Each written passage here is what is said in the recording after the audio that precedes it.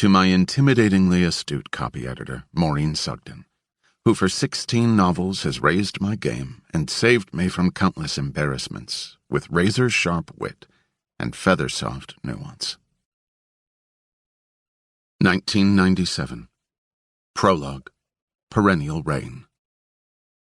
Evan is 19, fresh off the plane, trained up, mission ready, and yet untested. His first assignment as Orphan X. He adjusts rapidly to this foreign place, a city with drizzly rain, imperious ministry buildings, and men who kiss on both cheeks. His backstop is impeccable, endorsed by visas, a well-stamped passport, verifiable previous addresses, and phone numbers that ring to strategically placed responders.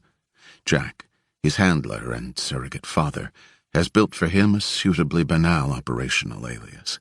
Enterprising young Ontarian, recently separated from his equally young wife, eager to shepherd his family's home-siding business into territories unknown.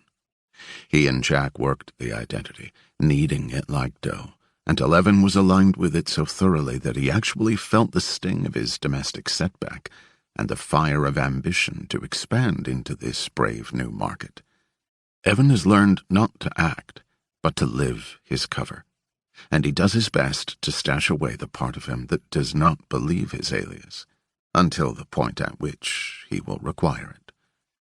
He moves frequently around this gray city to prevent degradation of cover. Now and then in the streets, he comes across others his age. They seem like creatures of a different species. They don backpacks and trickle in and out of hostels, drunkenly recounting school tales in foreign tongues. As always, he remains separate from them and everyone else. The United States has no footprints in this country. There will be no rolling car meetings, no physical contacts from an embassy. If he fails, he will expire in a cold prison, alone and forgotten, after decades of suffering. That is, if he's not fortunate enough to be executed. One night he is meditating on a threadbare blanket in a hotel seemingly as old as the country itself, when the mustard-yellow rotary phone on the nightstand gives off a piercing ring. It is Jack. "May I speak to Frederick?" he says. "There is no one here by that name," Evan says, and hangs up. Immediately he fires up his laptop and pirates internet from the travel agency across the avenue. Logging into a specified email account, he checks the drafts folder. Sure enough, there's an unsent message. 2 words, "package waiting," and an address near the outskirts of the city. Nothing more. He types beneath, "Is it a weapon?" Hits save. A moment later, the draft updates. "You're the weapon. Everything else is an implement." Even from across an ocean, Jack casts arcane pearls of wisdom. Part koan, part war slogan, all pedagogy. Evan logs off. Because they communicated within a saved message inside a single account, not a word has been transmitted over the internet, where it could be detected or captured. On his way out of the rented room, Evan freezes, hand wrapped around the wobbly doorknob. He has been tasked. Once he goes through that door, it is official. 7 years of training has brought him to this moment. His body is gripped by a comprehensive, bone-crushing fear. He doesn't want to die, doesn't want to crack rocks and eat goulash in some labor camp for the rest of his days, doesn't want his last moments to be the pressure of a Tokarev 9mm at the base of his skull and the taste of copper. The perennial rain streaks the window, a tap-tap-tapping on his nerves. He's sweated through his shirt, and yet the tinny doorknob remains cool beneath his palm. Like a prayer, he hears Jack's words in his ear as if he were right beside him. Envision someone else, someone better than you, stronger, smarter, tougher. Then do what that guy would do. Act like who you want to be, Evan tells the stale air of the hotel. He vows to leave his fear behind him in that room. Forever. He opens the door and steps through. The bus out of the city reeks of body odor and sweet tobacco. Sitting in the back, Evan applies a thin sheet of superglue to his fingertips to avoid leaving prints. He prefers this to gloves because it looks less conspicuous and allows him better tactile sensation. Uneven asphalt erodes into a winding dirt road carved into a mountainside. Eastern Bloc municipal rigor dissolves into hamlets in shambles. Bed sheets flap in the wind. Buildings lean crookedly. Riding a wet gust, a muezzin's call to prayer. It is as though they have traversed not communities, but continents. The address belongs to a walk-up apartment overlooking a cart-congested road. Evan mounts the curved stucco staircase, padding across blue and white Turkish tile, and knocks on a giant arched door, its wood embellished with rusting metal straps. It creaks open grandly to reveal a round man in loose-fitting clothes of indeterminate style. "Ah," he says, wiring spectacles glinting. "I trust your journey was safe." A sweeping gesture of arm and draped sleeve accompanies his softly accented English. "Come in." The ceiling is high, church-like. A Makarov pistol rests in plain view on top of a television with rabbit ear antennae. The man and Evan pass through clattering bead curtains into a cramped kitchen and sit before shallow teak bowls filled with figs, dried fruits, and nuts. The man produces a small plastic bag with "Eyes Only" magic markered on the label in Cyrillic. Inside the bag is a single bullet casing. Evan examines it through the plastic. A copper-washed steel cartridge from a 7.62 by 54mm R round. It dawns on him that this shell holds a fingerprint, that it is to be left behind to direct blame elsewhere for what Evan will be instructed to do. He thanks the man and moves to rise, but the man reaches across the table, wraps his brown fingers around Evan's wrist. "What you hold in your hands is dangerous beyond what you can imagine. Be careful, my friend. It is an unsafe world." The next morning, Evan takes to the city neighborhoods he has been scrupulously exploring for the past few weeks.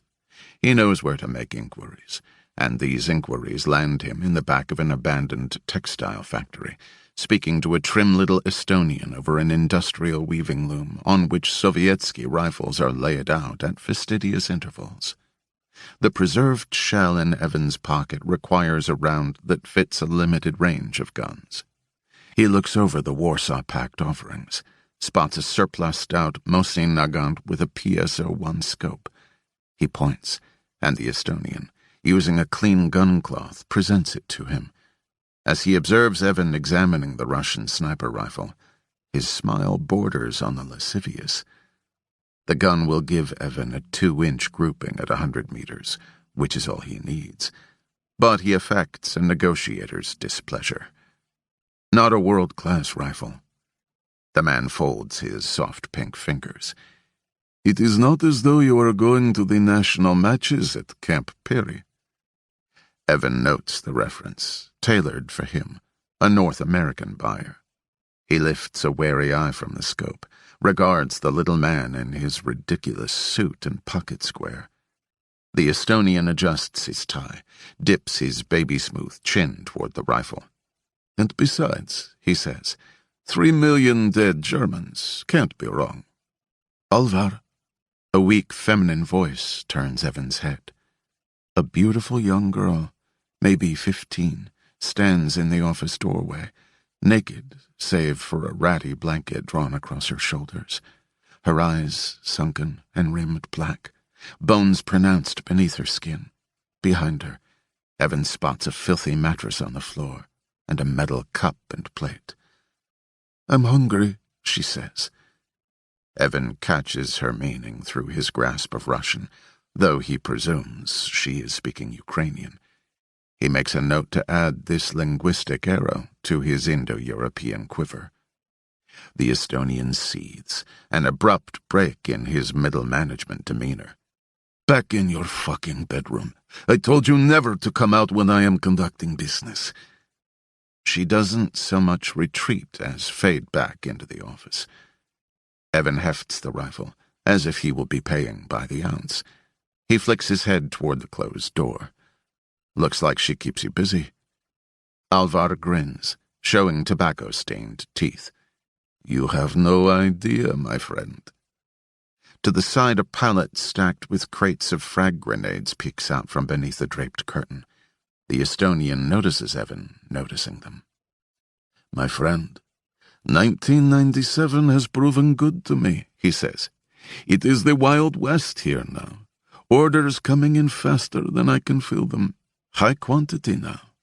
These are the kinds of movers who move nations. For which side? Evan asks. The man laughs. There are no sides, only money. At this prompt, a wad of bills changes hands.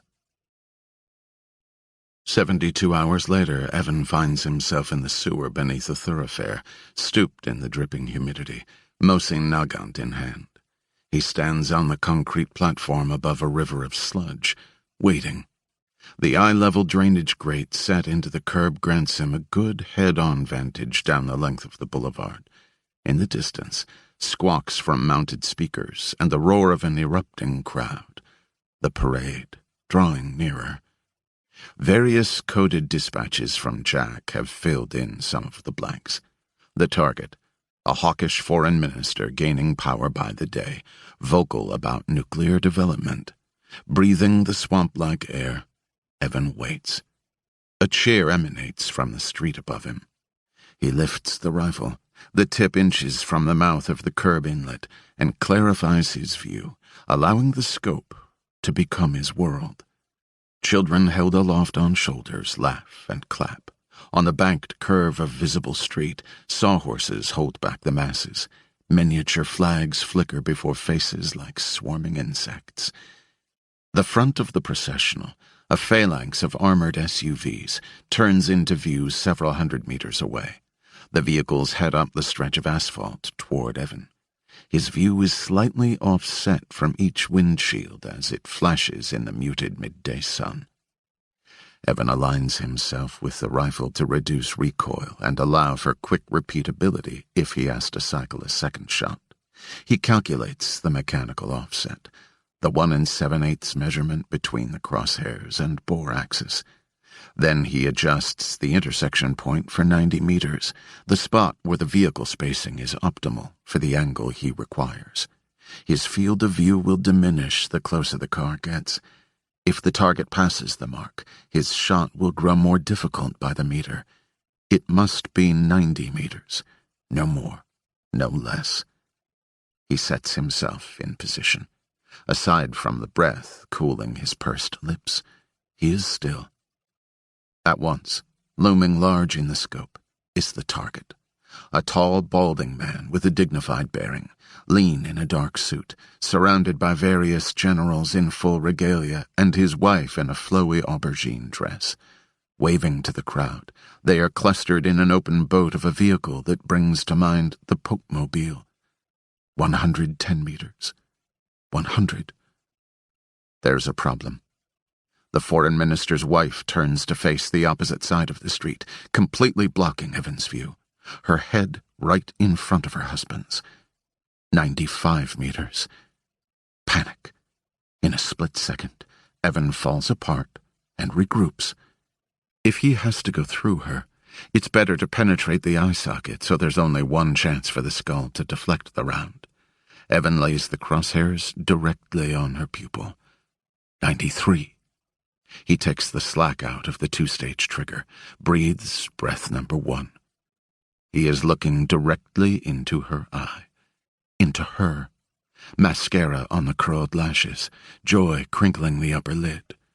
She is not part of the mission. Should he disregard her as collateral damage?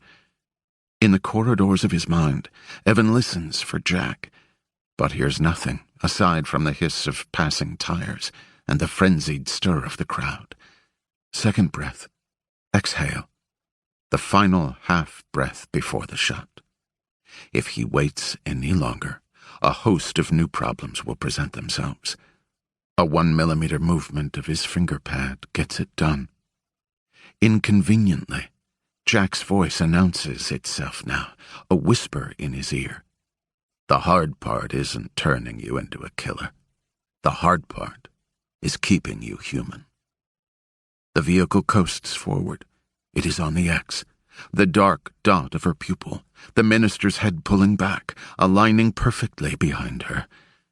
Now. And then they are past. Evan discards the half-breath. Sweat stings his eyes.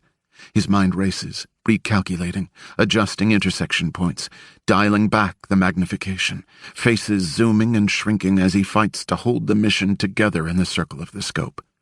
As he's feared, his field of view diminishes, complications stacking on top of complications. He breathes, focuses. Slack out of the trigger, mag dialing back, back. There will be a moment, one moment, to get it done right and clean, and when it presents itself, he will be ready. The generals shuffle around the wife, smiling beneath mustaches, the minister's face popping in and out of view, there and then gone. 75 meters now, the preceding vehicle squeezing the angle tighter and tighter, diminishing it to a slice. The universe is reduced to the tunnel of the scope. There is nothing else, not even breath.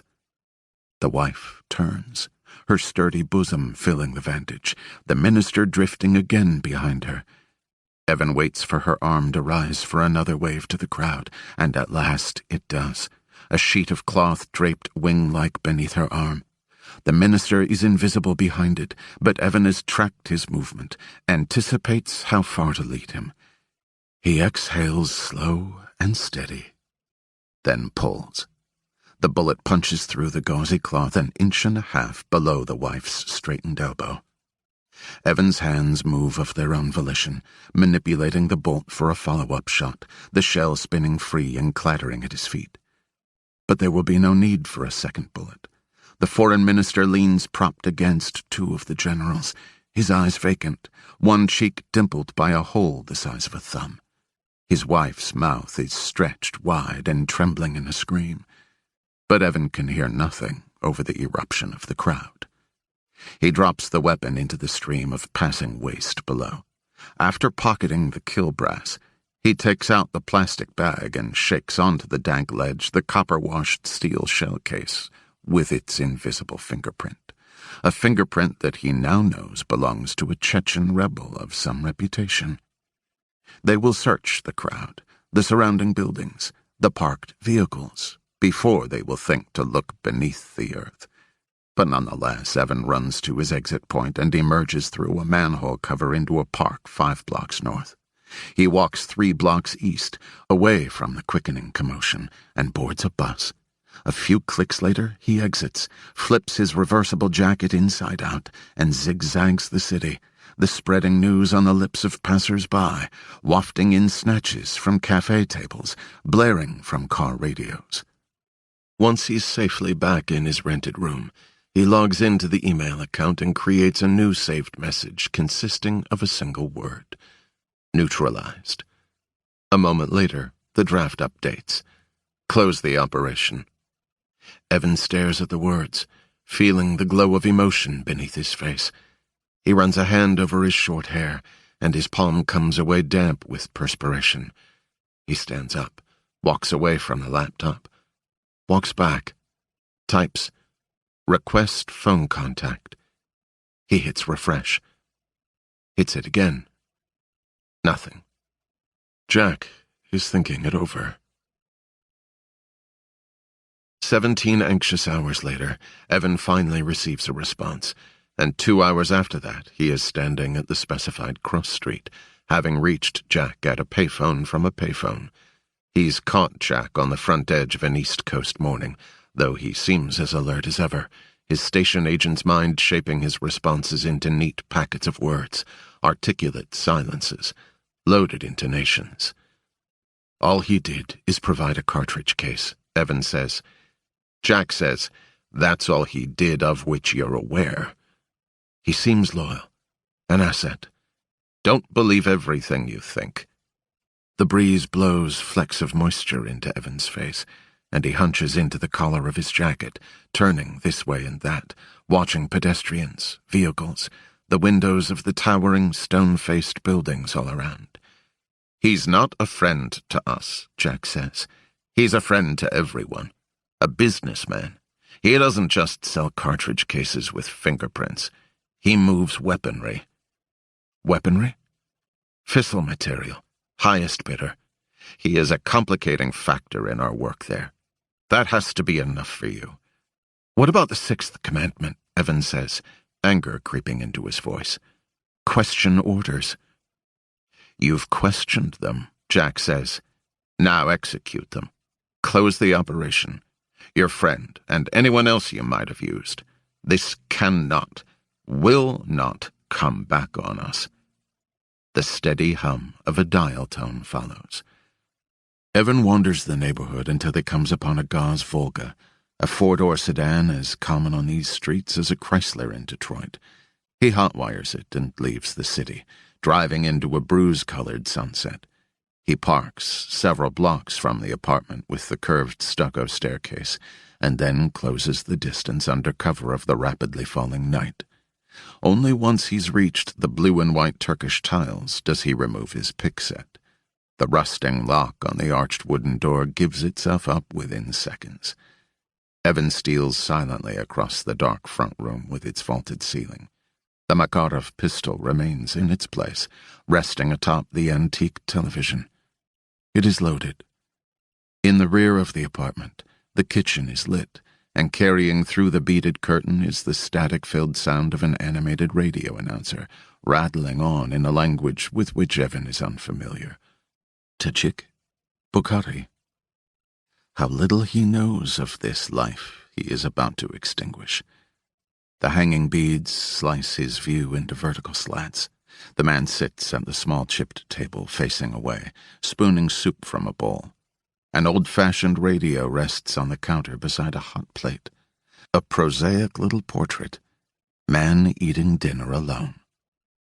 Evan steps through the curtain, the clattering beads announcing his presence. The man turns and looks back through his wireless spectacles. There is a moment of recognition, and then the lines of his face contract in sorrow. There is no anger or fear, only sadness. He nods once, and turns slowly back to his soup. Evan shoots him through the back of the head.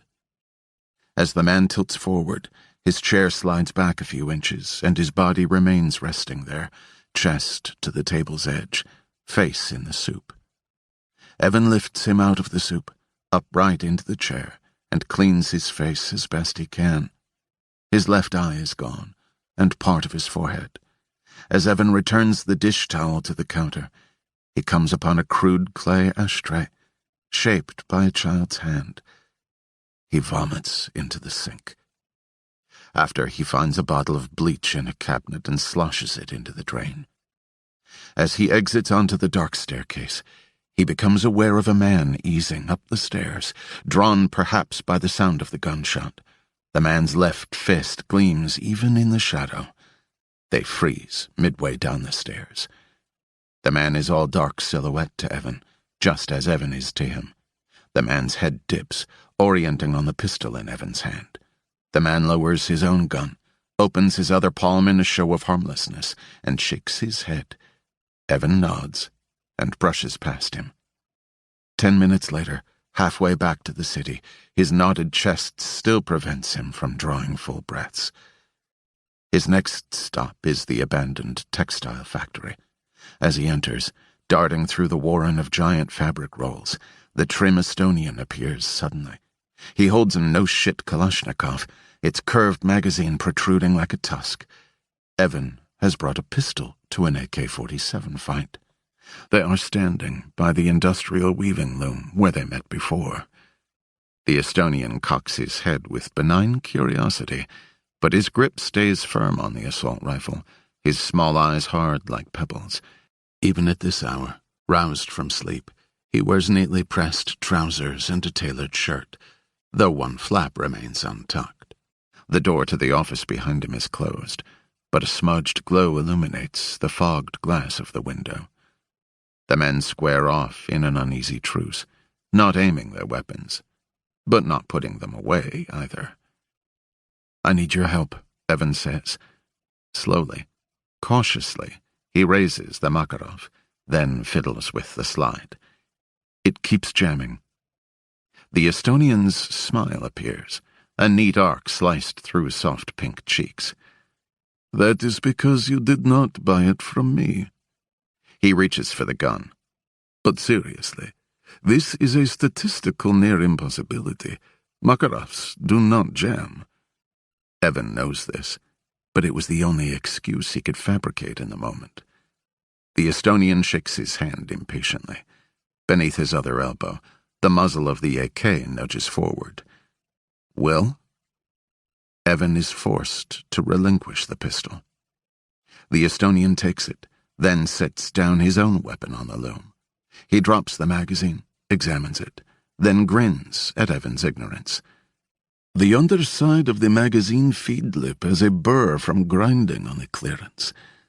With the toe of his loafer, he hooks a cardboard box and tugs it out from beneath the loom. Digging through the contents, he produces a new magazine, jams it home, and hands the pistol back to Evan. "I'm sorry," Evan says, and shoots the man through the chest. The Estonian falls back, his palms slapping the concrete. He is trembling, his arms wobbling violently. A cough leaves a coat of fine spittle on his blue lips. His pupils track up in little jerks. Find Evan. Never has Evan seen such terror in another person's face. Evan crouches, takes his manicured hand. The nails are clean and cut short. The Estonian clutches Evan's fingers, grips his forearm with his other hand, pulls him closer. The partial embrace in another context would be affectionate. Perhaps it is even now. Evan lowers him gently to the floor, cradling his head so it doesn't strike the concrete. He holds the man's hand until it goes limp. Then he rises, walks back to the humble office, and opens the door. The girl, bloody-lipped and ashen, lies balled up on the mattress. A heroin kit rests on a metal folding chair. She is naked, spotted with bruises, skin tinted across bones. Her left shoulder looks dislocated. It is impossible that she would not have heard the gunshot. On a metal desk across from the mattress, a cigar box brims with pills. Evan picks it up, sets it on the floor by her thin arm. "You're free to go now," he says. She rolls her eyes languidly toward him. "Where?" she says. He leaves her there, with the box full of cash. That night he beds down at a different hotel, logging into email and leaving a draft for Jack. Operation closed. He checks departure times out of the second largest airport of the neighboring country. Tomorrow will be a busy day. And tomorrow. And tomorrow. And tomorrow. Now. 1. Face in the crowd. A man melted into the throng of tourists gathered along the East Street walkway. He was neither tall nor short, muscle-bound nor skinny. Just an average guy, not too handsome. A Washington Nationals baseball cap was pulled low over his eyes to thwart the security cameras. He'd shoved rolls of dental cotton above his molars to alter his facial structure and thwart the biometric software that the Secret Service ran on every face in the crowd. He wore fitted clothing that showed the contours of his body, no out-of-season overcoat that might conceal gear or weaponry and draw unwanted focus. He had flown to D.C. from the West Coast, as he had the time before and the time before that, under a passport in another name.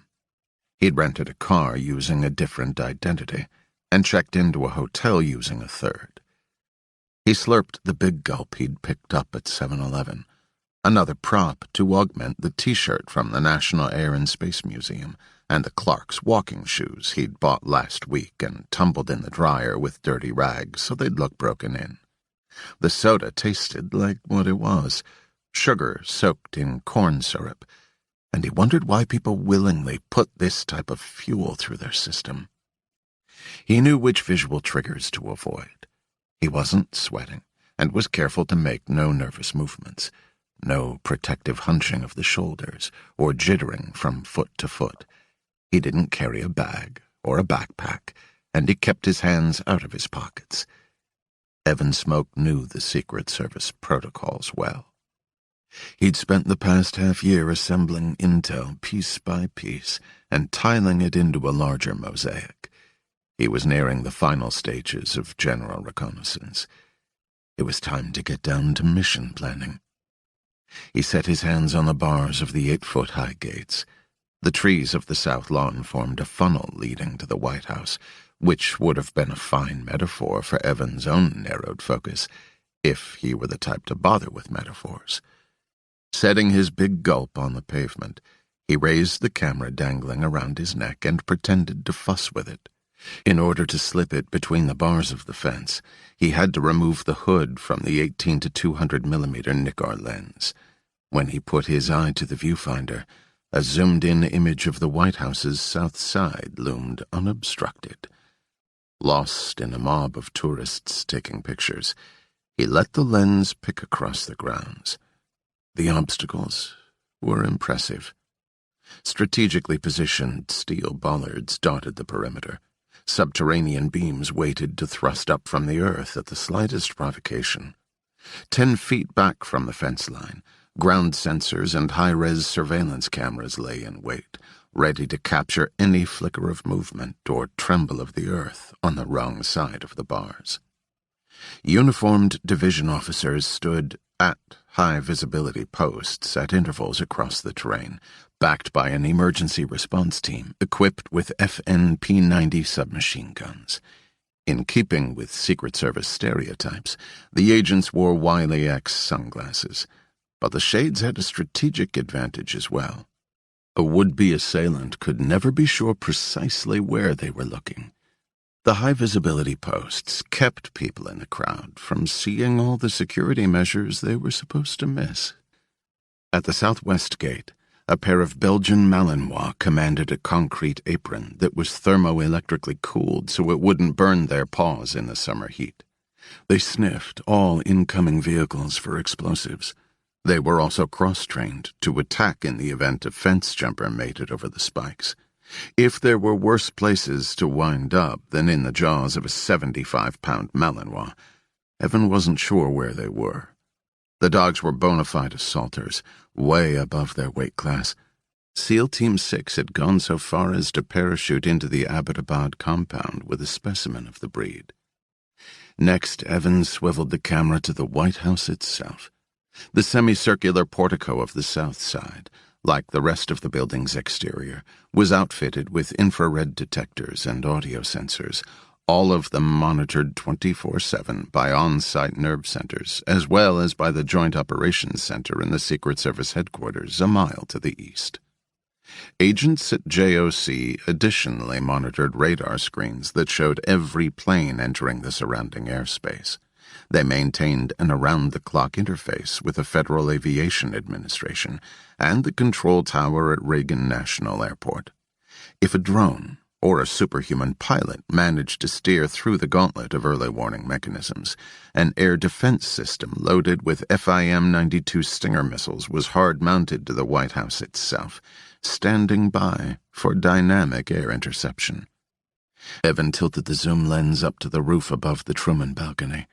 A designated marksman with a Stoner SR-16 rifle held a permanent position providing overwatch for the south lawn, where enormous red coasters marked the landing zone for Marine One, the presidential helicopter. Counter-snipers patrolled the roof toting 300 Win Mags, good to 1,500 meters out, which created a protective dome stretching a mile in every direction. It wouldn't merely be tough to reach the White House. It would be impossible. Not that it got easier if some lucky soul managed to get to the building's threshold. Between metal detectors, guard stations, and magnetometer wands, nothing entered the White House that hadn't been painstakingly screened. Not a single one of the million pieces of annual incoming mail, not even the air itself. Electronic noses at all entrances detected the faintest signature of airborne pathogens, dangerous gases, or any other ill wind blowing no good. The Technical Security Division ran daily sweeps on every room, checking for weaponized viruses, bacteria, radioactivity, explosive residue, and contaminants of a more exotic stripe. Even if by a miracle someone was able to actually penetrate the most secure building on Earth, the White House was equipped with further contingencies yet. The interior hid not just countless panic buttons, alarms, and safe rooms, but also multiple emergency escape routes, including a 10-foot-wide tunnel that burrowed beneath East Executive Avenue Northwest into the basement of the Treasury Department across the street. Lowering the camera, Evan drew back from the reinforced steel bars and let out an undetectable sigh. Killing the president was going to be a 2. An absence of light. Orphan X.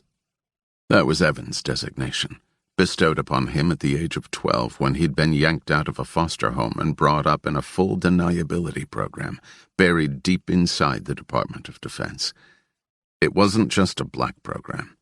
It was full dark. You could stare right at it and comprehend nothing but an absence of light.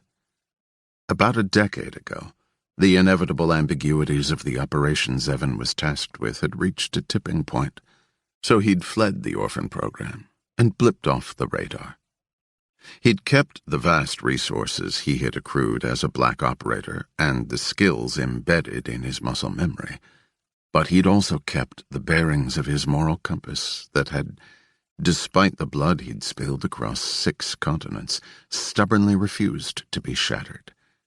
Now, he was the nowhere man, lending his services to the truly desperate, to people who had nowhere else to turn. He'd been content to leave the past in the past. Even within the intel community, the program had remained largely unknown. Evan's codename, Orphan X, was dismissed as a figure of myth or an urban legend. Few people knew who Evan was or what he'd done. Unfortunately, one of them happened to be the President of the United States. Jonathan Bennett had been the Undersecretary of Defense for Policy at the Department of Defense during Evan's incipient years in the program. Through a trickle-down system designed to maximize plausible deniability, Bennett had given the mission orders. Evan had been the most effective operator on Bennett's watch, killing enough declared enemies of the state to fill a graveyard. Evan knew where the bodies were buried. He'd put them in the ground. Years later, when Bennett had become president, he'd set about erasing any record of the constitutionally questionable program he'd overseen. Through sweat, blood, and hard work, Evan had discovered that Bennett was particularly obsessed with eradicating any trace of the 1997 mission, which put Evan at the top of the hit list. He didn't know why the mission held a special place in Bennett's paranoiac heart, or why that assassination in that distant gray city was relevant today. On that cold, fatal morning, what mysteries had lingered outside the periphery of Evan's scope? In pulling the trigger, had he toppled a domino, sparking a chain reaction with momentous consequences? Or in the dankness of that sewer, had he waded into something intimate, putting himself in the crosshairs of a personal vendetta? He didn't have any answers, only that Bennett wanted him eliminated, and that he, in turn, wanted to eliminate Bennett. But Evan's motives weren't merely self-protective. Bennett was morally corrupt in the most profound sense, a rot seeping down through the chain of command. From the highest office, he had ordered the deaths of a number of orphans, executing those who, under his tenure, had risked their lives for their country, and he'd had someone else killed as well. A man so steadfast and true that Evan had come to view him as a father. That had been a miscalculation. Which was why Evan was here now, pressed against the White House gates with a gaggle of tourists in the sticky June heat, waiting for a sign of the man. The woman to Evan's side rose onto tiptoes, funneling her children before her to provide them a better view. "Look, I think that's him. I think he's coming." She swatted her eldest on the arm. "Close out that Pokemon nonsense and take some pictures for your Instagram." Evan lowered the camera and retrieved his big gulp as the phalanx of vehicles rolled into sight, tailing down the circular drive as they departed the West Wing. The motorcade was the so-called informal package: 8 Secret Service G-rides and 3 indistinguishable presidential limos. The 3 limos forced potential assassins to play a shell game when choosing a target. They never knew for sure which one the president was riding in. The decoys pulled double duty as backup vehicles in the event of an attack. As the convoy neared the South Lawn, it halted abruptly. Excitement flickered in Evan's chest, the lick of a cool flame. Was this the opportunity he'd been waiting on for 237 surveillance hours spread over the past 6 months?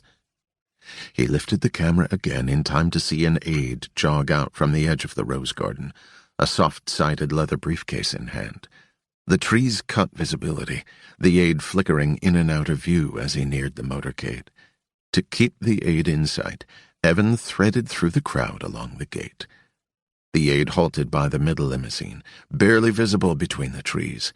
The door popped open, just barely, and the aide slid the briefcase through the tiny gap.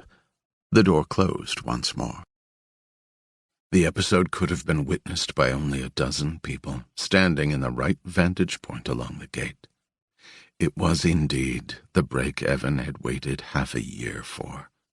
Bennett had shown his hand. But because the president was in the middle limo now, that didn't mean he'd be in the middle limo next time, or that the limos drove in the same order each time. Evan's mind raced, grasping for variables. The president might not have a favorite presidential limousine, but he'd almost certainly have a favorite driver. Evan had to watch not the limos, but the drivers. Or more precisely, since the drivers were hidden behind tinted windows in identical vehicles, Evan had to watch how the drivers drove, identifying any distinctive feature of how the middle wheelman commanded his vehicle. He locked his primary attention on the central limo, while also letting his vision widen to encompass the other 2.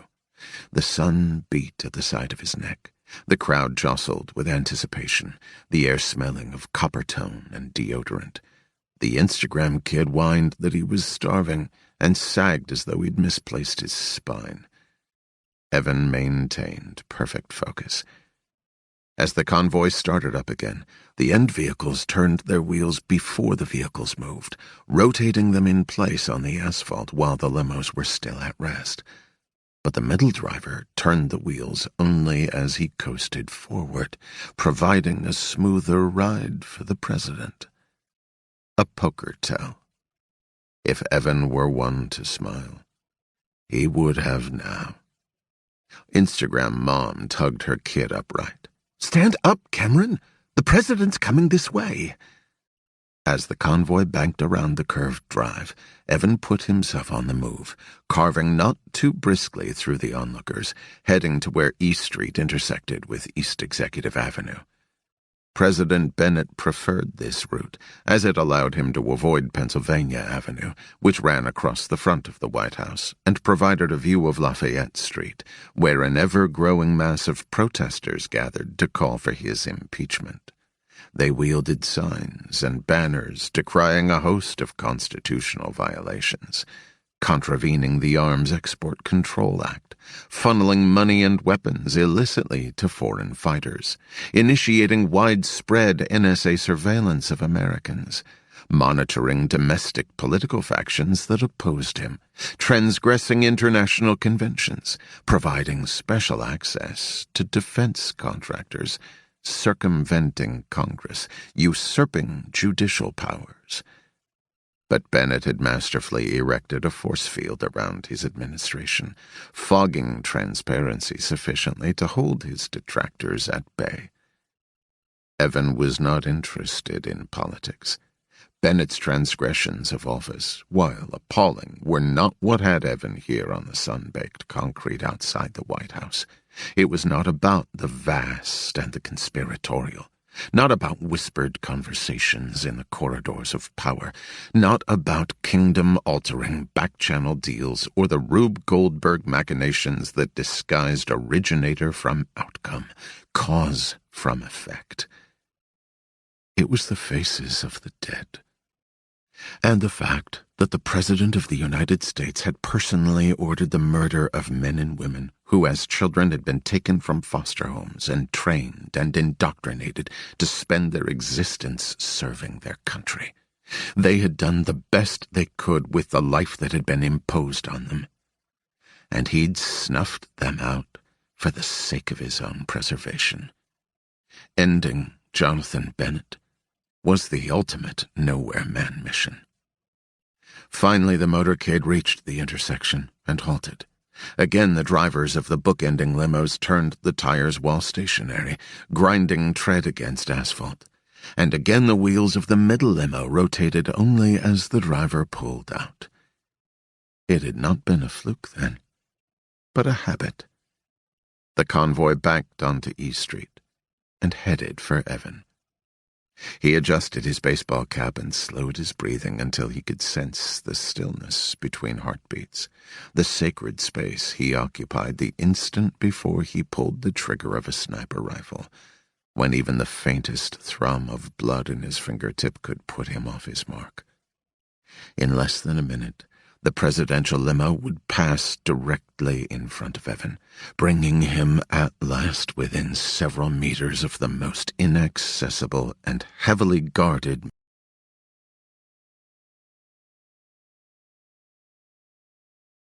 3. Identified threat. Excitement electrified the crowd cramming the sidewalk. People surged toward the curb, strained their necks, waved dumbly. A flurry of hands bearing smartphones rose in unison, most people twisting around to capture themselves in the photos. The motorcade barreled forward, the sight that launched 1,000 selfies. As reviled as President Bennett had proved to be, he was still good for a social media status update. Surrounded by civilians, Evan watched.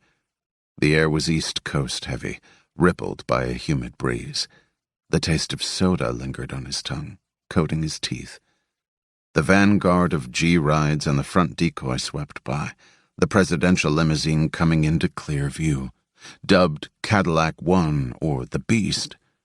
It deserved both nicknames. Set down on the chassis of a GMC truck, the limo was nearly 8 tons, each door the same weight as a cabin door of a Boeing 747.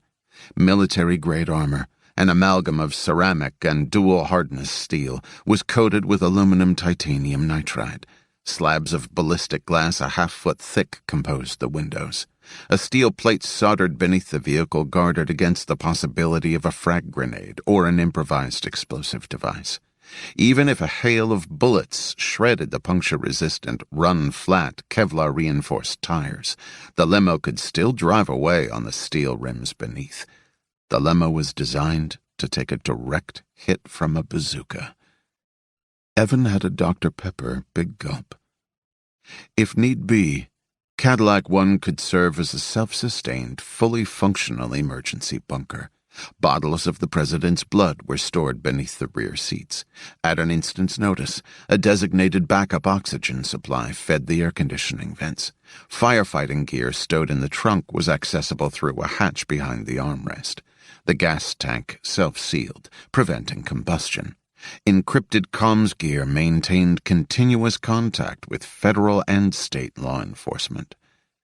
Evan had cotton wads in his cheeks. Behind the wheel of Dark-part-1 was a master driver from the White House Transportation Agency. The driver would have received highly specialized Army training in evasive maneuvers, route analysis, tactical steering, and vehicle dynamics. Evan had comfortable dad shoes. The presidential limo coasted up level with Evan, and for a split second he stared from the sea of faces at the tinted window, behind which Bennett drifted in a cocoon of safety and comfort, close enough for Evan to spit on the pain. The motorcade drove on. He reminded his face to relax as he watched it go. Jonathan Bennett did not sweat. He never issued a nervous laugh, a tense smile, or gave an accommodating tilt of the head. And his hands never quavered. Not when, as a special agent for the DoD, he'd found himself at gunpoint on multiple occasions. Not when, as an undersecretary of that same department, he'd pushed a button in a command center and watched a black-budget unmanned aerial vehicle unleash hell halfway around the globe. Not when he flipped the pages of his rebuttal notes during his first presidential debate, or his sixth. Body control was a learned skill, one he'd been taught in his early training at Glencoe, and which he used every day as the commander-in-chief. Without uttering a word, he could assuage the concerns of the American public and project power on the world stage. He sold himself to the populace not by appealing to their better angels, but by manifesting subtle dominance displays that voters registered in their spinal cords. The fact that he'd been largely successful at appeasing the populace was testament to his sheer force of will. His detractors had gained a bit of traction, yes, but he knew precisely which levers he'd need to pull before the midterm elections to maintain control of both houses. He settled into the butter-smooth leather of the presidential limo now and scanned the urban development report he was due to weigh in on at this afternoon's cabinet meeting. When his driver negotiated the presidential limo into a left turn more abruptly than usual, Bennett registered a slight uptick in his pulse. He looked at his deputy chief of staff, his body man, and the Secret Service agent riding in the rear compartment with him, but none seemed to have registered the deviation. He waited 2 seconds, and then the Secret Service agent stiffened, his hand rising to the clear spiral wire at his ear. Bennett thought, Orphan X. He checked in on his breathing, was gratified to note that it had not changed in the least.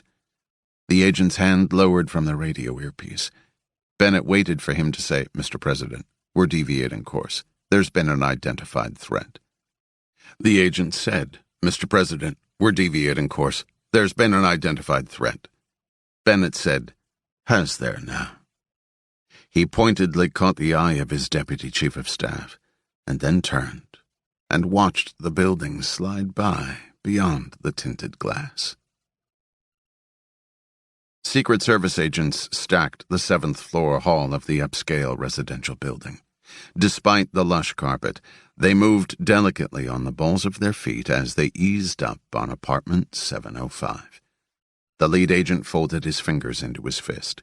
3, 2, 1. And the breacher drove the battering ram into the door, ripping the deadbolt straight through the frame. They exploded into the apartment, Sig Sauers drawn, 2-man teams peeling off into the bedroom and kitchen. Clear! Clear! They circled back up in the front room, stared at the site left in clear view of the open window. A tired breeze fluffed the gossamer curtains and cooled the sweat on the men's faces. No sounds of traffic rose from F Street below. The block had been barricaded once the sighting had been called in. The lead agent looked around the apartment, taking stock. Well, fuck, he said. Ain't this theatrical? The breacher glanced up from the windowsill. It's been wired, he said. The window. Someone slid it up remotely. How long's the place been rented? Another agent weighed in. Manager said 6 months. There was no furniture, no boxes, nothing on the shelves and counters. Just a sniper rifle atop a tripod there in full view of the open window along President Bennett's route. Someone contact that new special agent in charge over at Protective Intelligence and Assessment, the lead agent said. Templeton's kid. He tore free the Velcro straps of his ballistic vest to let through a little breeze, his mouth setting in a firm line of displeasure. Someone's been planning for a long time. 4. What's it gonna be? Evan moved swiftly along E Street a few blocks from the commotion. The closure had backed up traffic through the surrounding streets, though the presidential convoy had already made its retreat, doubling back and darting away before the public was let in on the ostensible threat. Evan had wanted to leave a message for Bennett, yes, but he also wanted to note the driver's procedures for altering the route in the event of an emergency. Commuters were laying on their horns, a symphony of displeasure. Cops jogged by at intervals, spreading through the area. This section of D.C., a sniper round's distance from the White House, had as many CCTV cameras as a London street corner, so Evan kept his head lowered, his face hidden by the brim of the baseball cap. The Secret Service's Forensic Services Division had cutting-edge software that would review all footage in the area. Not wanting his movements to be pieced together after the fact, Evan paused directly beneath a cluster of cameras on a streetlight, stripped off his windbreaker so it fell casually into the gutter behind him, and heeled it back through a storm drain. He let the Nikon camera swing low at his side before delivering it to the same fate. He waited for the crowd to swell and wash him up the sidewalk. A trash bin waited ahead at the edge of a crosswalk in a blind spot beneath another streetlight. He gave a swift scan for cops, found none close enough to take note of him. Quickening his pace, he removed his Nationals baseball hat, palmed the cotton rolls out of his mouth, and trashed them together. From his back pocket, he pulled out a worn Baltimore Orioles cap and tugged it on before stepping back into the sightlines of the CCTV cameras overhead.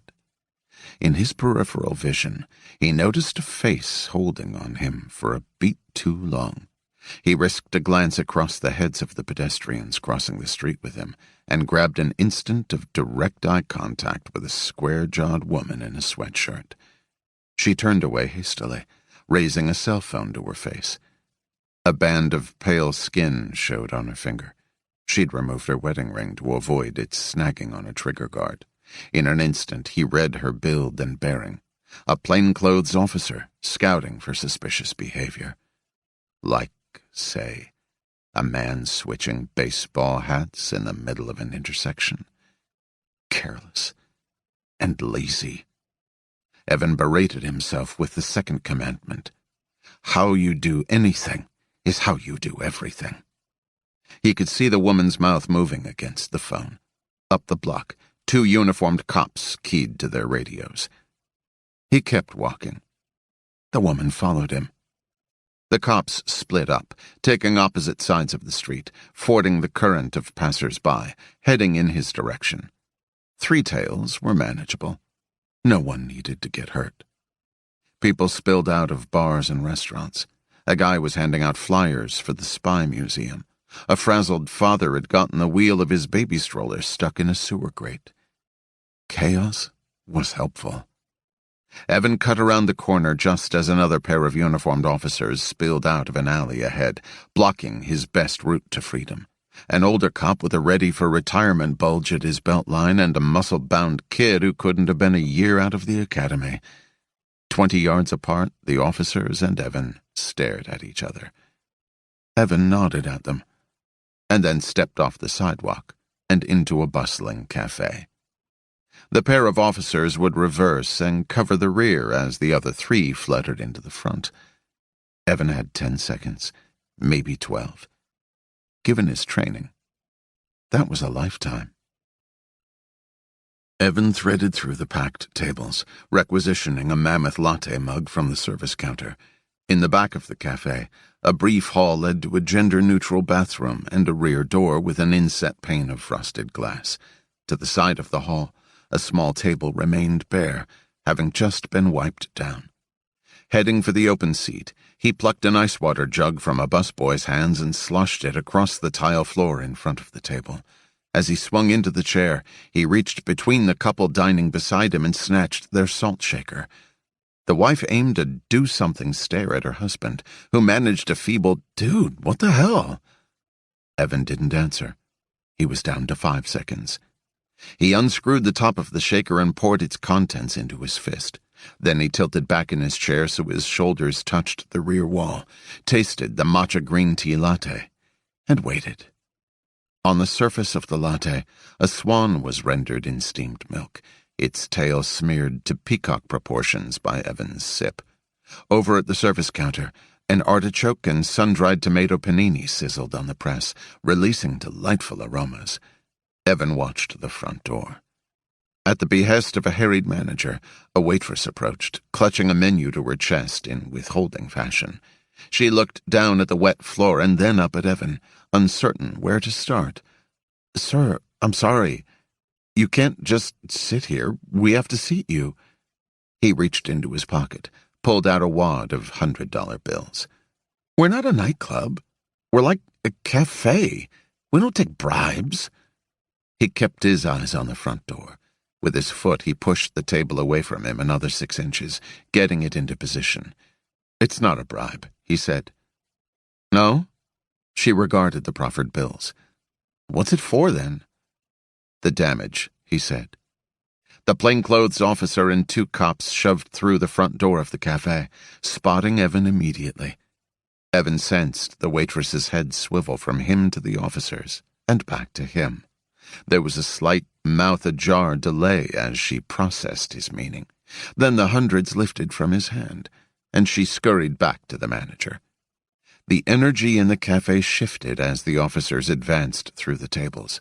One of the men unsnapped the thumb strap on his holster, and a kid screamed, and then there was yelling and jostling as the place cleared out. The cops crept forward, hands hovering over their holsters in case Sergio Leone decided to bust in with a crew and start filming. Evan sipped the matcha tea once more. It wasn't half bad. He wondered at the kind of life that called for a steamed milk waterfowl decorating one's hot beverage. The officers stopped 10 feet from his table and spread out. But not enough. The cafe suddenly felt quite silent. "Why are you chasing me?" Evan asked. "Why are you running?" the plainclothes officer said. "Because you're chasing me." "We had an incident a few blocks away," she said. "An incident?" "That's right. And then I saw you switching your hat." The 2 uniformed cops unholstered their Glocks. They didn't aim at Evan. Not yet, keeping the muzzles pointed at the floor. An ice cube crunched under one of their boots. Evan looked at the 3 cops facing him down. "So that's why you're all here? Because I changed hats?" "Why would you do a thing like that?" the woman said. "The Nationals need some heart-of-the-order bats," he said. "I decided the Orioles are a stronger bet for the postseason." "And you decided this in the middle of E and 11th? He liked her. "I did," he said. "And while I know that civil liberties have been under assault by the current administration, I would think you could overlook an epiphany regarding the national pastime." The amusement went out of her eyes. "Why don't we stop fucking around?" she said. Evan took another sip of the tea. Hot, not scalding.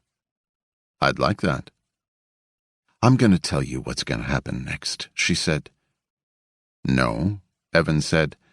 "I'm going to tell you what's going to happen next." He was still tilted back in his chair, casual as could be, but beneath the table he pressed his foot to its base.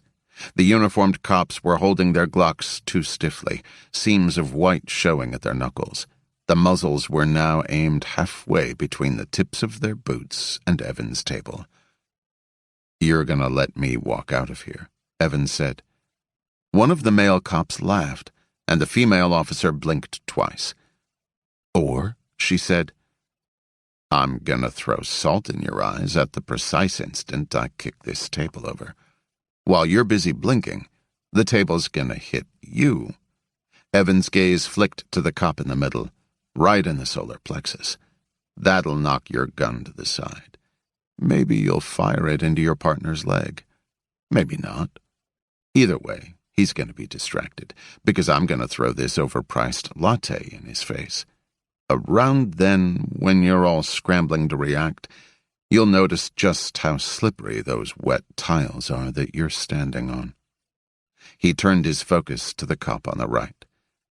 I'm going to come over the top of the table, swinging my chair, clipping your wrists, which'll knock away your Glock, if you've managed to hold on to it by that point.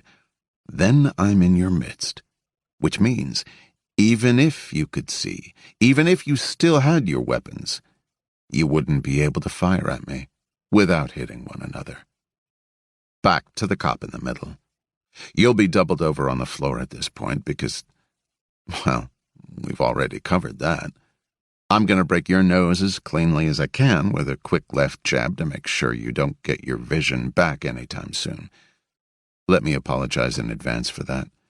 I know you're just doing your job. Then, with my right foot, I'm going to kick you into her. His gaze slid to the plainclothes officer, while she's still clawing at the salt in her eyes. But you're not going to break my nose, she said, because you're chivalrous. Evan gave a one-shoulder shrug of assent, then continued, After you three are tangled up and useless, it'll take me 4.5 strides to reach the end of the rear hall, where your backup's waiting. The mirrored side of the espresso maker there on the service counter's giving me a nice, clear reflection of the back door with the frosted pane. Your boy with the extra Y chromosome is throwing a shadow from the hinge side. He's holding his service pistol too far from his body, so when I kick the door open, it's gonna knock it back into his teeth. He'll go down hard because that's what muscleheads do. The veteran cop on the other side I'll take down gently with a chicken wing arm control. But I won't break anything because respect. Before they can recover, I'm gonna bolt up the alley and disappear into the rear entrance of one of the shops that I scouted earlier. But I won't tell you which one because I don't want to be predictable. And let's face it, at this point, that would be gilding the lily. He lowered the giant mug to the top of his stomach, and all three cops inadvertently tensed.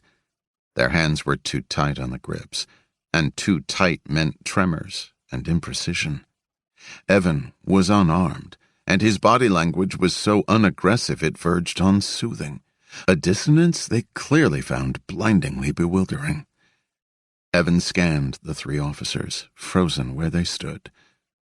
So, guys, what's it gonna be? In answer, all three muzzles raised to aim at him. Okay, then. Evan adjusted his grip around the mug, readied his loose fist around the salt, firmed his foot against the table base.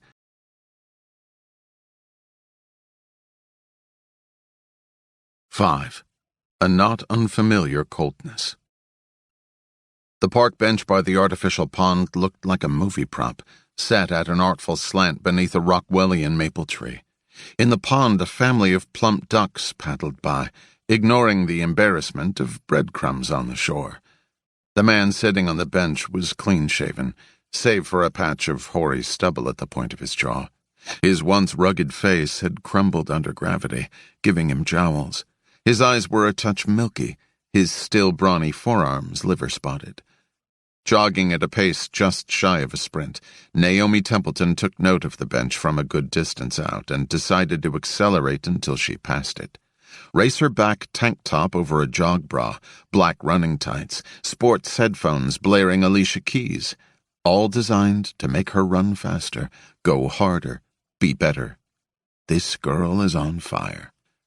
She crossed the finish line of the bench and leaned over, hands on knees, taking a few minutes to recover.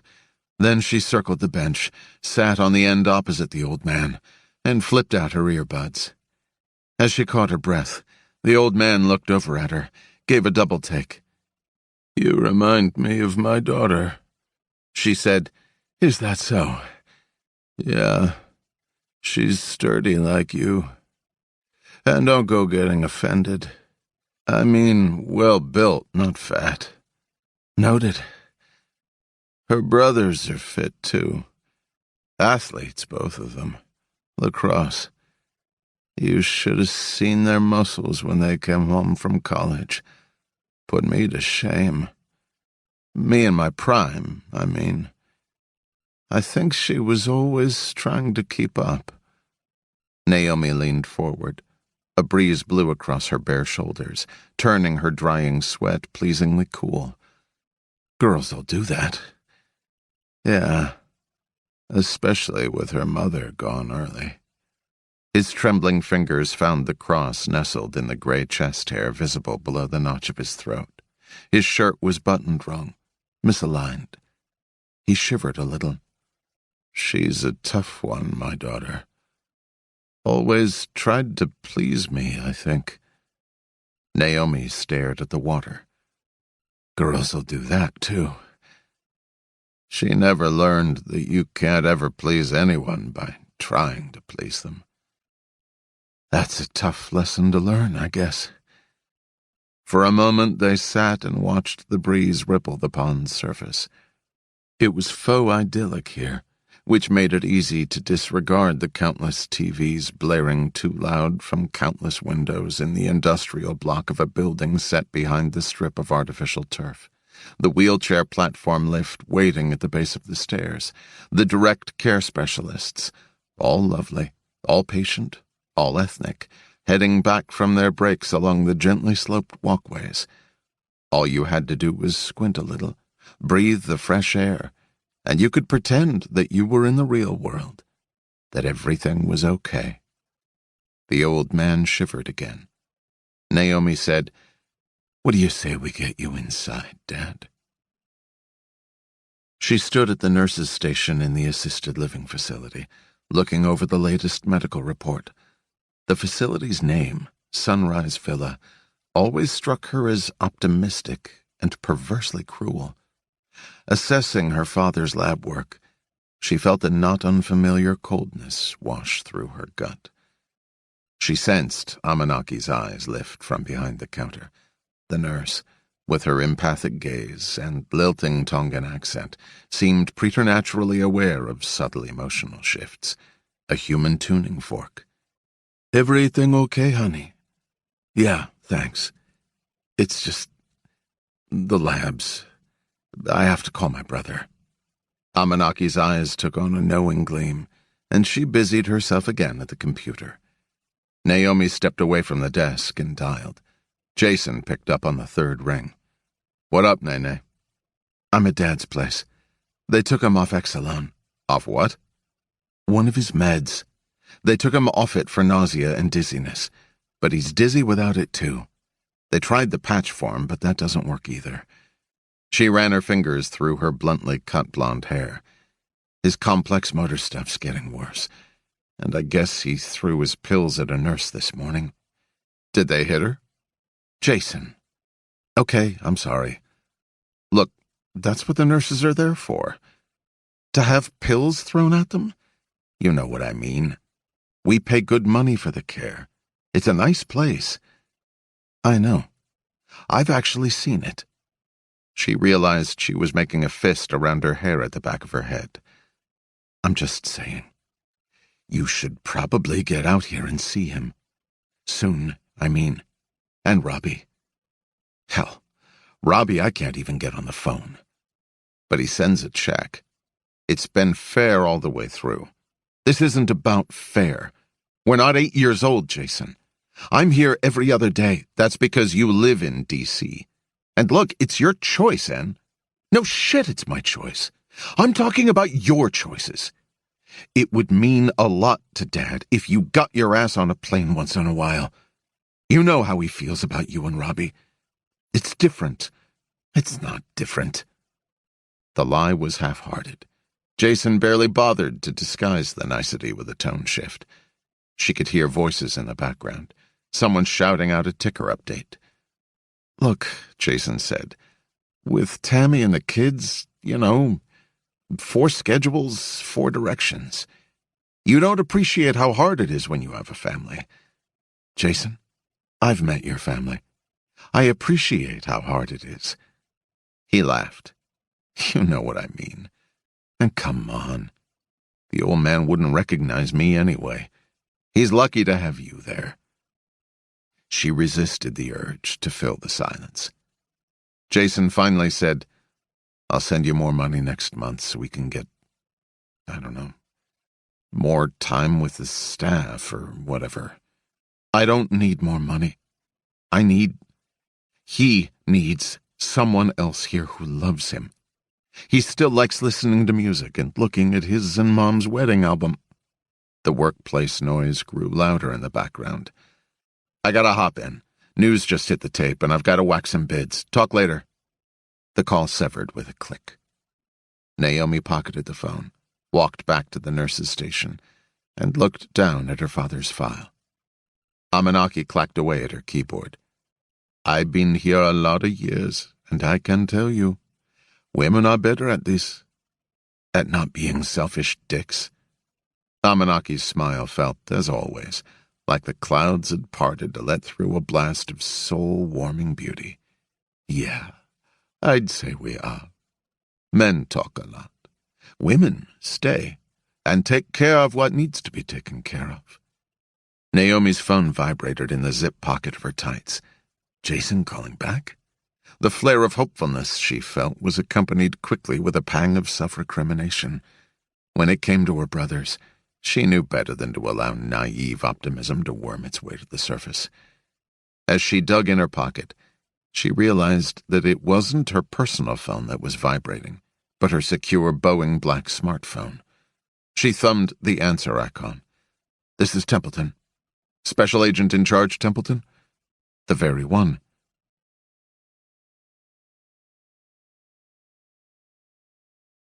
Six.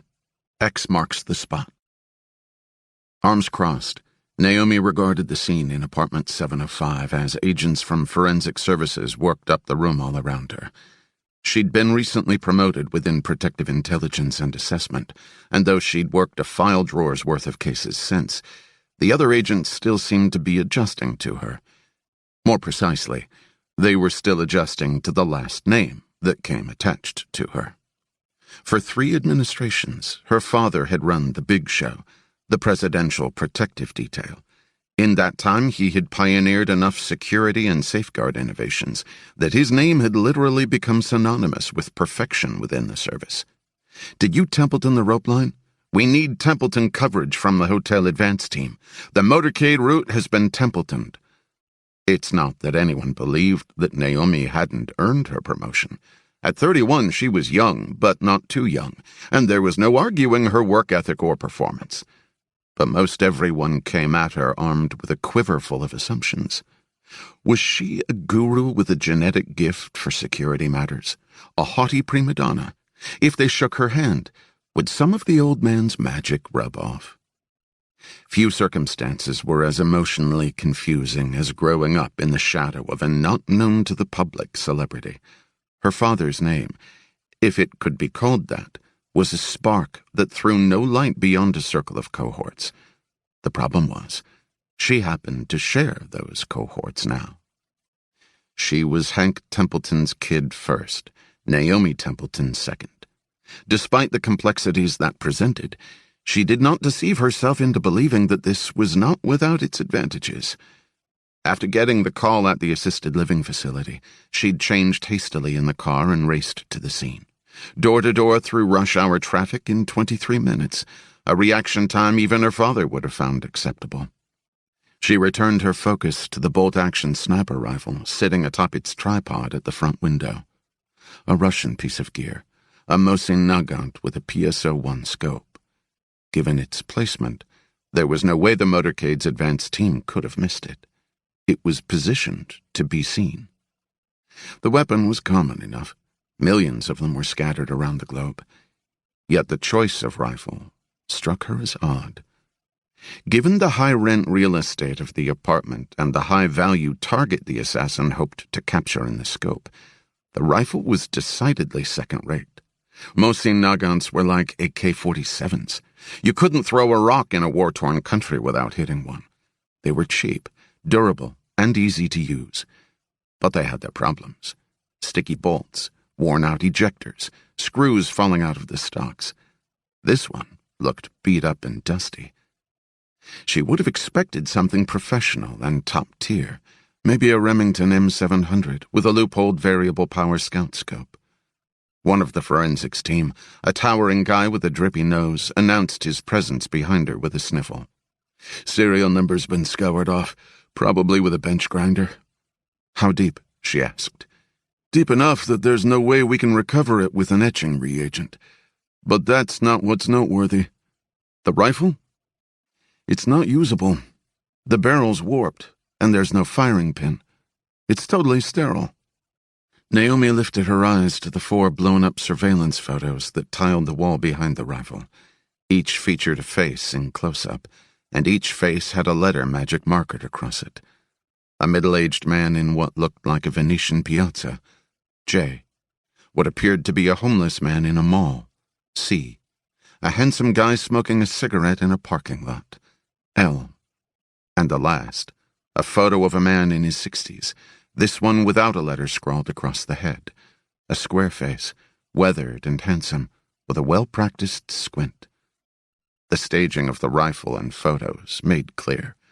This wasn't an aborted assassination attempt. It was a message. But to whom? Naomi flicked a hand at the photographs with the weird markings. "How about those?" "Those are sterile too. We managed to digitally capture the faces beneath the markings and run them through facial recognition. Nothing. These people? They don't exist. Except for him." The agent pointed at the man in the unmarked photo. "Former station chief with the agency, mostly through the 70s and early 80s. His personnel record gets hazy after that. His name's Jack Johns." "Where is he?" Naomi asked. "Went missing about 6 months ago. Just vanished off the map." The agent scratched his neck. "Maybe these are photos of past victims of the shooter." Naomi tried the theory on, found it ill-fitting. "You pull any prints from the pictures?" "No, they're clean." "Did you dust the backs?" she asked. "Yes." "You pulled the photos off the wall and put them back up?" "They're taped, so we lifted them to dust the backs." "You dust the tape itself?" "We did, along with everything else in the apartment." "There isn't anything else in this apartment." "Doorknobs, countertops, toilet flusher." The agent retrieved a handkerchief from a back pocket and wiped his nose. "There's not a single print here. The guy's a ghost." She gestured at the photos. "What's with the letters?" "I don't know," the agent said. "But there's one more." "One more what?" "Letter." "Where?" He waved Naomi over to the rifle. The bolt had been manipulated back, revealing the round in the chamber. A single letter had been etched into it. X. "We found it like that," the agent said. "X marks the spot." He gave a nervous laugh that sounded like a giggle.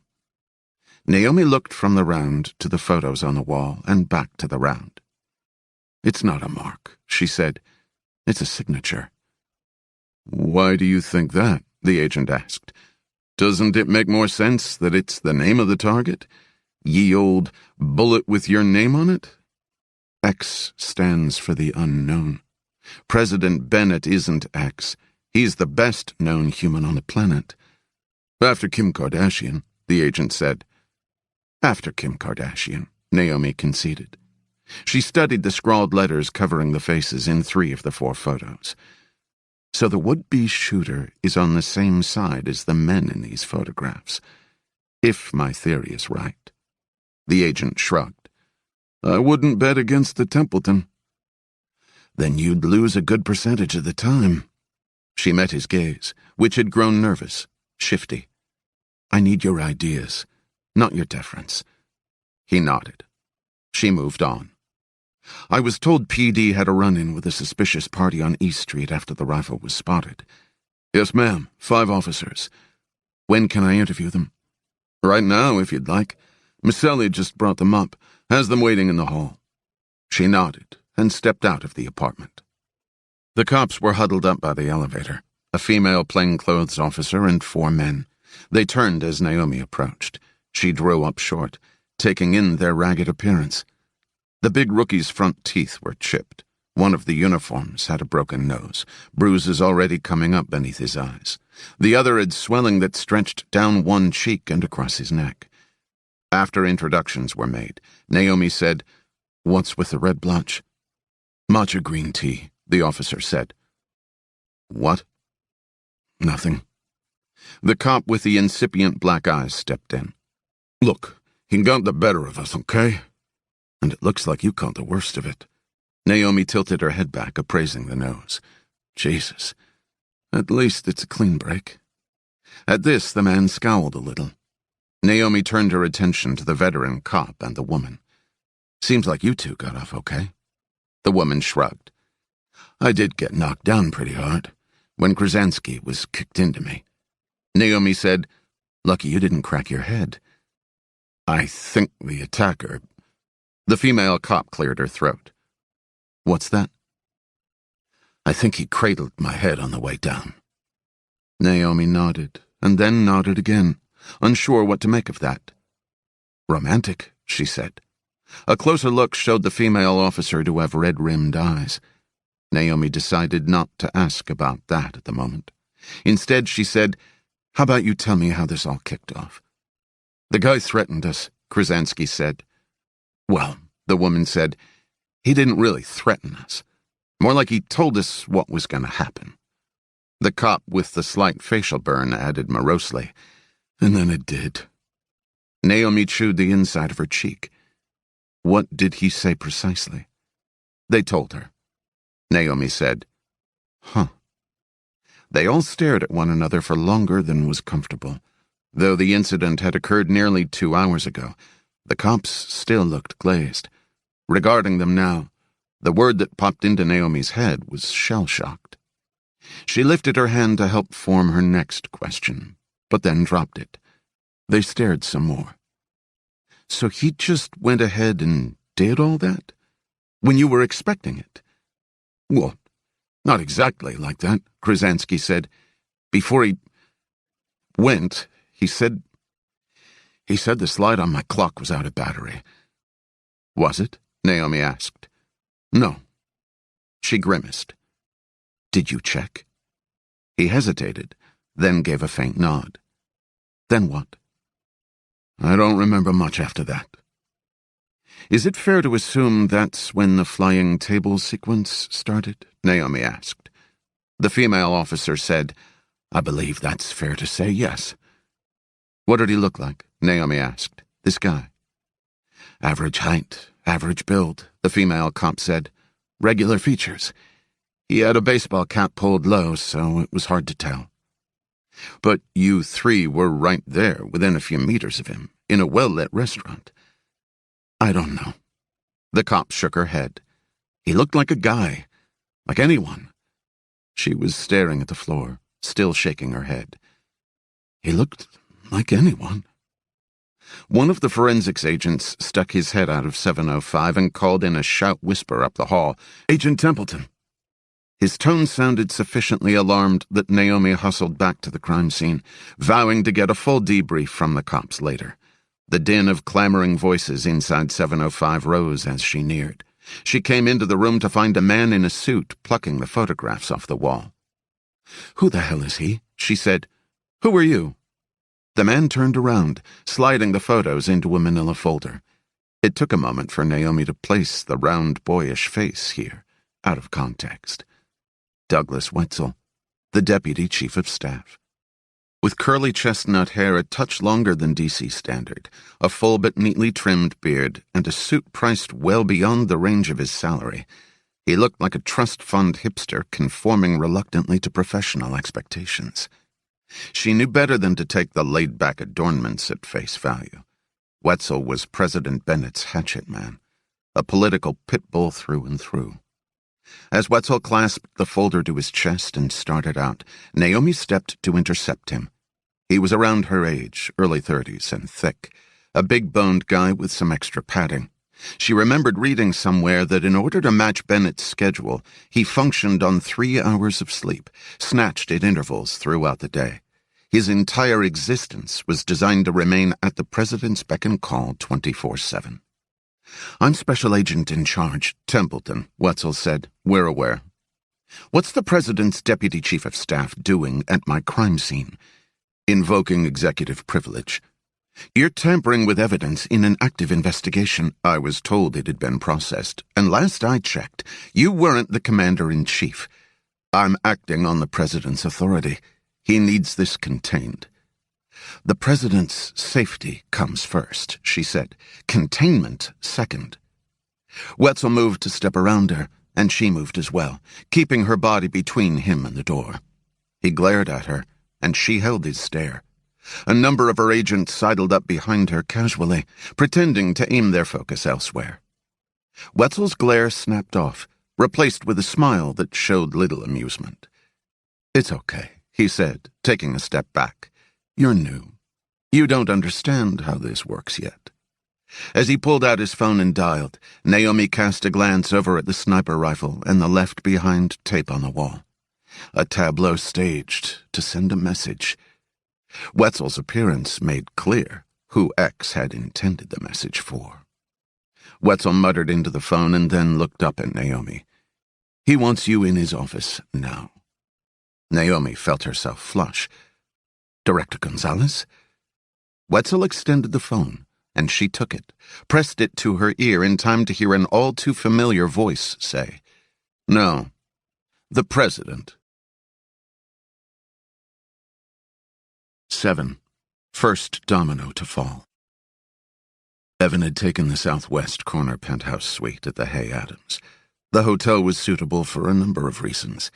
The building itself, a venerable Italian Renaissance-style beauty, had pleasing architectural flourishes, from walnut wainscoting to Elizabethan ceiling treatments. The service was superb, old-fashioned and discreet. Its 145 rooms provided relative anonymity, and it had a superb view of the White House.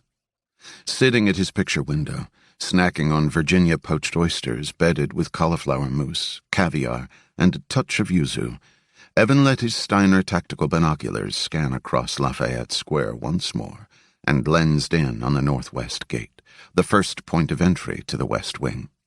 He'd been down in the park yesterday in an appropriated Parks and Recreation uniform, moving among the stalwart protesters and strategically trimming branches to clear the sightlines. Despite the advent of dusk, he maintained a perfect view of the guardhouse now, the range-finding binocs designed for low-light conditions. A cable ran from the binoculars to his laptop, feeding it a steady stream of data. He paused to slurp another oyster and took a sip of mint tea. It was a civilized way to conduct an assassination. Down at the gate, a woman in a royal blue pantsuit hit a buzzer and spoke to a uniformed agent through the bulletproof glass. She gestured with annoyance, waving a yellow pass, but was turned away. As she hobbled away in blocky high heels, Evan regarded his laptop, which mapped the woman's facial features, identifying her as a congresswoman from Florida's 6th District. Another oyster. More tea.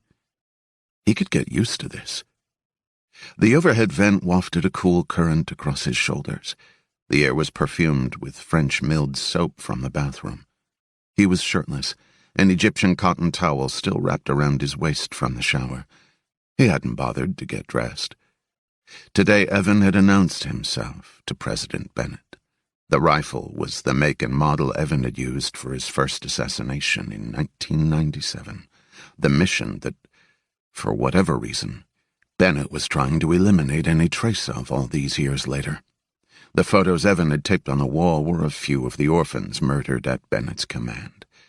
Those men were no longer invisible, unseen and unmourned, but displayed as proudly as the stars carved into the white Alabama marble of the memorial wall at Langley. And Jack.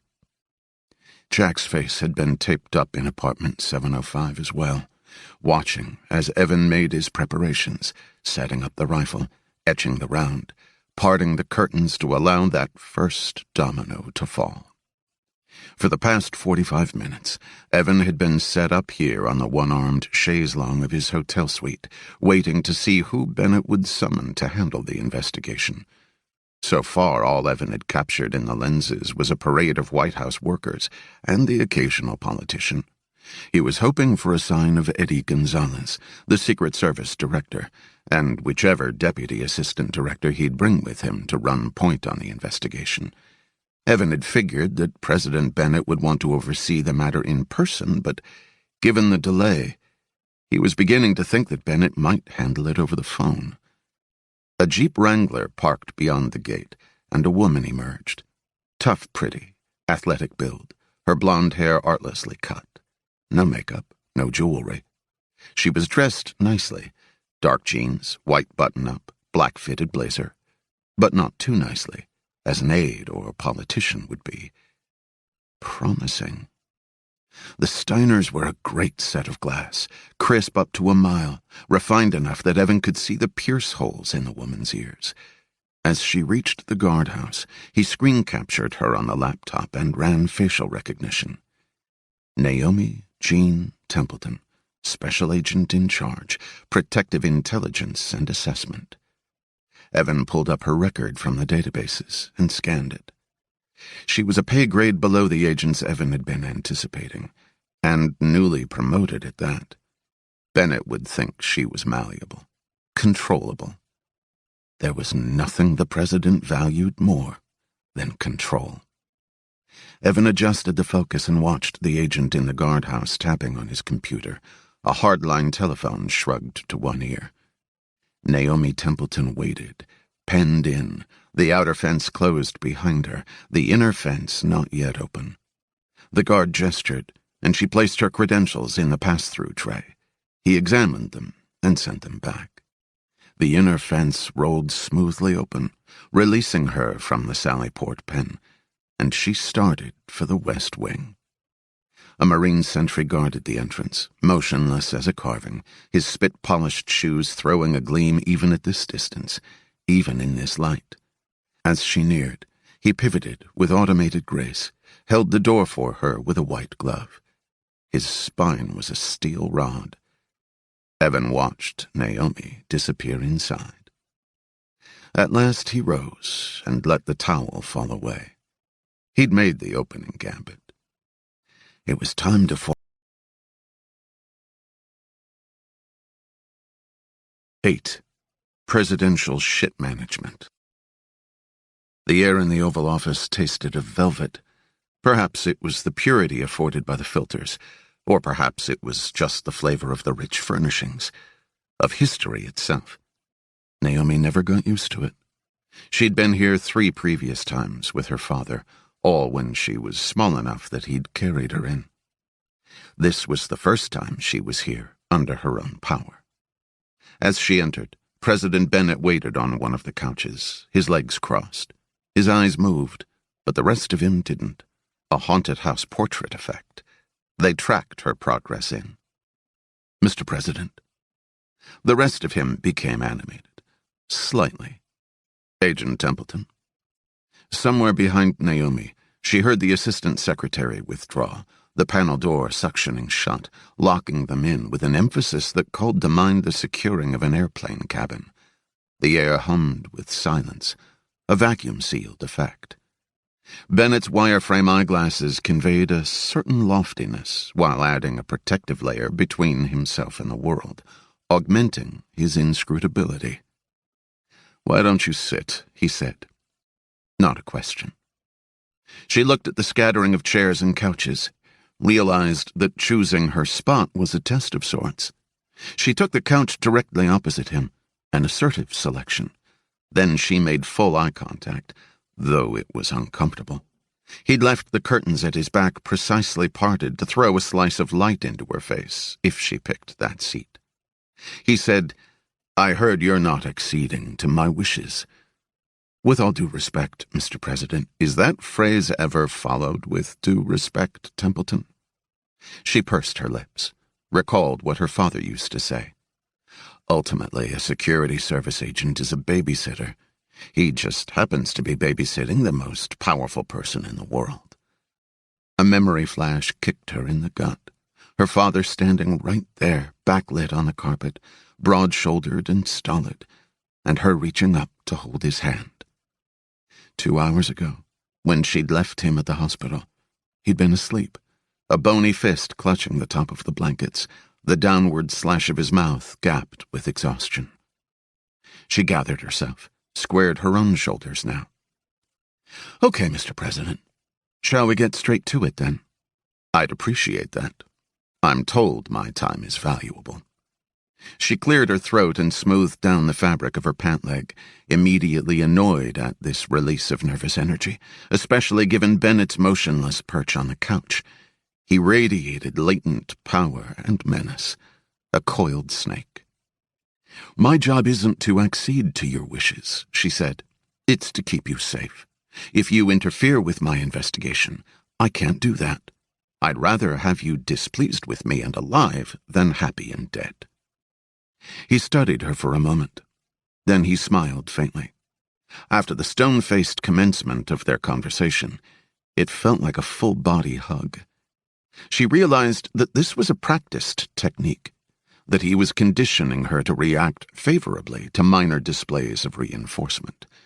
She was a rat, and he controlled the rewards she'd receive if she pawed the right levers. "My shit," President Bennett said. Her throat had gone dry, but she resisted clearing it. "Excuse me? When I travel abroad, a special portable toilet is flown with me. My feces and urine are captured and flown back to be disposed of here." He was studying her closely, gauging her reaction to the unusual tack. This was also a test.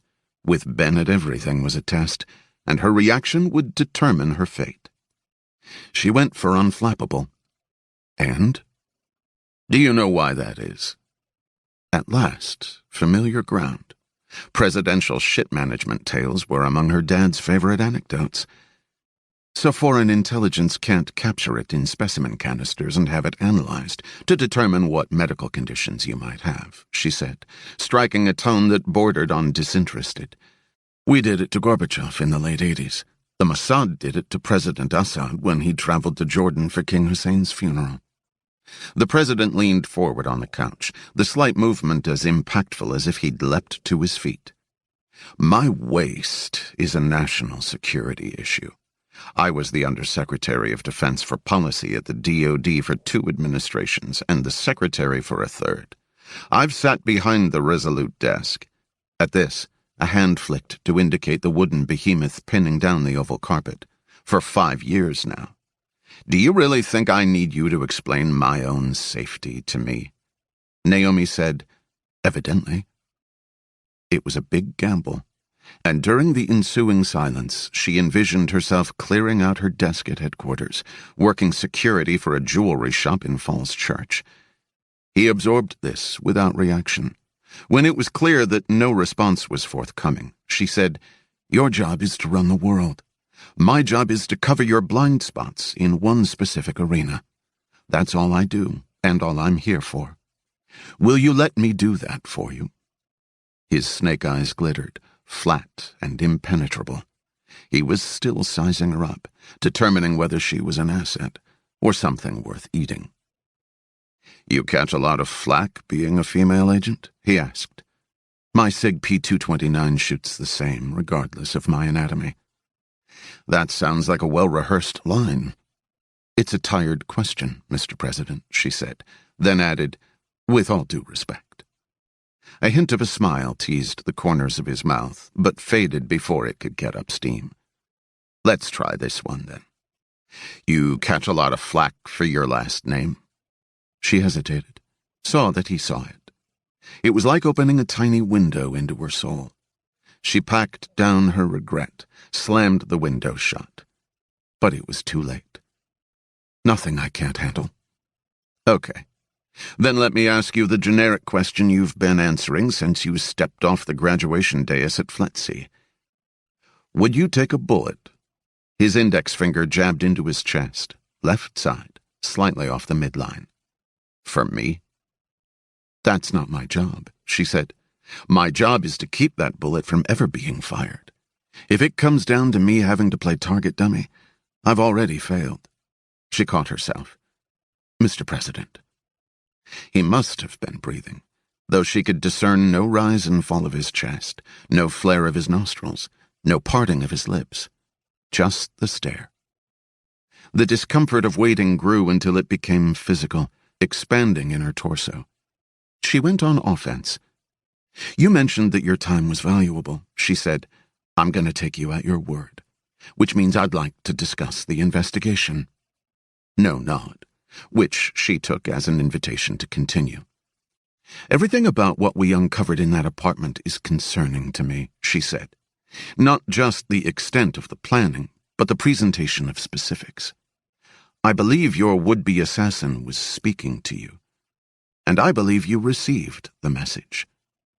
Something shifted in Bennett's expression, a loosening of the mask, and she saw that her words had turned a key in him. His locked-down posture eased, finally allowing a bit of slack in his muscles. He gave a faint nod. She was in. "My job is to cover every contingency," she began. "You can't cover every contingency. Not against him." She paused. "Do you know who the suspect is?" "No one does." "Not really." She wasn't sure what to make of that. There was a run-in with an unidentified individual in a cafe minutes after the threat was spotted. His face was blocked by a hat in all CCTV footage, but we're looking to see if any of the mics picked up audio. If so, we can match his recorded voice with those from threat calls we have in the database. "I read the report," Bennett said. "It was him. He won't have spoken in range of the surveillance units, and he won't be in the databases." She regrouped. "The letters he wrote over the faces in the photographs. We can analyze the handwriting and backtrace the ink. We've got just shy of 10,000 ink samples in the International Ink Library, and a lot of manufacturers are adding invisible tags to help us. Handwriting analysis will give you nothing, and the ink won't be traceable." "Okay," she said, a touch of frustration leaking into her voice. "Then we can start with the records we already have. You know the formula. Does he have a prior history of mental illness? Has he had military training?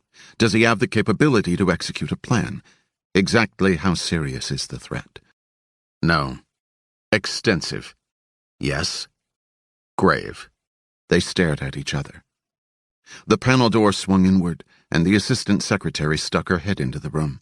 Without moving, Bennett said, "Not now," and she withdrew. Naomi pursed her lips.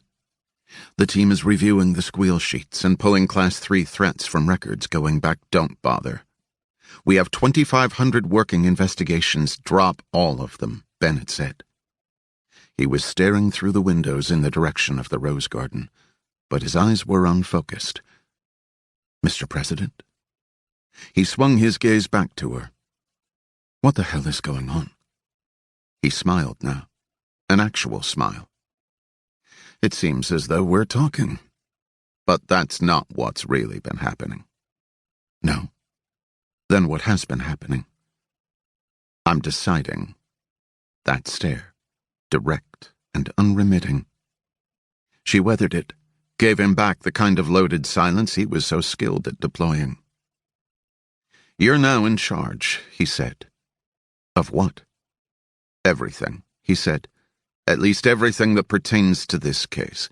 Which means, from my perspective, everything." "I have a deputy assistant director who's running point," Naomi said. "Plus, Director Gonzalez, that's no longer relevant. You will have the full resources of the service at your disposal. You will focus exclusively on this investigation." He paused for 2 seconds, an effective emphasis. "Be advised, what I am about to tell you is classified, not just at the highest level, but at a level you aren't even aware of. Understand?" The question hung there, a threat. She held his gaze. "Yes, I understand." He rose, circled the couch, and rested his hands on the back, looking across at her. "The man trying to kill me is a U.S.-trained black operative who has gone rogue. Codename Orphan X." Naomi suddenly became aware of the chilled air in the room, a tightening of the skin at her nape. "I thought—" She cleared her throat. I thought that program was apocryphal. Conspiracy theory stuff. Bennett said, no. The photographs, former orphans, also rogue, now eliminated. And what information do you have on Orphan X? It felt odd, saying the name as if it were something real. About as much as I just gave you, Bennett said. We are dealing with a specter. Then until I can get a handle on this investigation, we have to dial back your public exposure. That can't happen. These are critical months, ramping up for the midterms, speeches and fundraisers. I have a party to feed. Plus, I've been besieged by claims of obfuscation. So the optics, as the pundits like to say, must show me in contact with the populace. Okay. We can hold the events, but we're going to have to shuffle your schedule around and make additional game day adjustments to throw Orphan X off. Bennett gave a slight nod. If you insist on working the rope lines, you can only interact with smaller groups of pre-screened people. We'll add another layer to checking media credentials so he can't infiltrate the press corps. Any events you do, no matter the size, every last attendee goes through magnetometers. Bennett's mouth downturned faintly, just shy of a grimace. That'll make fundraisers trying. A lot less trying than getting shot. I'm running a Keep Control of Both Houses campaign, and I'm running a Keep You Alive campaign. He came around the couch, offered his hand to indicate that the meeting was ending. You don't relent, do you? No, Mr. President. His grasp was cool, firm, and dry. One more thing, she said. He halted, his loafers silent on the monochromatic oval carpet. The presidential seal was rendered in bas-relief, the eagle and stars sculpted into the pile itself. She said, if I'm going to protect you from a threat of this magnitude, I need you to share all relevant information with me. You have my word that I'll keep you apprised of everything that pertains to this matter. In return, I expect that anything that comes up in the course of your investigation is brought immediately to me. Yes, Mr. President. She exited into the secretary's office. Bennett enjoyed the empty room for a moment. A moment of solitude was generally all he got at a time. Sure enough, another door opened and Doug Wetzel stepped through. What did you decide? Bennett said, I trust her enough to let her run things from the service side. She skates by on her old man's name. Don't make that mistake. She's highly competent. I haven't had time to get full background on her yet, Wetzel said. How do you know? Because that's what I do. Bennett paused to assess the displeasure emanating off his deputy chief of staff. We're not going to rely on her solely, Bennett said. She can't play offense against a threat like this. Neither she nor the whole goddamn Secret Service has the skills or the capabilities. If we want to get Orphan X, we can't rely on official channels. Wetzel leaned against the desk, scratched at his beard. So what do we do then? Bennett said, release him. Who? Bennett just looked at him, watched his Adam's apple bob, a particularly evident swallow. Wetzel's voice, hoarse with apprehension. Right away, Mr. President. He withdrew. Before summoning his next meeting, Bennett took a deep breath and exhaled. The more lines he crossed, he'd discovered, the more he found necessary to cross. But this one in particular merited a respectful pause. Once you unleashed hell, it was goddamn.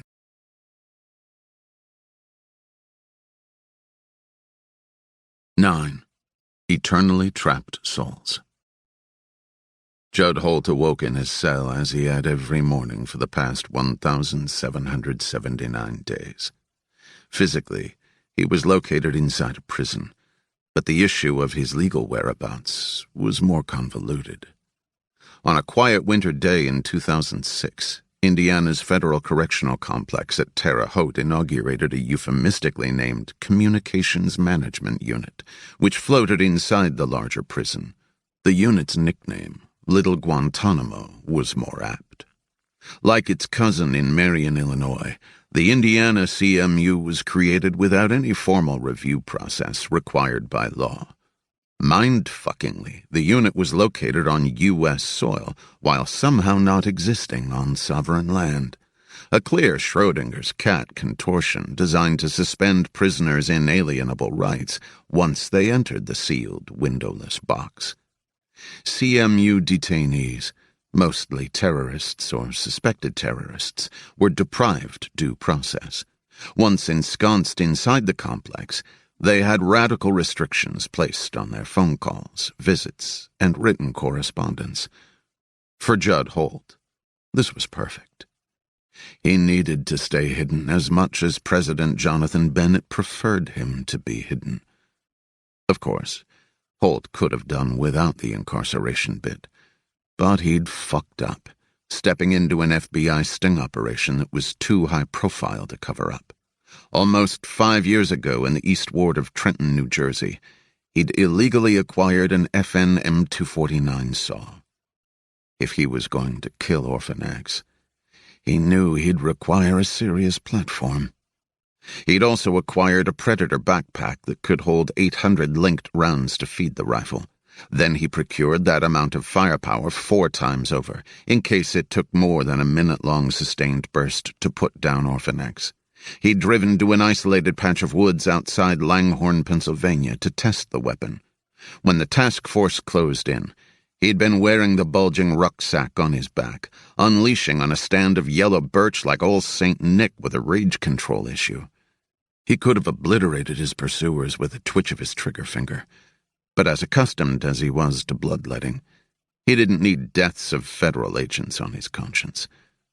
So he'd allowed himself to be taken.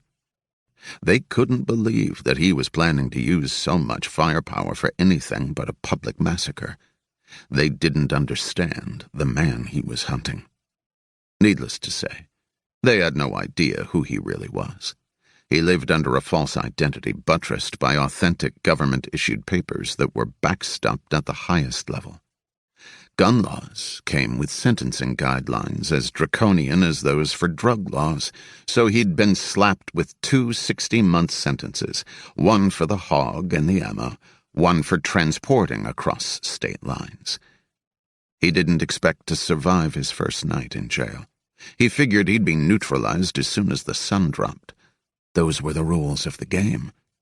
He'd been caught, in the act of executing a personal mission, no less, and being caught risked exposure for those above him, the people who really mattered. But that night, a proxy had arrived, who'd given him a choice. A deal could be cut to take him off the boards. Holt would be buried in a CMU, out of sight and out of mind, where he'd finish his sentence. He wasn't to make any noise or file any appeals. He'd get out once his time had been served, or when he was required, whichever came first.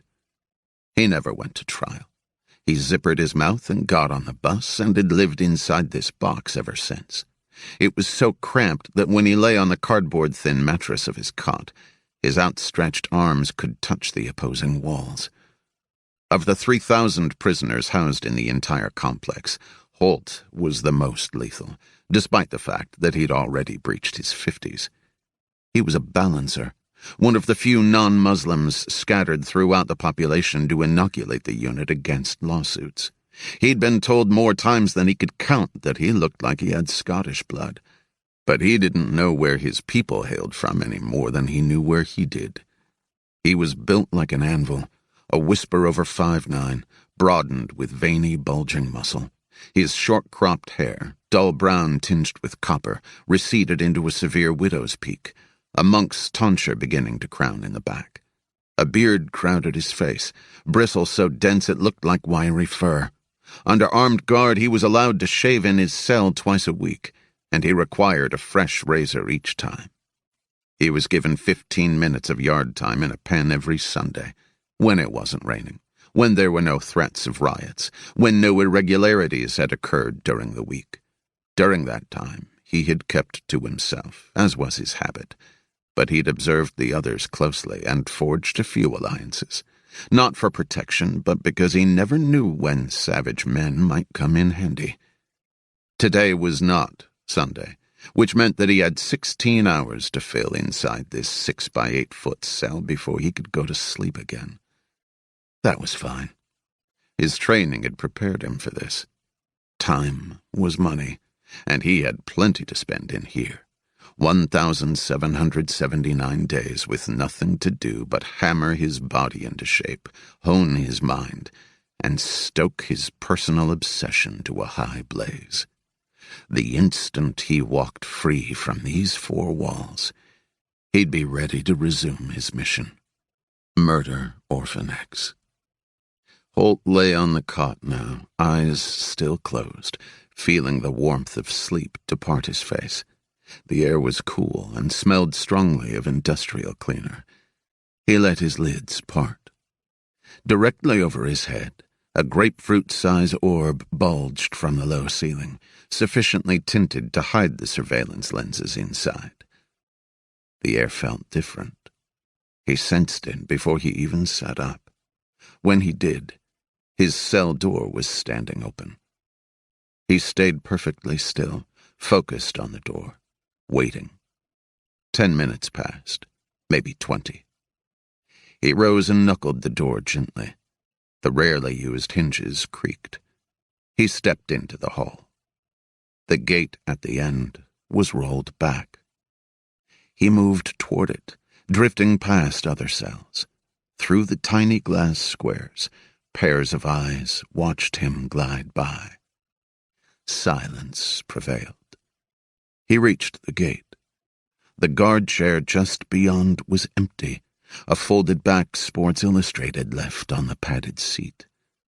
Holt stepped through. Now he was in a wider corridor that led to a solid steel door and a guard station. He kept on.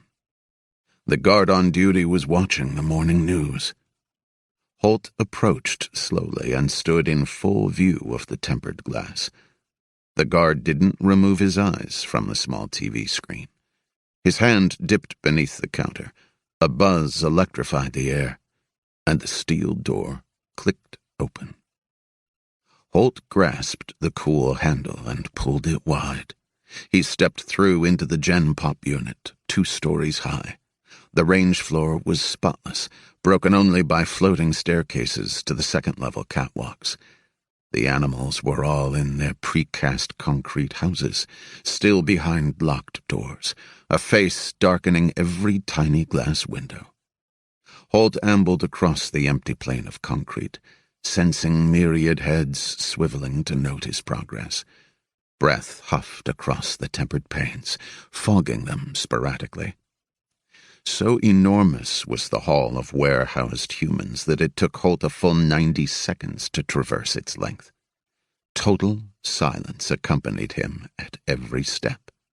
Given the height of the ceiling and the number of lives housed under it, the quiet felt thunderous, weighty, religious, as if he were moving through some netherworld, passing beneath the gaze of eternally trapped souls. He reached the controlled entry point at the far side. He stopped and faced the security camera above. The locking mechanism disengaged. He opened the door. He was in the reception center now, where he'd been screened and processed nearly 5 years ago. An obese guard sat at the counter, working her gum like a cud. In the pass-through tray, a neatly folded stack of clothes waited. It took Holt a moment to recognize them as his own.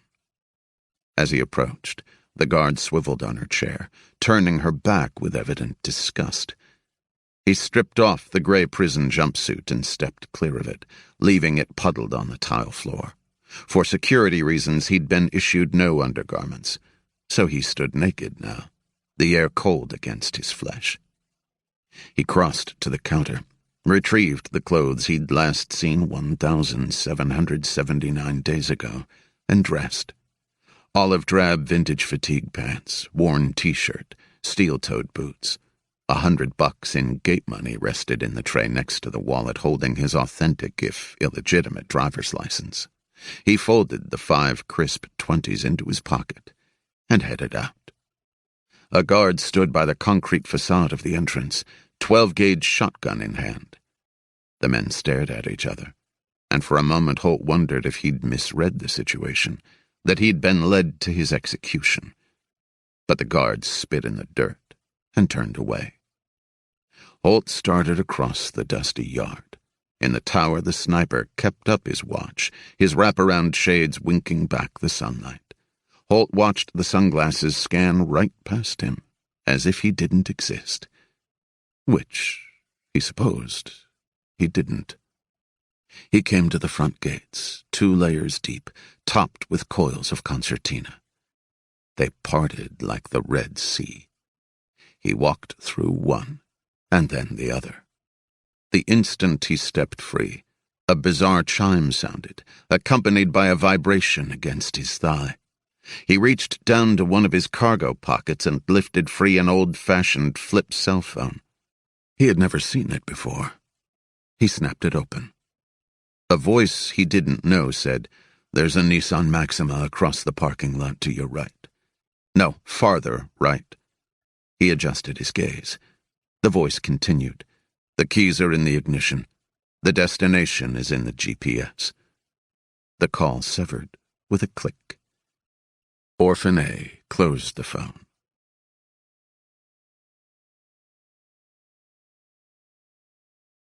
10. Last chance and final offer. The ride up the center of the marble obelisk took a full 60 seconds. The transparent elevator allowed for a mineshaft effect, burrowing past carved blocks donated by various states and nations. It was early on a Tuesday, so the number of tourists was thin. Evan stood in the back of the lift. He wore a roomy button-up shirt, nylon cargo pants, and a floppy sun hat. The Steiner binoculars, a favorite of birdwatchers and sightseers, dangled around his neck. He wore a fucking fanny pack, which he'd stuffed with sunscreen and maps so the security guards at the base would have something to paw through. The doors parted on the Washington Monument's observation deck 500 feet above the ground, and he shuffled out after the others into the narrow hall encircling the elevator shaft. Observation windows, 2 per cardinal direction, gave postcard views of the iconic scenery. Across the National Mall, the morning sun bronzed the dome of the Capitol building. Evan circled to the north window, which provided a crystal-clear vantage onto the White House, the ellipse, and just beyond, the streamer of 16th Street rising up, and away. He posted up with his binoculars and waited. The president was scheduled to meet the Israeli prime minister at the National Gallery of Art for the ribbon-cutting of an exhibit featuring Nazi-looted art. Evan was tempted to attend, but at this stage of his operational planning, he had to keep his distance. After yesterday's events, the Secret Service would be deploying even more electronic surveillance to feed in real time to the Joint Operations Center on the 9th floor of HQ, where facial recognition software would be applied. Given that, strolling in wearing Groucho Marx glasses seemed ill-advised. Evan faded back to let a few other tourists take a turn with their faces to the window. But even from the rear, he kept his binoculars raised. Sure enough, at 10 past the hour, he saw movement across the White House's south lawn. A number of motorcycle units peeled out first, fanning wide and posting themselves at intersections, a heightened security measure. Evan watched them position themselves, the observation deck giving him an ideal perspective to take in the grid of the city. Finally, the motorcade pulled into view, the 3 limos in a row crawling like beetles. This time the convoy took a new route, cupping the edge of the White House lawn before cutting west to 17th Street Northwest. A roundabout way to get to the Smithsonian. The service was varying routine now, striving for unpredictability. That was good. Orphan X's message had been received loud and clear. Evan adjusted the focus of his tactical binoculars, watching the tires of the 3 limousines, waiting for the telltale smooth rotation. There it was. President Bennett was in the rear limo. The people in front of Evan rambled off. and he pressed forward, alone for the moment. As he leaned against the frame with an elbow and zoomed in on Cadillac-1, he heard a distinctive ringtone sound from one of his pockets. With its hardened rubber case and Gorilla Glass, the Roam Zone was a durable piece of gear. It was also impossible to trace. Each incoming or outgoing call was broken into digital packets and shot through the internet, pinging through a network of encrypted virtual private network tunnels around the world before establishing the connection. Evan kept a filter on as well to screen out background noise that might provide clues to his location. The phone number, 1-855-2-Nowhere, was established for the pro bono clients he helped as the Nowhere Man. People in desperate need, grasping for a last lifeline before they went under for good. Evan always answered the phone the same way. "Do you need my help?" But as he eyed the caller ID screen now, he felt his pulse quicken in the side of his neck. It was blank. A few others, a very few, also had this phone number. He thumbed the icon to answer, held the Roam Zone to his face, said nothing. A voice came through. "Orphan X." Evan said, "Mr. President, I received the message you left for me in apartment 705. Given that you announced your intentions rather than simply trying to take a shot, I assumed you wanted to establish contact with me." Evan said, "Affirmative." "You want to negotiate?" Evan said, "Affirmative." He tracked the convoy as it cut across Constitution Avenue Northwest, passing horizontally before him. The measurement stadia of the binoculars marked off the precise distance, 5 mil hash marks graduating to 1 mil hash marks toward the edges. Evan didn't need to measure now. But later, when he had to account for windage, minutes of angle, and the exterior trajectory of the projectile, it would become necessary. "I can give you an unconditional presidential pardon," Bennett said, "for this current situation, and for everything you've done before. I know you're highly trained. If you have a continuing interest in making use of that training, I could offer you a position not unlike the one you used to occupy, except at the head of the table this time. Or you could walk away with full immunity and start a real life. An ordinary life." Evan thought of Mia Hall, the single mother who lived downstairs from him back in Los Angeles, the scent of jasmine on her skin, and how the light caught in her curly hair, the loving disarray of the condo she shared with her 9-year-old son. As he imagined everything that Bennett was ostensibly offering, a smirk touched his lips. Isn't it pretty to think so? Bennett let the silence speak for a moment, and then he said, "But permit me to be clear. This is your last chance and final offer." "Oh," Evan said, "you misunderstood me. I established contact to give you a final offer." A cough of a laugh, transmitted from blocks away and routed through 4 continents, reached Evan on a slight delay. "Yeah?" Bennett said. "What's that?" "Step away now. Resign the office. And I won't kill you." This time, there was no laugh. "You're joking, right?" Bennett said. "Do you have any idea of the power I've got at my disposal?" "I do," Evan said. "You've used it to kill so many of us already, and you're going after the rest, to make it as though we never existed." Bennett had been clear. He wanted them all dead. Former operators like Evan who had left the program, who'd retired or fled or simply been used up and spit out, who were overcome with PTSD and regret, pain and longing.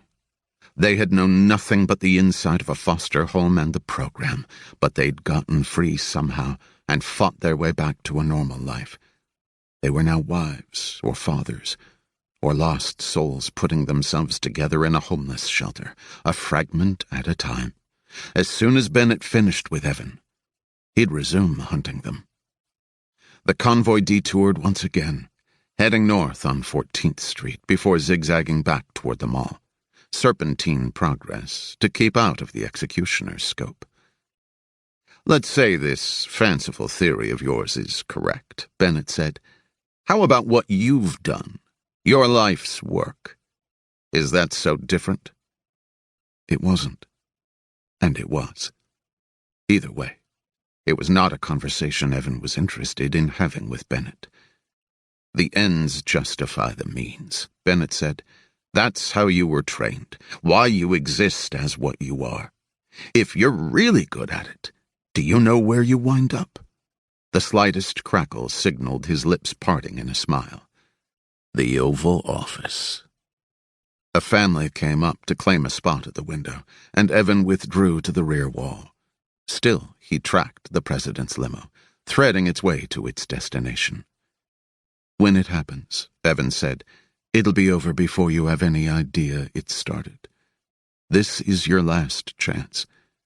If I hang up this phone, you will die." Bennett's laugh sounded like the jangle of silver. Evan's hand tightened around the Steiner binoculars. Cadillac 1 hooked around 4th, coasted up Madison Drive to the National Gallery. Agents lined the steps from the limo to the museum entrance. Evan said, "I've killed generals. I've killed foreign ministers. I've killed captains of industry." The voice came back, calm as ever. "But you've never killed the President of the United States."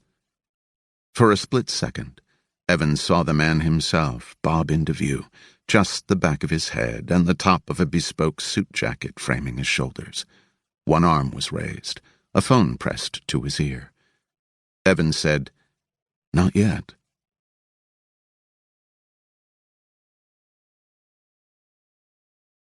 11. Active nightlife. On the dashboard of Evan's rental car, pressed up against the windshield, was a blocky electronic unit that resembled a police scanner. He was parked across the street from a brick building that wouldn't have been out of place at an Ivy League school. Adams Morgan, a diverse neighborhood in northwest D.C., was known for its active nightlife. People streamed out of bars and restaurants, providing plenty of movement to get lost in. Evan had been sitting here unnoticed for the past hour and 47 minutes, waiting. The unit on his dashboard was a cellular tower device interceptor, better known as a Stingray. If a targeted mobile device came within its transmission range, it would force the device to affiliate with it rather than with the nearest legitimate cell tower.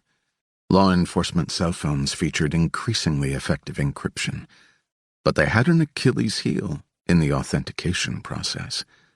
Authentication works in two directions, to and from the cell phone.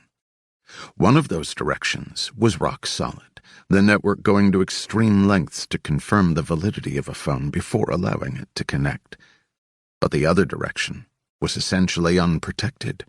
A phone did virtually nothing to determine that the network it was joining was in fact the network it claimed to be. The Stingray on the dashboard was, like Evan, presenting itself as something it was not. He'd lived under false cover for so many years that he wondered if he'd even know what it felt like to be real anymore. Peals of laughter snapped Evan out of his thoughts. A cluster of college-age kids strolled past, cheeks flushed with alcohol. "You know you so want to hook up with him." They swept right past his car. The guys sported man buns of different sizes. The women wore strikingly similar designer jackets, cigarettes stubbed up between manicured fingers, their lip gloss uplit by the screens of their iPhones. Watching them go, Evan had the experience he often did when looking at normal people, that of gazing through aquarium glass. They flitted by in happy schools, apart but somehow in concert, their movements choreographed to music that existed at some dog whistle pitch he couldn't hear. He'd been raised outside the mainstream, his childhood hours spent not at movies or the shopping mall, but on rifle ranges and in dojos. He didn't understand the unspoken rules of intimacy, but he knew precisely at which angle to thrust a finger strike to dislodge someone's eyeball. Ahead, one of the girls pressed a guy up against a brick wall and kissed him, one foot lifted behind her as the moment demanded. They broke apart a bit breathlessly and ran laughing to catch up to the others and the promise of the night ahead. For an instant, Evan wondered if he'd be willing to trade his knowledge of a well-directed finger strike for the ability to go out into the night, just once, with the sole purpose of enjoying it. Across the street, Naomi Templeton appeared. Her Jeep Cherokee cruised up to the curb and she hopped out, head lowered, already thumbing at her Boeing black smartphone. Evan raised the small Yagi directional antenna from his lap and aimed it at her. The Stingray lights blinked on and off, a low-key Christmas display, waiting for Naomi's cell phone to affiliate itself with Evan's imposter network. It did. Now that the small box on the dashboard was the end point of Naomi's connection, it no longer mattered what kind of encryption was used, because Evan had all the keys. He pulled his laptop over from the passenger seat, straining the cord connecting it to the Stingray, and alternated his attention between Naomi and the screen. She headed for her apartment, phone pressed to her cheek. He thumbed up the volume of his laptop and heard her saying, "Still catching up on this. Look, Director, he said Doug Wetzel would be my main interface, and as much as I'm flattered by the President's faith in me, I don't trust that guy." Director Gonzalez's voice came through Evan's speakers next. "You don't have a choice, Templeton. This is what's happening now. If the President wants you dealing with his Deputy Chief of Staff, that's who you'll deal with. So I'm running point on the investigation. You're not just running point. You're running the whole fucking thing." The call severed with a click, and Evan watched Naomi shoulder through the building's front door a bit harder than seemed necessary. He scrolled down his laptop screen, scanning over her text messages. He could see inside her phone, and he could see inside everything the phone saw inside. Data packets going back and forth, applications, her desktop calendar. The big question would be whether he could use her phone to breach the Secret Service databases, which resided on a private secure network unhooked from the Internet at large. To answer that, he'd have to get back home. For now, his work in D.C. was done. He'd given Bennett a final chance. The bridge had been torched, the last thread severed. Bennett wouldn't call back. The next time the roam zone rang, it wouldn't be someone hunting for Orphan X. It would be someone who needed the Nowhere Man. Evan wondered what that mission would be and, given the danger of what he was about to embark on, how the hell he'd manage it. Maybe fate would look upon the daunting task before him, the murder of the most powerful and protected man alive, and take that into consideration before directing some innocent to reach out to him in time of direst need.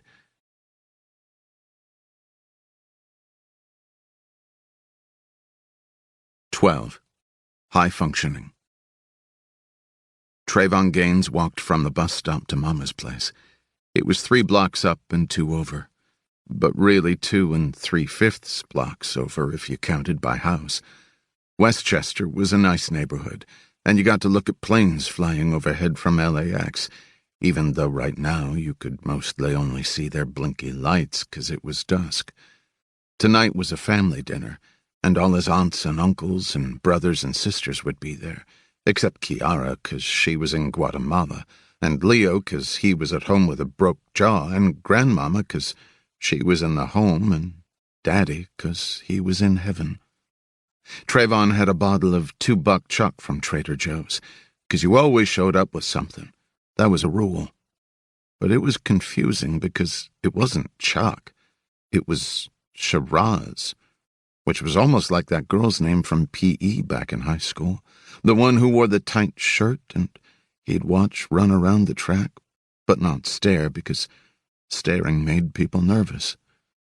The bottle was also confusing because it didn't cost $2. It cost $1.99, which was 1/6 of what Trayvon made an hour as the night watchman at the warehouse. Actually, it wasn't 1/6. It was 16.5833333, etc%, because the penny made it not perfect. He didn't like not perfect, but Mama always told him that not perfect was just fine, because things and people were made all different ways, and they were all just as beautiful, and you still loved them just as much. It was a lot to spend for the Shiraz, because he wouldn't drink any of it, but Mama never let him show up without bringing something, no matter how small, even though she was rich and had a nice house and gave him money every month to help him stand on his own 2 feet, because he was a 27-year-old man now, and how was he ever going to meet someone if he didn't stand on his own 2 feet? If he thought about it, he was just spending Mama's money to ride the bus to Trader Joe's and buy something to bring back to her, which didn't make any sense, because why couldn't she just go to Trader Joe's and buy it herself? But that was a rule about how people did things, and rules were important to follow, even if they didn't make sense. He shoved his thick glasses up his nose and headed up the walkway and saw that the front door had been left open. And that was weird, because Mama wasn't raised in a barn. It was a heavy wood door, and the hinges creaked when he pushed on it. It was quiet inside, and it was cold. The tiles on the floor were red Spanish tiles, and there were 48 of them in the front hall, and they were too small to walk on and not step on cracks. But that was one of his rules, and not a real rule, so he didn't have to follow it, and sometimes it was even better not to. He went down the hall to where it hit the big kitchen and living room and family room and the glass sliding doors that stacked back onto each other and opened wide to the yard. He stopped. He stood there for a minute, blinking. His first thought was of sangria, splashed on the walls, spilling off the accent table, staining the tile. He accidentally drank it once as a kid because it looked like juice, and he'd chewed the orange slices and then got all dizzy-headed. This looked like someone had dropped a pitcher. Or pitchers. Then he looked at what he was trying not to look at, like he used to try not to look at Charisse's chest when she ran laps in P.E. There were bodies, and they were sprawled on the couch and the floor and slouched against the walls, and they were the bodies of his aunts and uncles and brothers and sisters. He heard his mouth make a noise that sounded like a groan, and then he was saying, "Oh my gosh, oh my gosh." He closed his eyes, and he hummed a little. Then he opened them, and looked at the 27 drops of blood on the third tile from the back wall and the 13 plastic spoons sticking out of the cup on the counter and the 18 slats of the heating vent. He blew a shaky breath and walked out through the slid-back glass doors into the backyard. His cousin Aisha was lying on a lawn chair, and Uncle Jojo was floating in the pool, and Auntie Tisha was on the lawn with her dress all tangled, and Mama was in her usual spot by the BBQ, except she was propped up in her chair now, with her head nodded back so you could see all the rolls of her chin. Trayvon stared at her and felt hot beneath his face. And then he blinked hard, because we don't cry, and we don't feel sorry for ourselves, and he said, "That's okay, Mama. Don't be scared. You're in heaven." It was getting harder to see everything, because dusk does that at the end, goes away fast. But Trayvon heard footsteps crunching the gravel by the side of the house, and he turned around, and the footsteps were getting closer, and he could feel his heart jerking in his chest. 2 shapes came out of the dark and turned into 2 men. One had the kind of outlined muscles you don't find in nature, but you see sometimes on TV. He had a tattoo of a half-skull on each forearm, and Trayvon could tell that if he held his arms together, they would make a full skull. The other man reminded Trayvon of how Uncle Jojo always described that Johnson boy who lived around the block, raw and lean and all hungry-looking like. They approached. They were wearing white gloves like the surgeons do on TV, and the gloves were stained red like they'd just performed surgery. "Please," Trayvon said. "Don't." The raw one smiled, and his pointed tooth glinted in the glow from the BBQ. "Don't what?" Trayvon pointed at Mama and Auntie Tisha and Uncle Jojo in the pool, even though you couldn't see him in the dark anymore. "Oh, that." The silver tooth gleamed again. "Nah, we got something better in store for you." "Damn," the muscly one said. "Those are some Coke bottle motherfuckers." It took a sec, but then Trayvon figured out he was talking about Trayvon's eyeglasses, 'cause that's what Clyde Johnson called them. The muscly one said, "You're Trayvon Gaines, right?" Trayvon said, "Uh-huh." "Night watchman at SoCal First Bonded Warehouse?" Trayvon said, "I was Employee of the Month in February and April." The men looked at each other. "This should be easy," the muscly one said. He walked over to the trash can by the BBQ, lifted out the liner and dumped the trash on the lawn. "He's a fucking retard." "No," Trayvon said. "I'm high-functioning." "Either way," the raw one said, flicking open a folding knife, "you're coming with us." The muscly one put the trash bag over Trayvon's head, and everything went dark, and he got panicky and sucked in, but the bag filled the whole inside of his mouth. Then a hand palmed the back of his head and something punched through the trash liner into his mouth and nicked the side of his cheek, and then he could breathe through the slit in the bag, but only barely if he sucked in and blew out really hard. The scaredy bugs were running crazy inside his body, but he breathed as hard as he could to get air and told the scaredy bugs they weren't in charge, that he was the boss of them, and when the men shoved him to walk toward the gate, he didn't complain, because we don't cry, and we don't feel sorry for ourselves. 13. Good Little Lamb.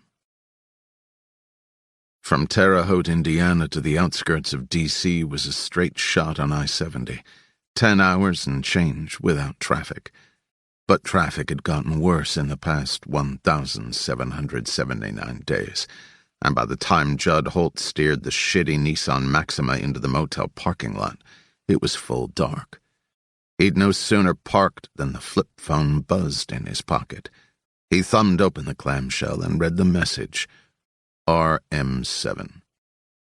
Okay, then. Public housing loomed all around. A crackhead jittered across the crosswalk, head back, lips parted, ruinous yellow teeth grinning at the moon.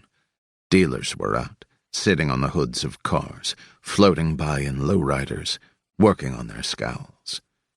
Knox Hill wasn't the worst neighborhood Orphan A had operated in. Next to Jalalabad, it felt like Palm Beach. He got out of the Maxima, ambled over to the row of bushes hemming in the parking lot, and took a long and satisfying leak.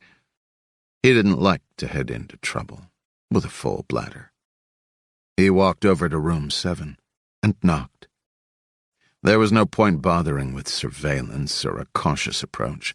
They wouldn't have him drive all this way just to put him down. The door opened. The guy inside was not what Holt expected. White boy, soft from good meals and good living. Some college athlete muscles in there attempting to hold on.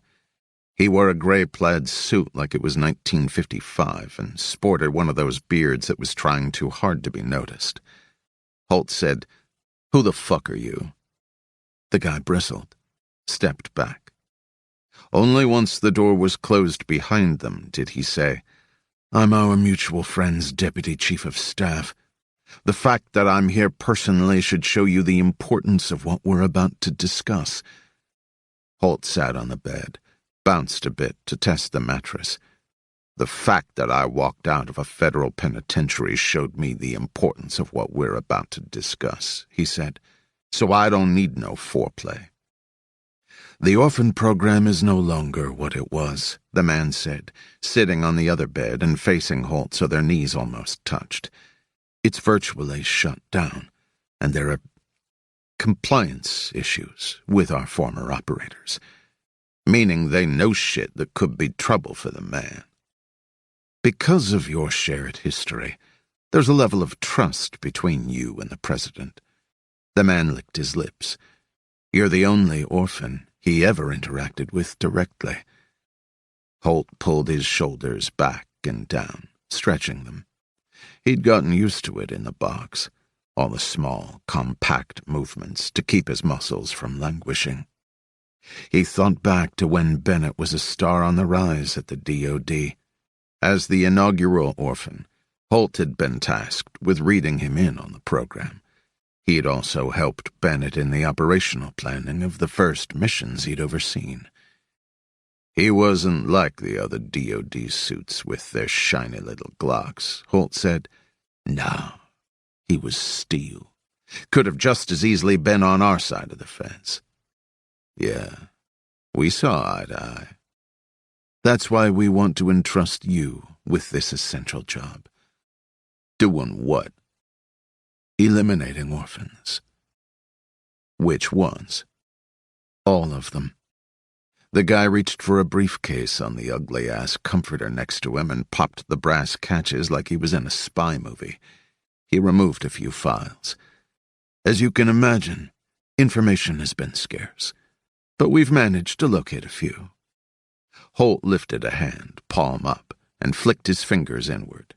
Give 'em here. He took the files and flipped through them. The first contained a phone bill with a few matching numbers circled and nothing else. The second showed a woman in her late 30s, now a single mother of 2 in Albuquerque. Holt stared at her face. The PTA makeover. As a former orphan, she'd be harder to catch off guard than her appearance dictated. But she had kids, so there'd be strings to pull, levers to tug. Plenty of incentive for her to go to slaughter like a good little lamb. The third held a surveillance screen grab from Grand Central Station. The orphan looked unwell, a bulge at the waistline, gaunt cheeks, eyes wide and paranoid. He'd be rusty. Holt studied the wrecked face and thought about where he'd place the bullet. He thumbed through the remaining files, most of them sparse. Each orphan's personal background information and operational history had been redacted. All that remained was intel that pertained to tracking them down. As you can see, we've been hard at work these past months. The guy clearly feared a good old-fashioned silence. He loosened his tie and undid his top button. Then he fished up a lanyard and showed off the flash drive dangling from it like a pendant. We have it cached digitally as well, but I was told you were more old school. The drive vanished into his collar once again, and he tidied himself back up. These files, like the program, are deep black, totally off the books. Holt scratched at the stubble curling from his jawline and stared at the man. Aggressively. To his credit, the guy held Holt's gaze. But Holt could smell the fear coming off him, leaking through the pores. Holt said, "What's your name, son?" "Doug. Wetzel." "Wetzel, let me tell you something. This is all well and good." Holt dropped the stack of files back into the kid's lap. "And I will get to them. I can promise you that. But it's gotta wait. There's something I need to take care of first. When I'm done, I'll come back and we can run the table with these fuck-ups." "What's so pressing that you'd turn down a presidential order?" "I think you know the answer to that. You didn't move heaven and earth to get me released to handle this non-urgent bullshit. So refine your sales pitch instead of trying to walk me into a honey trap." Wetzel folded his hands. His fingers looked like little sausages. "Our interests are aligned." "No shit. I want Orphan X. He's got the most dirt on Bennett. Holt stood up. This meet didn't need to happen. All you had to do was unlock that cell door and leave me the fuck alone. Sit down, Wetzel said. At Holt's stare, he quickly held up a hand. Please, he added. There's more.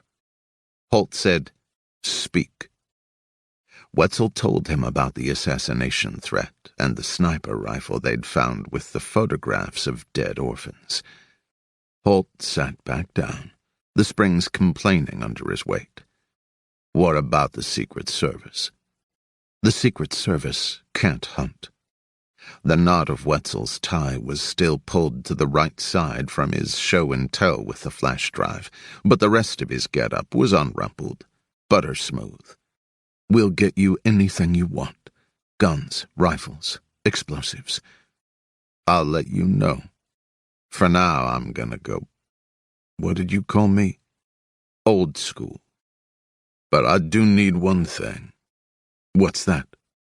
Cannon fodder. Going up against X. I'll need numbers. This is totally covert. I don't know how we can provide you at my prison, Holt said. There were 2 brothers. Went by Sound and Fury. They'll do just fine. You want us to release these men?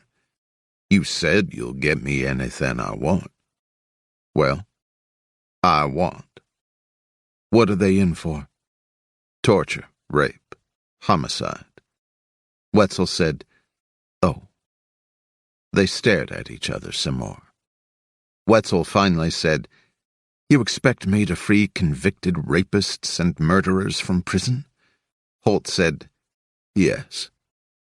Wetzel smoothed his beard. I don't know that that's... You want to get a job done. You need the right tools, Holt said. Wade and Ricky Collins are the right tools. Wetzel sipped in a breath. I'll see what I can do. You said you're the deputy chief of staff. Act like it. Holt dug in his pocket, removed the flip phone and snapped it in half. He handed Wetzel the pieces. I bought me a new phone on the way here. He told Wetzel the number. Got it? Wetzel nodded. I'll be in touch to coordinate our efforts, and we'll give you a contact number at the DOD. We have people there we trust more than the service. We'd like you set up away from the president, but always nearby. You can shadow his movements, run your own reconnaissance ahead of our advance teams, surveil from a slight remove. Like X is. Just so. You're the only one who can see this situation through his eyes. Wetzel grinned. It takes an orphan to catch an orphan. Holt wondered how long he'd rehearsed that line. I ain't gonna catch him, Holt said. I'm gonna end the motherfucker. Wetzel nodded, his chin tight against the tie. If you're caught, you're on your own. This is a full cutout operation. Holt considered punching Wetzel in the throat for being obvious. Instead, he just stared until Wetzel cracked, fiddled with his briefcase, and rose. You're welcome to stay, Wetzel said. This room is paid up for the next month. There's $40,000 in the nightstand drawer next to the Gideon Bible. It can be replenished as needed. Producing a disposable phone, he thumbed in the number that Holt had told him, let it ring once, and then hung up. That's the contact number you'll use, should you need me. He started for the door and then paused. There is one more thing. He set the briefcase down on the cracked wooden table, opened it, and removed a last file. Your arrest, your records, your trail in and out of the penitentiary have all been scrubbed clean. No one will remember anything or care to. Except the prosecutor, as you might recall, is a shark. Takes cases personally. Perfect record. Dots every I, crosses every T. And, we're told, keeps tabs on every last conviction. Wetzel rested the file on the table, tented his fingers on it for a moment as if blessing what lay within. Provide photographic evidence when it's done. To be clear, Holt said. "We're talking about a federal prosecutor." Wetzel lifted his hand from the file and exited quietly. Holt stood for a time in the motel room, breathing in the scent of mold and Lysol. Then he pulled open the nightstand drawer and scooped up the cash. On his way out, he took the file from the cracked wooden table. 14. Expensive fish. Pitch black. The scaredy bugs were running like crazy beneath Trayvon's skin, and his mouth tasted salty from the blood, but he was trying hard not to notice. The little knife slit in the trash bag over his head was just enough to let the air trickle through if he worked really, really hard. His glasses were crooked, and he could tell they were foggy from his breath, even though he couldn't see almost anything. He wondered why they were doing this to him. But then he remembered that Mama always told him that bullies were just jealous of people who were special, because they didn't feel special themselves. Mama. He bit his lip to keep it from trembling, but only for a sec, because he needed his mouth open to try and get air. They'd been in a car for a while, actually a truck or SUV, because he'd had to step up to get in the back. So far they'd turned left, left, right, left, right, left, left, and then he'd lost track, 'cause he thought of Mama. Mama. There was a slurping sound from the front seat. Raw One's voice said, "What's that shit?" And then muscly one said, "Protein drink, 54 grams. Check out these sick gains." The seatbelt made creaking sounds. Raw One said, "Be sure and take lots of gym selfies before your kidneys fall out." The trash liner was wet against Trayvon's face. He said. "Excuse me? Could you please take this off?" They both laughed, and muscly one said, "Sure, we'll get right on that." "Thank you," Trayvon said. They laughed again, and he waited for them to help. He kept waiting. When they tore the garbage bag off his head, he gasped and gasped. As soon as he caught his breath, he said, "Thank you." They were standing in a gravel lot in the middle of nowhere. There was a tall fence surrounding them, and on top of the fence there was barbed wire, except not the type that looks like little stars, but the big swoopy kind with razor blades. Muscly one shoved him hard in the kidney, and he said, "Ouch," but he moved where they wanted him to, toward a big cinder block building that looked like a warehouse. It was dark, and there were no lights except for one over the only door he could see. At the door, Raw One tapped a code into a panel, and they stood there. Trayvon looked at Muscly One's half-skull tattoos, and Muscly One said, "The fuck you looking at?" "Your tattoos. They're scary." "Not as scary as what you're about to see." Trayvon said, "Oh no." The door buzzed open, and they stepped inside.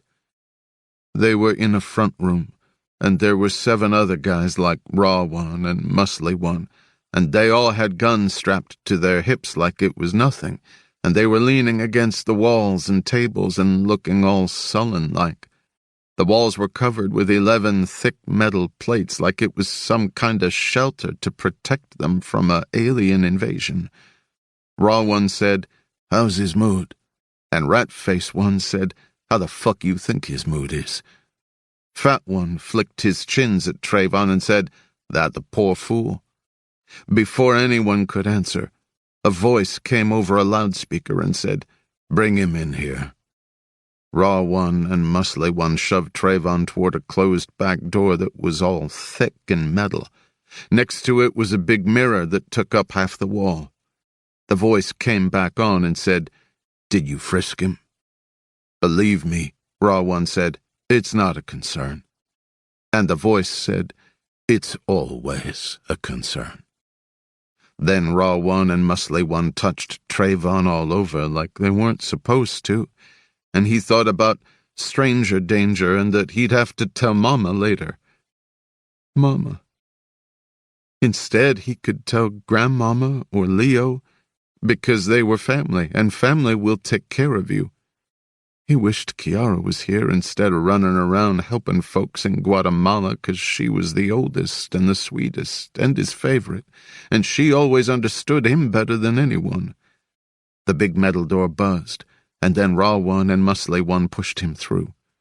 It was a nice office here in the middle of the warehouse, with a desk and a blotter and tables with scales on them like they weighed lots of stuff in here, and there was a man sitting behind the desk with his boots up on the blotter. He had a big face. Muscly One and Raw One shoved Trayvon down into a leather chair facing the desk. Behind the desk were doors that opened onto other corridors with other doors, like the building kept going forever. Trayvon was sweating a lot, and he wiped at his forehead and straightened his glasses. He looked behind him and could see right through the mirror into the front room like magic, and then he realized it was like a interrogation room on a cop show. The other men were relaxed and joking, with big hand gestures and big smiles, and Trayvon watched how happy they looked, and couldn't imagine ever feeling like that again. Big Face let his boots thunk to the floor, and he leaned forward over the blotter. Do you know what you did wrong? Trayvon didn't, and he wanted so bad to cry, but he didn't, because we don't cry and we don't feel sorry for ourselves. Instead, he said, No, sir. I'm an importer, in a particularly cutthroat business. Big Face's voice was calm, but it was fake calm, like when Uncle Jojo got real mad. It sounded weird, stuffed up like, but also deep. Do you know how long I've been doing business successfully? Trayvon shook his head.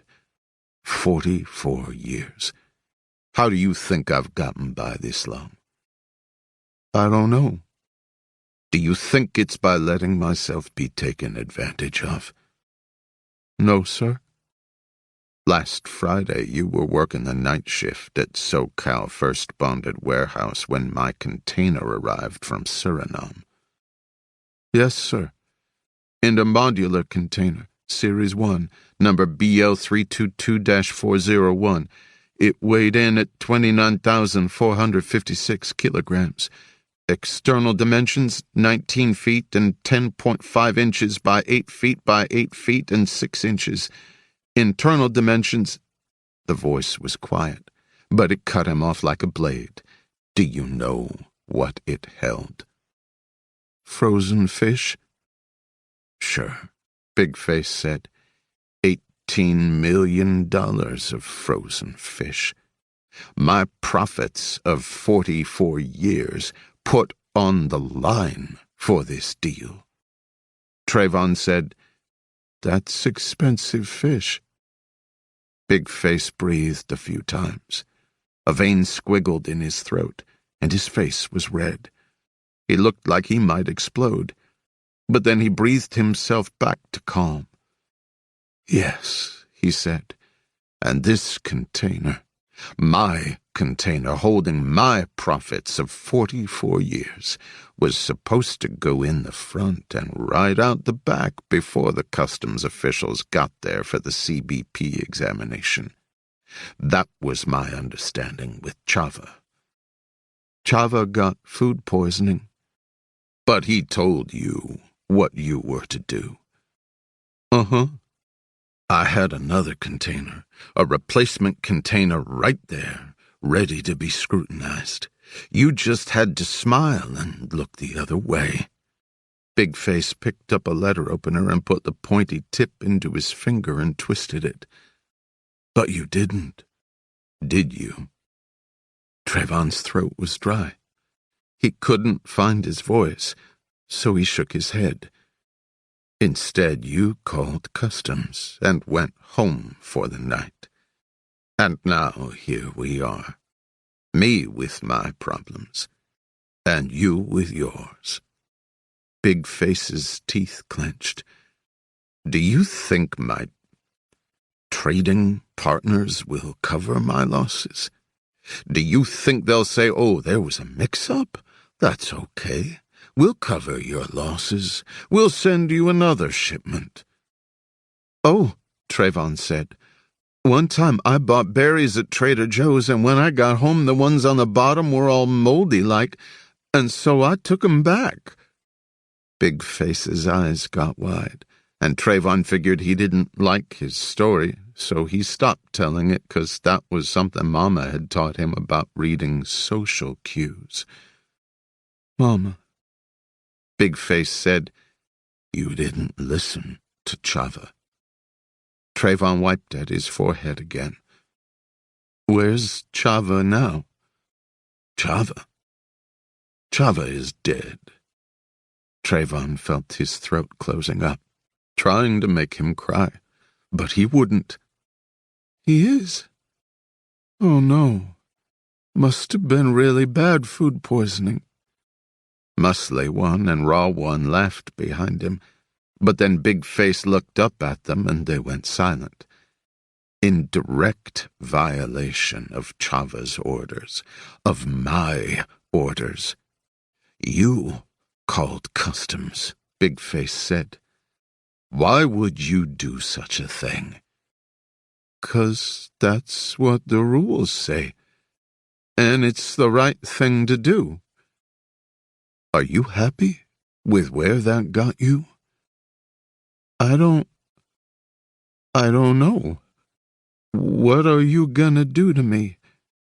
To you? Oh, I'm not gonna touch a hair on your head. Big Face leaned forward, and his chair made a creaking noise. Instead, I'm gonna tell you a story.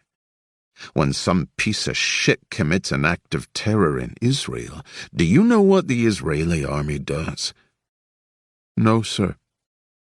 They demolish the houses of the Ragheads family. Every last family member.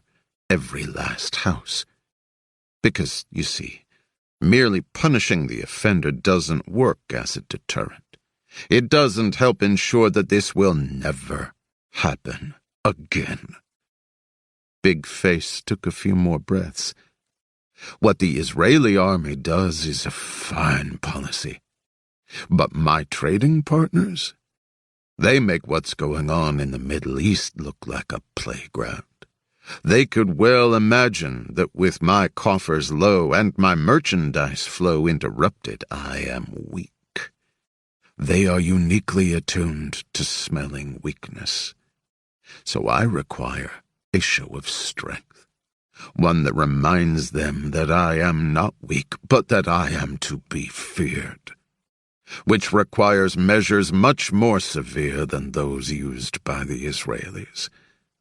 Trayvon felt pins and needles all over his body. Jesus Christ. Big Face looked up at his friends. I'm dealing with someone who is literally too stupid to appreciate how fucked he is. He stood.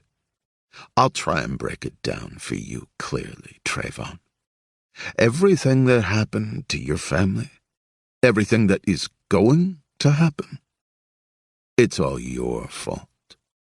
Trayvon tried to talk, but his throat was all dried up. He swallowed and tried again. What else is gonna happen? I'm going to eliminate your people from the face of the earth. I will kill every relative and loved one you have. Wipe away any trace that you exist outside of the terrible thoughts bouncing around inside your damaged, useless skull. Trayvon thought of his cousin Aisha on the lawn chair, and Auntie Tisha on the lawn, and Mama in her chair. Mama. Big Face interrupted his thoughts. Your grandmother, in the nursing home? Trayvon's voice sounded like a croak. Grandmama? My associates mixed weed killer into her morning yogurt. She'll die, certainly. But it will take hours. Trayvon shook his head back and forth hard, trying to make the pictures in it go away. Your brother Leo? Home right now with his jaw wired shut. My friends here replaced his meds with emetics. Can you imagine what it's like to vomit again and again when it has nowhere to go? Big Face twisted that letter opener into the pad of his finger, bringing up a tiny bead of blood. It took him nearly 20 minutes to suffocate. Trayvon waited, forgetting to breathe, his chest burning and burning. Somewhere inside his brain, he realized that Big Face hadn't mentioned Kiara, which was good because Kiara was his favorite, and she was in Guatemala helping folks, and she barely never even checked emails no more. She was safe. Kiara was safe. But Grandmama, and Leo, and Mama. Big Face was talking some more. Your lineage has been exterminated, and not just backwards, but into the future, forever. If you ever date, if you ever marry, if you ever have kids, we will be there.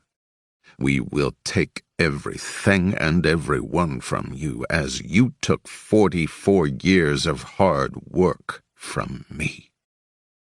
Big Face nodded, and Muscly One and Raw One came forward and grabbed Trayvon's wrists to control his hands. He screamed and tried to fight, but they were way too strong. They shoved Raw One's folding knife into Trayvon's hand and made him grab the sticky handle before taking it away. Then they did the same thing with a machete and a gun and a pill bottle. They put all the stuff into a plastic bag. Big Face nodded at the bag. Do you understand what this means? Trayvon shook his head. These murder weapons have your fingerprints on them. If you go to the cops, if you talk to anyone, we will make sure these weapons are found. You will be known as the psycho retard who murdered his entire family. And I can promise you, you will not fare well in prison among real murderers. And rapists. He licked the dot of blood from his fingertip. Do you understand now? It took some effort for Trayvon to make his head move up and down. Maybe one day you'll decide that you can tell a police officer, share your burden with a co-worker. Maybe you'll think you can run away, leave the city, go to Mexico. If you think I won't find out, think again. You don't do what I do over 4 decades without building connections everywhere. I will know. Big Face walked around his desk now in front of Trayvon and crossed his arms and looked down at him. He smelled of fancy cologne. You exist now for one purpose and one purpose only.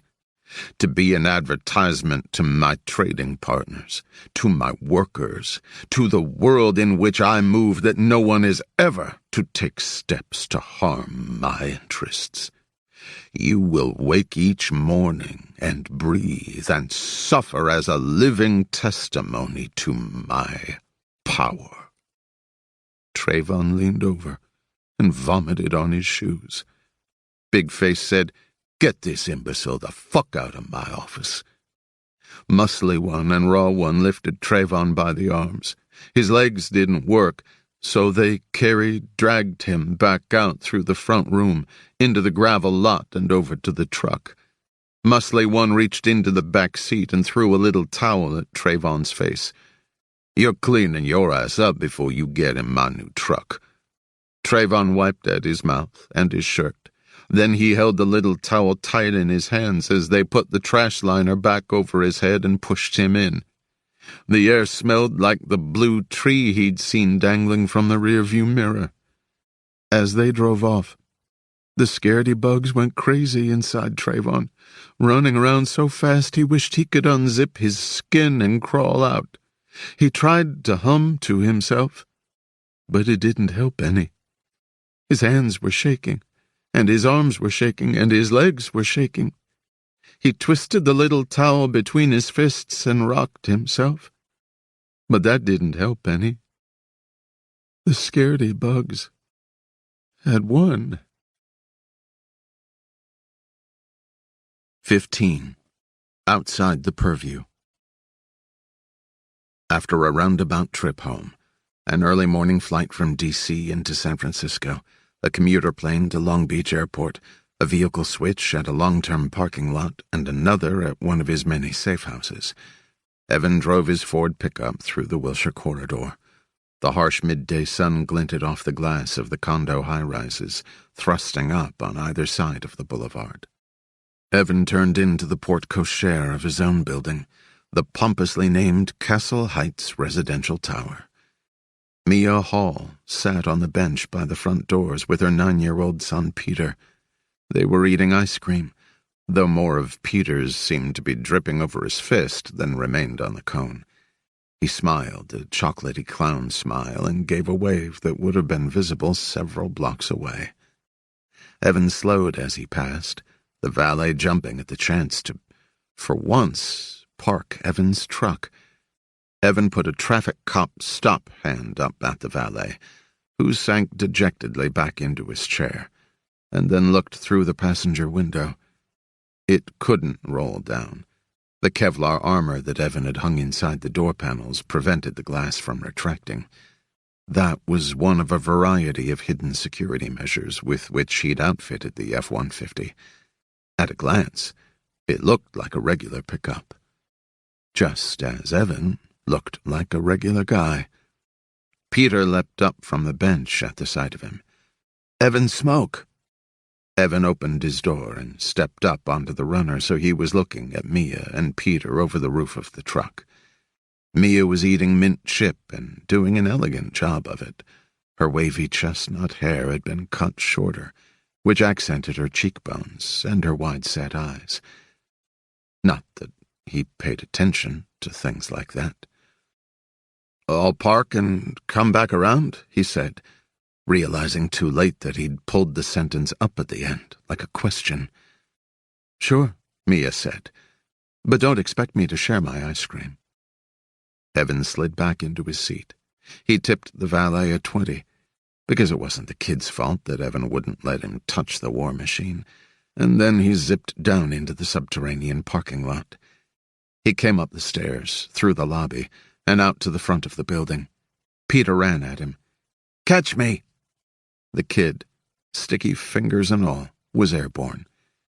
Evan barely had time to get his arms up before Peter koala-clamped onto him. Evan patted his back twice, awkwardly, and set him down. It took Evan a great effort not to scrutinize the chocolate finger marks left on his shirt. "Where were you?" Peter asked in his raspy voice. "At the White House, plotting to execute the president." "A boring work thing," Evan said. Mia paused from attending to her cone, her lips slightly pursed. Her gaze, which she'd cultivated as a Grade 3 district attorney, conveyed equal measures of incisiveness and skepticism. "No luggage, huh?" He couldn't tell if there was a suspicious edge in her voice, or if he was reading into it. Mia did not know what precisely Evan did professionally, but she knew that he was not an importer of industrial cleaning supplies, as he claimed to be. Over the years, she'd gleaned that his actual work fell outside the purview of what she or her office would find acceptable. Or legal. Evan mustered a smile, though he felt it sitting flatly on his face. "I travel light, as one does, for boring work things." Peter was tugging at Evan's chocolate-stained shirt. "Guess what happened to Ryan?" "What happened to him?" Evan asked. "No, not boy Ryan. Girl Ryan." "What happened to girl Ryan?" In Mrs. Bracegirdle's class? Wait, Evan said. Stop right there. You do not have a teacher named Miss Bracegirdle. I swear to God, I'm not lying, Peter said. It's true, Mia said, rising from the bench at last, leaving her satchel briefcase behind. It seems Roscommare Elementary went with the Dickensian motif this hiring season. I'm thinking if Peter fails out, he can become a chimney sweep. So, Girl Ryan, Peter continued, undeterred by the sidebar. Girl Ryan's dad went on a trip, and, he always brings home presents because, that's what dads do. Peter's own father had died 6 years ago, and though the boy's delivery was just the facts, ma'am, impassive, Evan thought he might have detected a note of longing in his voice. Out of the corner of his eye, Evan saw a shift in Mia's face, emotion flickering to the surface. Peter steamrolled ahead. And her dad got her. He paused for dramatic effect, hands fanned like a magician before the prestige, charcoal eyes wide, his blonde hair lank, save for the perennial cowlick in the back that hinted at improper combing. A Eiffel Tower kit. You build it with wood microbeams. Microbeams, Evan said. I know, right? And you cut 'em yourself and glue 'em, and then when you're done, the whole thing lights up. And she brought it into class. But during nutrition break, Jessie M. played with it and it caught fire. So what did Ms. Peerybingle do? Bracegirdle, Peter said. She got really mad and turned all red, which looks even funnier since she has orange hair that sticks out and sorta a mustache. She looks like the Lorax. Who's the Lorax? You know, the guy who saved the trees and flew away. And so Miss Bracegirdle stomped out the Eiffel Tower, but she wears these hippie skirts and, first-degree burns, Mia said. Class cancelled. So that's why you're eating ice cream? Evan asked. Celebrating the injury of Ms. Flintwich? We are celebrating a half-day off school, Mia said, as Peter ran into the lobby to throw out his ice cream wrapper. And the successful conclusion of a particularly important case of mine. Which was? Stalking, criminal threats, forcible rape, 3 counts of injuring a spouse, dissuading a witness, who happens to be the defendant's 4-year-old daughter, from reporting a crime.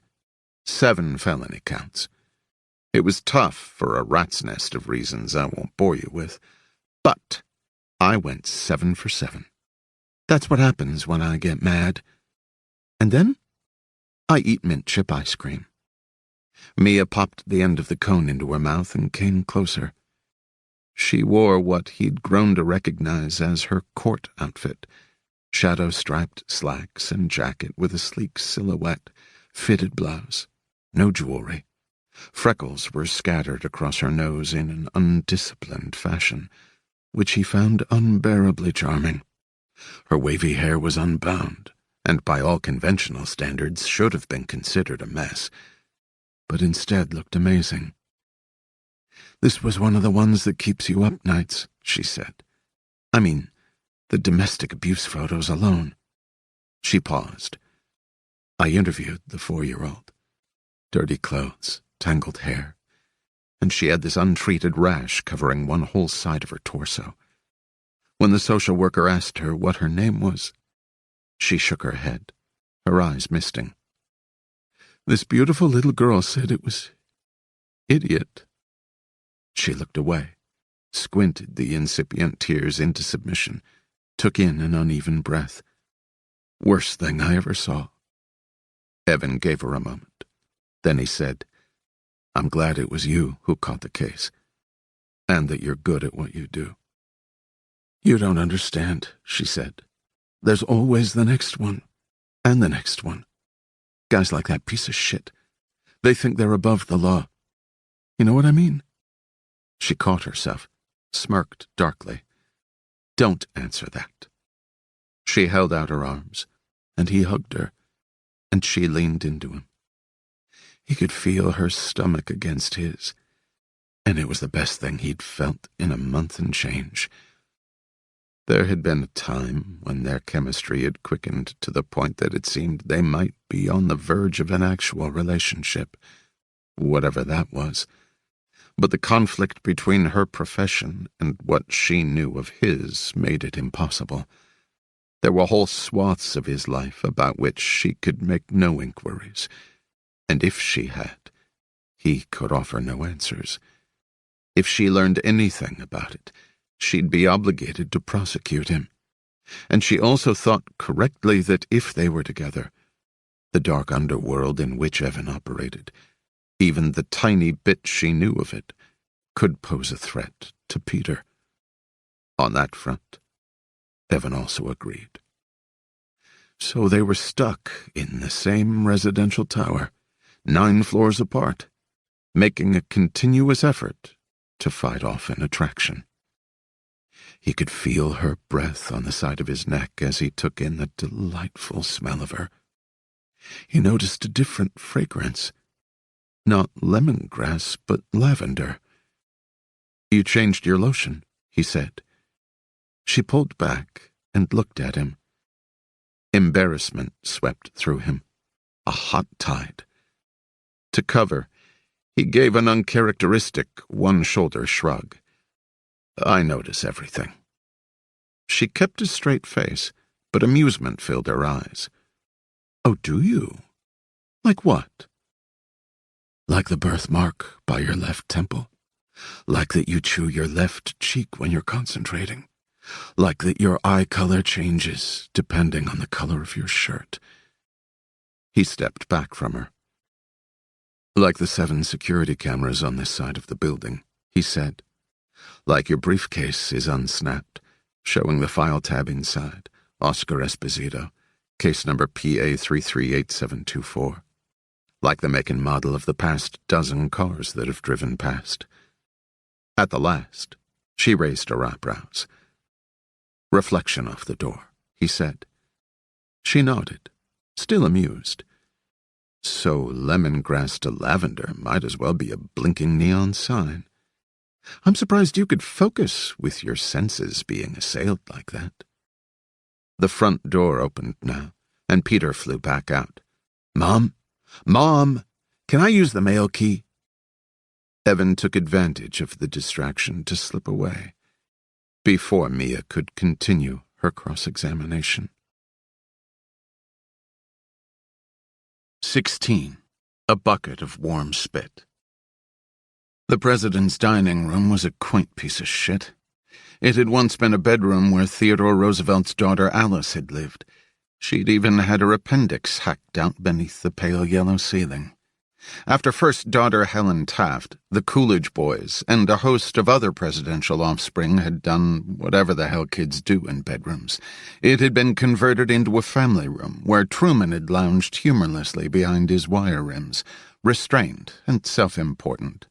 Then Jackie had overhauled the joint, as Kennedy's did, plastering the walls with antique wallpaper depicting battle scenes from the American Revolution. Johnson and Nixon, man's men, and assholes to the marrow, had left it untouched, but a passel of Fords, Carters, Reagans, Bushes, and Clintons had fought it out ever since, until the room had lowest common denominatored its way into its present state, where bland cream wall coverings and frilly valances prevailed. Jonathan Bennett had no kids, thank God, and no wife. He didn't give a 2-minute fuck about design, leaving such matters in the hands of his underlings.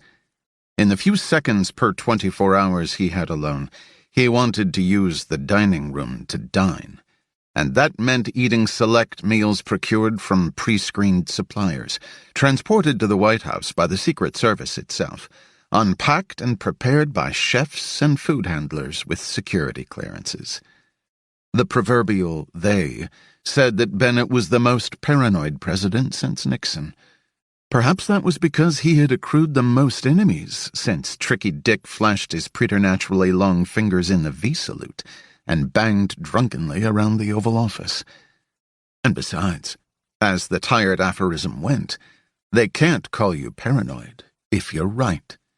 Given Bennett's decades at the Department of Defense, He knew this better than the politicians' saps who'd occupied the West Wing before him. He knew what was out there. He'd played in those sandboxes. Hell, he'd put the action figures into those sandboxes. He'd used them to play his own games. He smeared foie gras onto crostini now, and washed it down with a $2,000 Domaine de la Romanie Conti Richebourg Grand Cru. Orphan X was out there somewhere, living rough, holed up like the international war criminal he'd been designated as since he'd left the program. That was all well and good. Bennett sat in his fortress at the nucleus of power in the known universe, enjoying the finest pleasures life could offer. He heard high heels tapping and smelled the Hermes perfume before she stepped into view. He took another bite, enjoying his last moment of solitude. "Jonathan," she said. He closed his eyes, let the full-bodied burgundy burn a delightful trail down his throat. Then he turned to face his vice president. Victoria Donahue Carr was by most accounts a formidable woman, highly capable and, at 54, in the political sweet spot as far as age was concerned. Old enough to be considered an adult with enough experience under her sensible pantsuit belt to lead the free world should the need arise, and young enough to preempt any charges of being too long in the tooth to run once Bennett had served out his second term. She leaned against the chair opposite his, but didn't sit, her jacket bunching beneath her crossed arms. She'd sworn off horizontal stripes after their first term due to midsection spread. Once shapely, she'd turned into an obstinate block of a woman, which Bennett supposed was a fine metaphor for the deterioration of their relationship. He read her face, her body posture, picking up a host of nonverbal tells that signaled discomfort. "You're here to discuss the congressional subpoena that's rumored to make an appearance next week," he told her. "I am. I have executive immunity. They can't compel me to appear at an investigative hearing." "Let's think this through, Jonathan. Yes, you can claim executive privilege, but the investigation is centered on activities that predate your time in office. They have nothing to do with the presidency itself, which means you'll be hard-pressed to claim immunity." Donahue Carr was a former constitutional lawyer, and never tired of reminding him about it. He swirled his wine, checked its legs. "The constitutional demands of due process of the law are going to outweigh executive privilege here," she continued. "This isn't some penny ante case, Jonathan. It's a multi-billion-dollar investigation, and leaving questions unanswered, questions about relationships with defense contractors. We can't afford that. Careful, Vicky. You sound like you believe what you're reading on the Huffington Post. Wilson, Truman, Ford, TR, all of them testified before Congress," she said.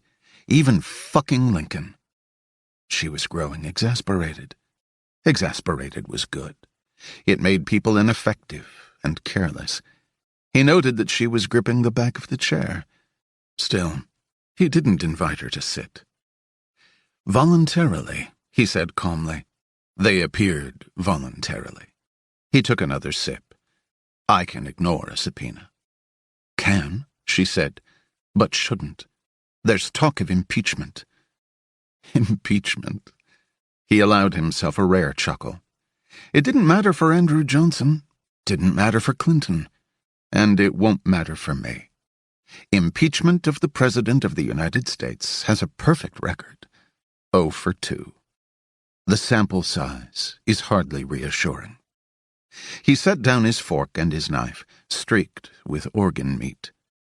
"When I first took office, they were serving on the Reagan's China pattern.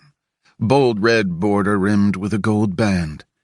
I found it too obvious. So I went with the Wilson service here." He picked up his plate and tilted it so the food slid off and plopped onto the tablecloth. He displayed the smudged face of the china. The first one to be manufactured in the United States. Donahue Carr took in the sight. "You know what both plates have in common?" he asked. "The presidential seal," she said. "That's right," he said, "in case I forget who I am." He set down the plate, thumbed the outer band of matte gold encrusted with stars and stripes. "The thing is, I don't forget. Not for a single moment since I put my hand on that Bible. Ask a dozen people what the president's job is and you'll get a dozen answers. But above all else, the job of the president is to demonstrate order, to maintain security, to project power. That keeps citizens from the realm of chaos. It keeps them from having to contemplate the realm of chaos. It keeps them happy and industrious, minding the laws of the land and paying their taxes and letting the grown-ups do what needs to be done. Having the president hauled before Congress undermines those American necessities. I'm not sure you're aware of just how bad public sentiment is, Jonathan. You're balanced on a seesaw right now. One step the wrong way and the whole thing tilts. There's only so much we can sustain. We? He looked up at her. Because I'm feeling like I'm the one doing all the sustaining these days, Vicky. So when you say there's only so much we can sustain, do you mean our ticket or our party? I mean the country.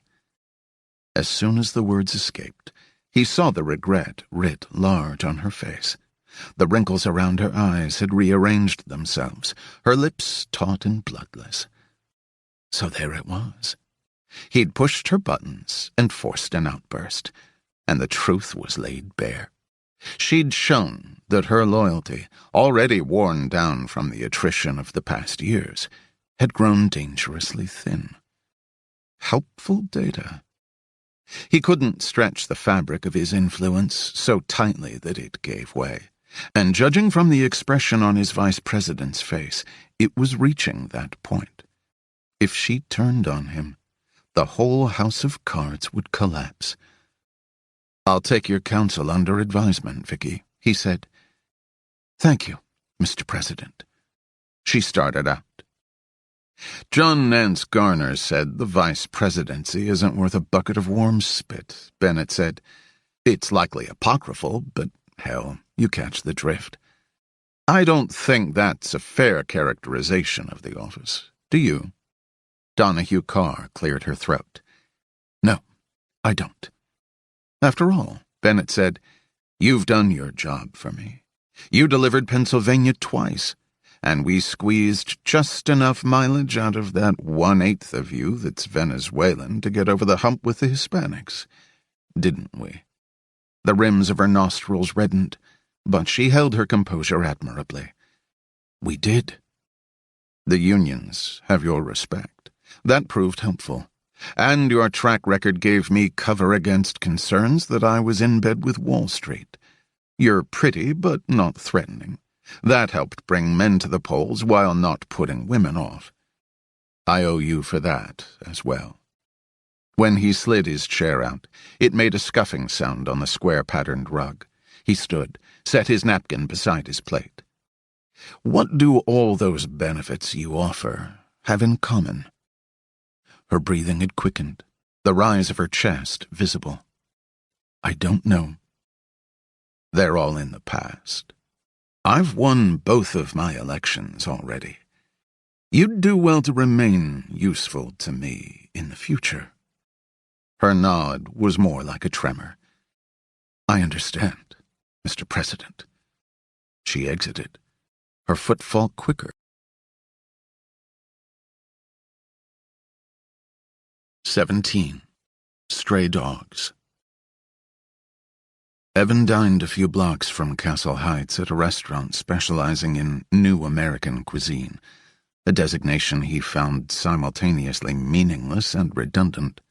Sitting at the patio's edge, he ordered a whole branzino roasted in a parchment wrap with a side of steamed kale. Though the bar offerings were extensive, none of the vodkas rose to his palate, so he opted for Pellegrino, which he drank garnished with a wedge of lime. It was a consummate Angelino night, warm edging into cool, neither too dry nor too humid, a soothing breeze. Looking into his glass, he pictured Jonathan Bennett's face swirling behind the bubbles, and wondered what the president was doing at this very moment across the breadth of the continent, readying battle plans of his own, gathering intel on the other wayward orphans so they could be put down like stray dogs. Sipping from his glass, Evan registered the sting of betrayal as something physical, a knife between the ribs. He was reviled by the country he'd served, unwanted and deemed not worthy of living, hunted on the authority of orders issued at the highest level. They had made him who he was, and then found their creation to be unacceptable. His pleasures now were simple, using his skills to help those not merely in need, but also worthy, and sipping sparkling water al fresco on a glorious California night. He engaged in a quiet sitting meditation, timing his inhalation, doubling the count for his exhalation, and again. The fourth commandment: never make it personal. This would be a mission like any other, except infinitely harder. He checked the roam zone, confirming that the display showed no missed calls, which brought a wave of relief. He settled back in his chair, scanning the restaurant. Eating by himself gave him the freedom to study everything around him even more closely. One of the regulars, an older woman, sat alone in her usual booth. Stiff tweed suit, face done up, cell phone on the table. She drank a single glass of white wine with dinner every time. She always overtipped. The phone never rang.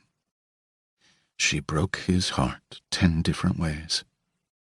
He glanced away so as not to be caught staring, and noticed a homeless man stumble up the sidewalk with the aid of a crutch. Just beyond the patio, the man sat, slumped against a parking meter. He was missing a leg below the knee. His battered cardboard sign read, "Homeless veteran with PTSD. I'm not ashamed anymore, but need help." His head was lowered, his good leg kicked wide, the cardboard sign propped against his belly. His clothes were filthy, his face covered with grime.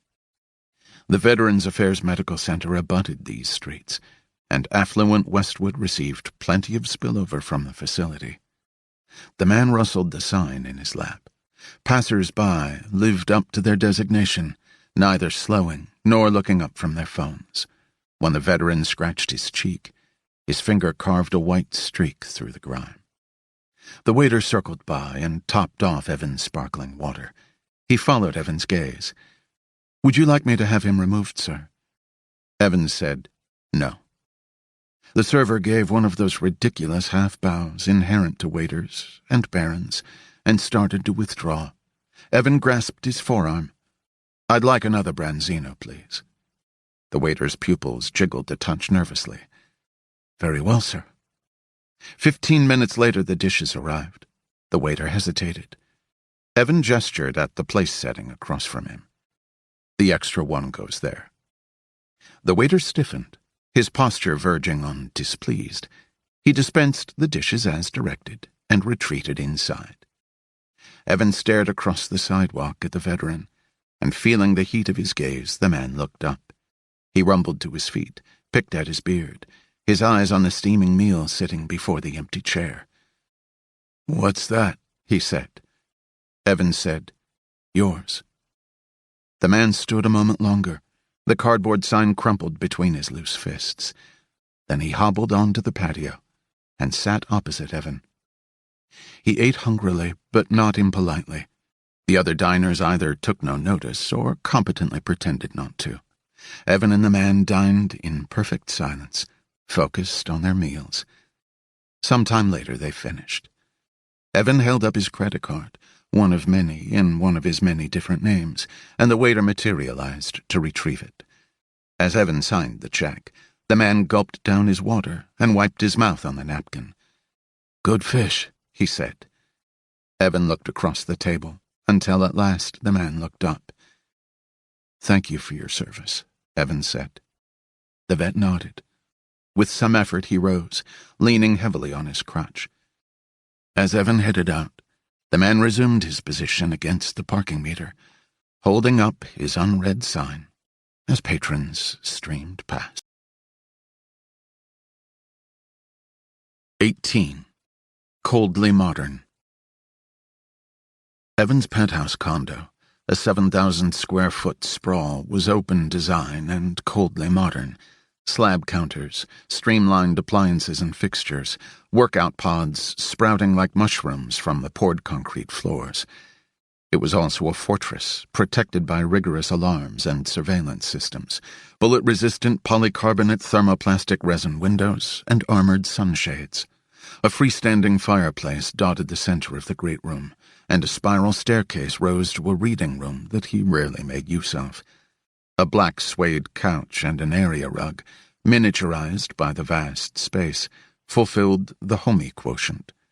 Still disgruntled by the restaurant's standard booze offerings, Evan breezed into the kitchen and tugged open the freezer drawer of the Sub-Zero. Lined neatly inside was a selection of exceptional vodkas. He plucked out his bottle of choice for the evening. Fog Point was made with water harvested from San Francisco fog. To capture the Bay Area mist, mesh fog catchers designed to emulate water-capturing plants were positioned high on the hilltops around Outer Sunset and Sutro Tower. A full day's harvest amounted to a mere few cups of the precious liquid. Evan filled a cocktail shaker with purified ice, poured in a jigger, and shook it until his hands adhered to the metal. From the freezer's middle shelf, he removed a stainless steel martini glass, frosted from the chill, and poured in the mist's newest iteration. He sipped. Hint of citrus. Maybe honeysuckle. Lovely. He circled the kitchen island to the so-called living wall, a vertical rise of germinating herbs and vegetables, and snapped off a sprig of basil, which he let float among the ice crystals. Then he washed and dried the shaker and jigger and put them away. A few drops of water remained on the counter, so he wiped them, and then wiped the rest of the counter for good measure, and then he wiped it again to get rid of the wipe marks. He told himself, stop. Padding across the great room, drink in hand, he passed between racks of kettleballs, his shoulder brushing a heavy bag. A single hall led to the master bedroom, where his maglev bed literally floated above the floor, repelled from it by unreasonably powerful neodymium rare earth magnets. A cable anchored to each corner moored the bed to keep it from flying up and smashing against the ceiling. In the ensuite bathroom, a nudge of his knuckles sent the wide glass shower door rolling aside on its barn door track, and then he stepped inside and gripped the hot water lever. An embedded digital sensor read the print of his curled palm and allowed him to twist the lever through the point of resistance. A hidden door, disguised seamlessly in the wall tiles of the shower, swung inward, and he entered the concealed 400 square feet he mentally referred to as the vault. Part command center, part armory, the vault was where Evan did the majority of his operational planning. The underbelly of the public stairs to the roof crowded the space in the rear, where weapon lockers stood aligned. In the center of the room, an L-shaped sheet metal desk supported a proliferation of computer hardware. Right now, there were no monitors in sight. With a finger, he clicked the mouse, and 3 of the 4 walls, a horseshoe wrapping the desk, shimmered to life.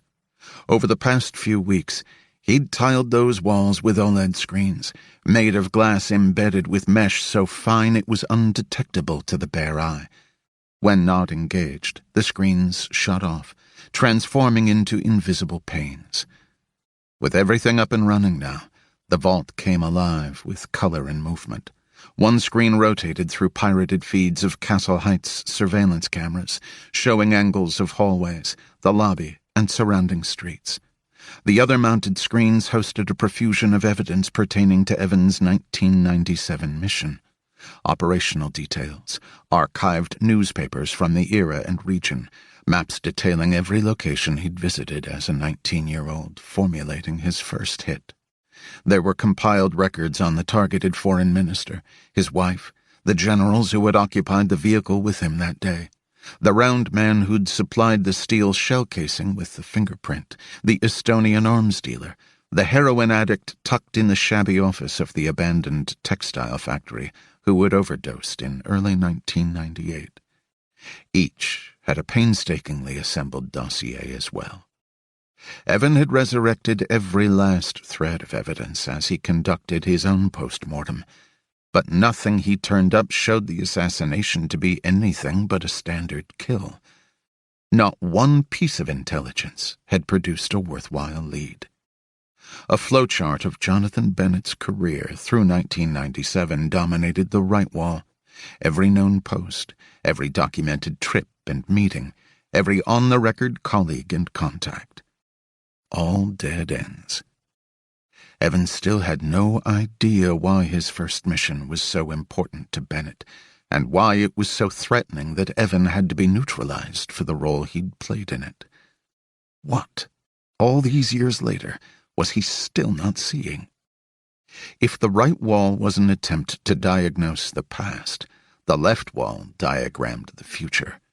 It was a living tableau, aggregating data that would aid in the assassination of the president. Evan immediately noticed a number of changes on the left wall since his latest excursion to D.C. The White House's website had taken the president's public schedule offline. No information available at this time. Evan looked down at the pine-cone-shaped aloe vera plant nestled in a glass bowl filled with cobalt glass pebbles. "Okay, lady," he told her. "It's all up to you and me now." Aside from the living wall, Vera, too, was the only other living organism of note in the penthouse. He watered her by slipping an ice cube between her serrated spikes once a week, which was all the caretaking she required, and all the caretaking he was capable of. He returned his focus to the screens. Mentions of the president's movements from other credible websites showed his agenda in sudden motion, fundraising events sliding around, speeches put on hold, ceremonial events delayed until further notice. Bennett wasn't holding up, but the Secret Service was smart enough to obscure his comings and goings so as to give little advance notice of his itinerary to Orphan X. The president had no unavoidable, predetermined appearances scheduled in the upcoming months, such as an address to the UN or a G8 summit. The State of the Union, another palatable opportunity, wasn't until January. A media feed showed the usual screaming headlines: an arms deal with Syrian rebels gone to shit, Bennett resisting pressure to testify before Congress, gerrymandering resolutions sneaking their way onto ballots before the midterms. Evan sank into his chair and took another sip of the fog point. Definitely a trace of honeysuckle. He refocused on the task before him. The stingray he'd used to such fine effect last night now rested on the sheet metal desk, downloading data and encryption keys into an out-of-the-package Boeing black smartphone he planned to use as a mirror for the one belonging to Special Agent in Charge Naomi Templeton. He'd already transferred the data onto his hard drive and spread it around the OLED screens facing the desk. A GPS dot showed a nice, strong signal from her apartment. He remotely activated the microphone on her smartphone, picking up the noise in the room. A doorbell, a barking dog, and then Naomi's voice. "Hush, Fenway, hush." There was some rustling, perhaps as she moved away. Then her words came again, less clearly. "Hey, thanks for stopping by. I wanted to see, any chemistry?" Sounds of movement, and then she said, "He likes you." The next exchange was obscured. When Evan could again hear Naomi's voice, she was saying, "So it's $40 to walk him, $55 to drive him over to visit my dad during the day, and $100 for a hike and a grooming, yeah?" A low-pitched man's voice murmured something Evan couldn't make out. He switched his focus to Naomi's calendar, notes and emails, also up on display. An algorithmic software program scrolled through her information, grabbing data indicative of future movements. Lots of meetings at headquarters, interagency consultations, countless visits to her father's facility. No social plans, No documentation of specific movements with or regarding the president. Any information concerning Bennett was wisely kept off a phone that could be misplaced or stolen. Okay, Naomi's voice cut in again. So he needs a walk every day? I don't know all this stuff yet. He's my dad's dog, and I'm sorta still catching up to all this. More masculine mumbling. And then Naomi said sharply, No, I don't want to get rid of the dog. My dad likes seeing him. Christ, Fenway's the only thing that makes him happy. On the screens, Evan brought forward another window. Before he'd left for dinner, he'd deployed Hashkiller's 131 billion password dictionary on every last piece of encryption on Naomi's phone, hoping to grind through a portal and bust onto the Secret Service's private secure network. On the activated microphone, he heard a door close, and then Naomi said, Maybe I should give you away, you mongrel. A scrabbling of paws answered her. How am I supposed to take care of you in the middle of all this? More footsteps, more scrabbling paws. Dad would know exactly how to help me. But he's not really Dad anymore, you know? Evan heard the puff of a deflating cushion. Naomi had plopped onto a couch, and then another louder plop as the dog presumably landed beside her. Naomi sighed. Looks like it's up to you and me, Fenway. Evan glanced at Vera, too, and pictured Naomi a dozen states away, conferring with her own loyal advisor, plotting to catch Evan, just as he was plotting to evade her. On the mounted screen, Hashkiller continued to make superb progress on Naomi's applications and logins, but Evan watched with rising pessimism as gateway after gateway led nowhere he wanted to be.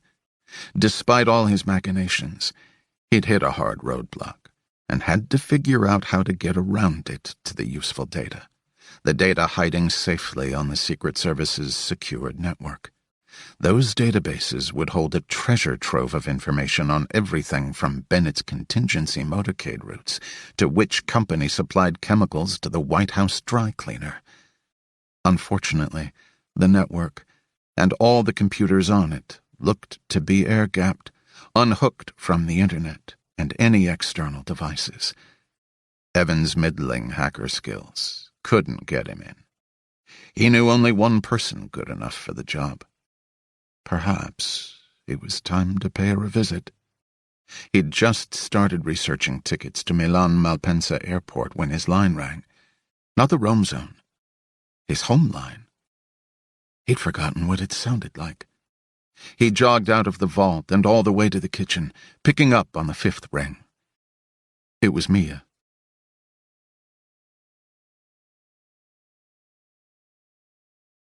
"19. Bad Men." Trayvon didn't know how long he'd been walking. The whole day was like Swiss cheese with big holes in it.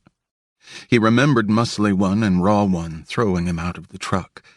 He remembered his shoulder hitting the ground hard and the sound of the truck driving away.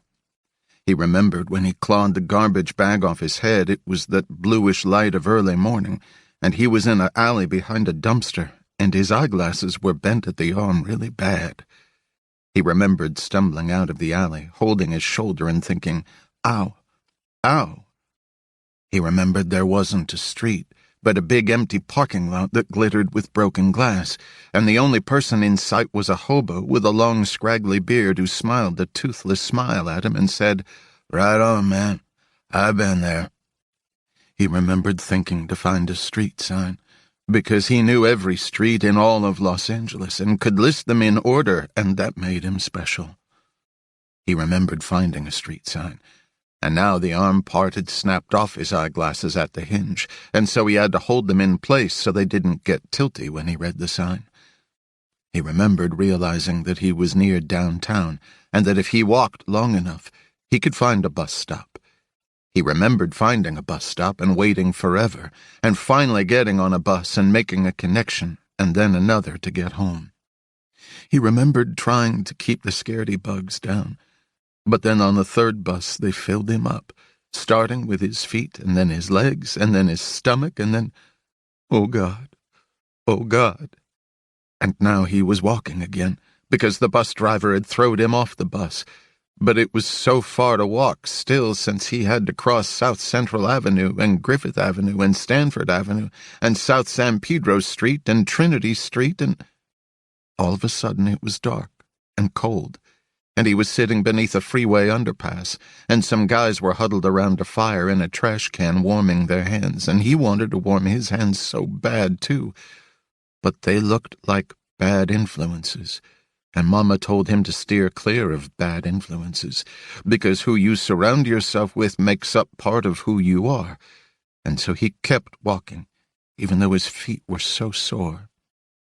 Mama. He had the little towel he'd used to wipe off his puky mouth still crammed in his pocket, and he thought he should probably throw it out. But it was like blankie when he was a kid, and it was all he had in the world now, and what if he puked and needed it again? The guy was selling flowers by the on-ramp, and Trayvon walked by, and the guy said, "Fuck you, S.A. I got this corner." And Trayvon said, "Excuse me, sir, I'm sorry," and had to take the long way to get across the 110, holding his shoulder even though it didn't help stop the pain any. He could see the moon overhead like an eye staring down at him, and he felt as alone as anyone had ever been in the world, because they were all dead. Uncle Jojo, and Grandmama, and Leo, and everyone except Kiara, 'cause she was gone in Guatemala helping folks and out of touch, and he had no one to call in the whole entire universe. He stopped at the side of the road, and cars were whizzing by, and he stared up at the moon eye, and the moon eye stared back at him, and the scaredy bugs went crazy in his chest, and he thought his heart was gonna stop, and he couldn't breathe, and he knew he was gonna die, and he thought maybe that was okay, 'cause it would be better than living now. The sidewalk zoomed up and hit his cheek, and then he curled up on his side and drew his knees up to his chest with no one but Moon Eye even noticing him, and the scaredy bugs danced in front of his eyes, and he was trying to find air to breathe. And then he heard a screech of brake pads and footsteps coming up, and then a hand rested on his shoulder and a voice said, "Hola. Hello? Hello, my friend. My friend, are you okay?" And Trayvon said, "Uh-uh. Did someone hurt you?" "I don't know." "Do you need to go to the hospital?" Trayvon could hear the cars whizzing by still, and felt the cold of the nighttime pavement against his cheek, and he fought the scaredy bugs as hard as he could, because we don't cry, and we don't feel sorry for ourselves. And the man kept his hand on his shoulder, and that helped because it was another person touching him, but not in a stranger danger way, and right now that meant he wasn't so alone. Trayvon sat up. "That's right, amigo. Just take a deep breath, and then another." "Yes, sir." Now he could see the man's face, crinkled and kind, and the dark hair with some white mixed in like Uncle Jojo's. Trayvon said, "What's your name? 'Cause I'm not allowed to talk to strangers, but if I know your name, then you're not a stranger." The man made a smile, but it wasn't a happy smile, just the shape of one. "Benito Orellana." The smile shape faded. "What happened to you?" "I can't tell you." "Joven, what happened to you?" "Leave me alone." "Joven, go away." Mr. Orellana drew back, and then Trayvon felt guilty, 'cause it wasn't respectful to raise your voice at nobody, and so he said, "I'm sorry." Mr. Orellana said, "That's okay." Trayvon cleared his throat. "They said I can't tell anyone." Mr. Orellana sat down on the pavement next to Trayvon. He stayed like that for a full minute, and then another. His car was double-parked at the curb, and another car honked as it passed, all rude-like. At 137 seconds, Mr. Orellana said, "You know my name. So that means we're not strangers, right?" "Right." "We're sort of friends, even." Trayvon gave a reluctant nod. His shoulder hurt, and his cheek hurt, and his heart hurt. "I was in big trouble once," Mr. Orellana said, "with my son. And I needed a friend. a friend I could trust. They said I can't talk to anyone. Who did? Bad men? Trayvon bit his lip, 'cause it was wobbling, and he wasn't gonna cry or feel sorry for himself, 'cause that would be disrespecting Mama's memory. Mama, Trayvon said, they hurt my family, and I can't tell anyone or they'll make it my fault. Mr. Oriana made a noise in his chest, like the bad men had done it to him instead of to Trayvon. See, Trayvon said, you can't help me. No one can help me. Ever again. Mr. Oriana got up and dusted off his pants. He crouched over Trayvon and rested both hands on his shuddering shoulders. He said, Can you remember a fun? 20. Yes, please. Evan flew down 9 flights of stairs and spilled onto the 12th floor hall. At the end, the door to Mia's condo stood open. He ran up the corridor and into 12B. Mia stood facing the couch, shifting her weight from foot to foot as if she wanted to break into a sprint. Peter was whimpering. Evan couldn't see him over the back of the couch except for the swirl of blonde hair sticking up above the cushions. Heeling the door closed, Evan went to Mia's side. How'd it happen? She said, he dove off the counter playing Batman and hit the coffee table. Peter looked tiny on the couch. He was wearing only tighty-whities and a torn bedsheet knotted around his throat. The low-rent cape had been swept aside to reveal the dislocated shoulder. His right arm hung lower, pulled down out of the socket. In place of the deltoid was a divot deep enough to be shadowed. Peter glanced down at the scoop of hollowed skin, crunched up his features, and turned away again. His face looked hot, humid with smeared tears. Evan said, Batman doesn't fly. Peter stopped sniffling. He can glide, he whimpered. Gliding's trickier than it looks, Evan said. Evidently, Mia said. Now I need to move him to the car, but he won't get up, and I can't carry him. Peter broke in. It hurts too much to move. And I've got to get him to the hospital. No hospital! Okay. Evan held up his hands. He doesn't have to go to the hospital. I'll do it. You know how to fix a dislocated shoulder? Mia asked. Wait, of course you do. Why would I even... She shook her head in exasperation. Okay. How do you do it? There are about 24 ways, Evan said. I prefer the one that's the least painful.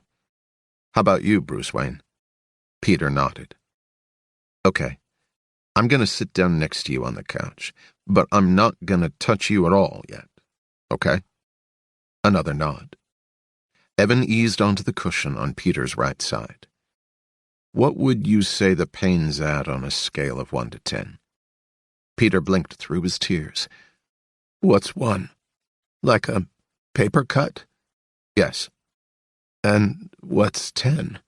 Like someone rips your face off and then sets it on fire?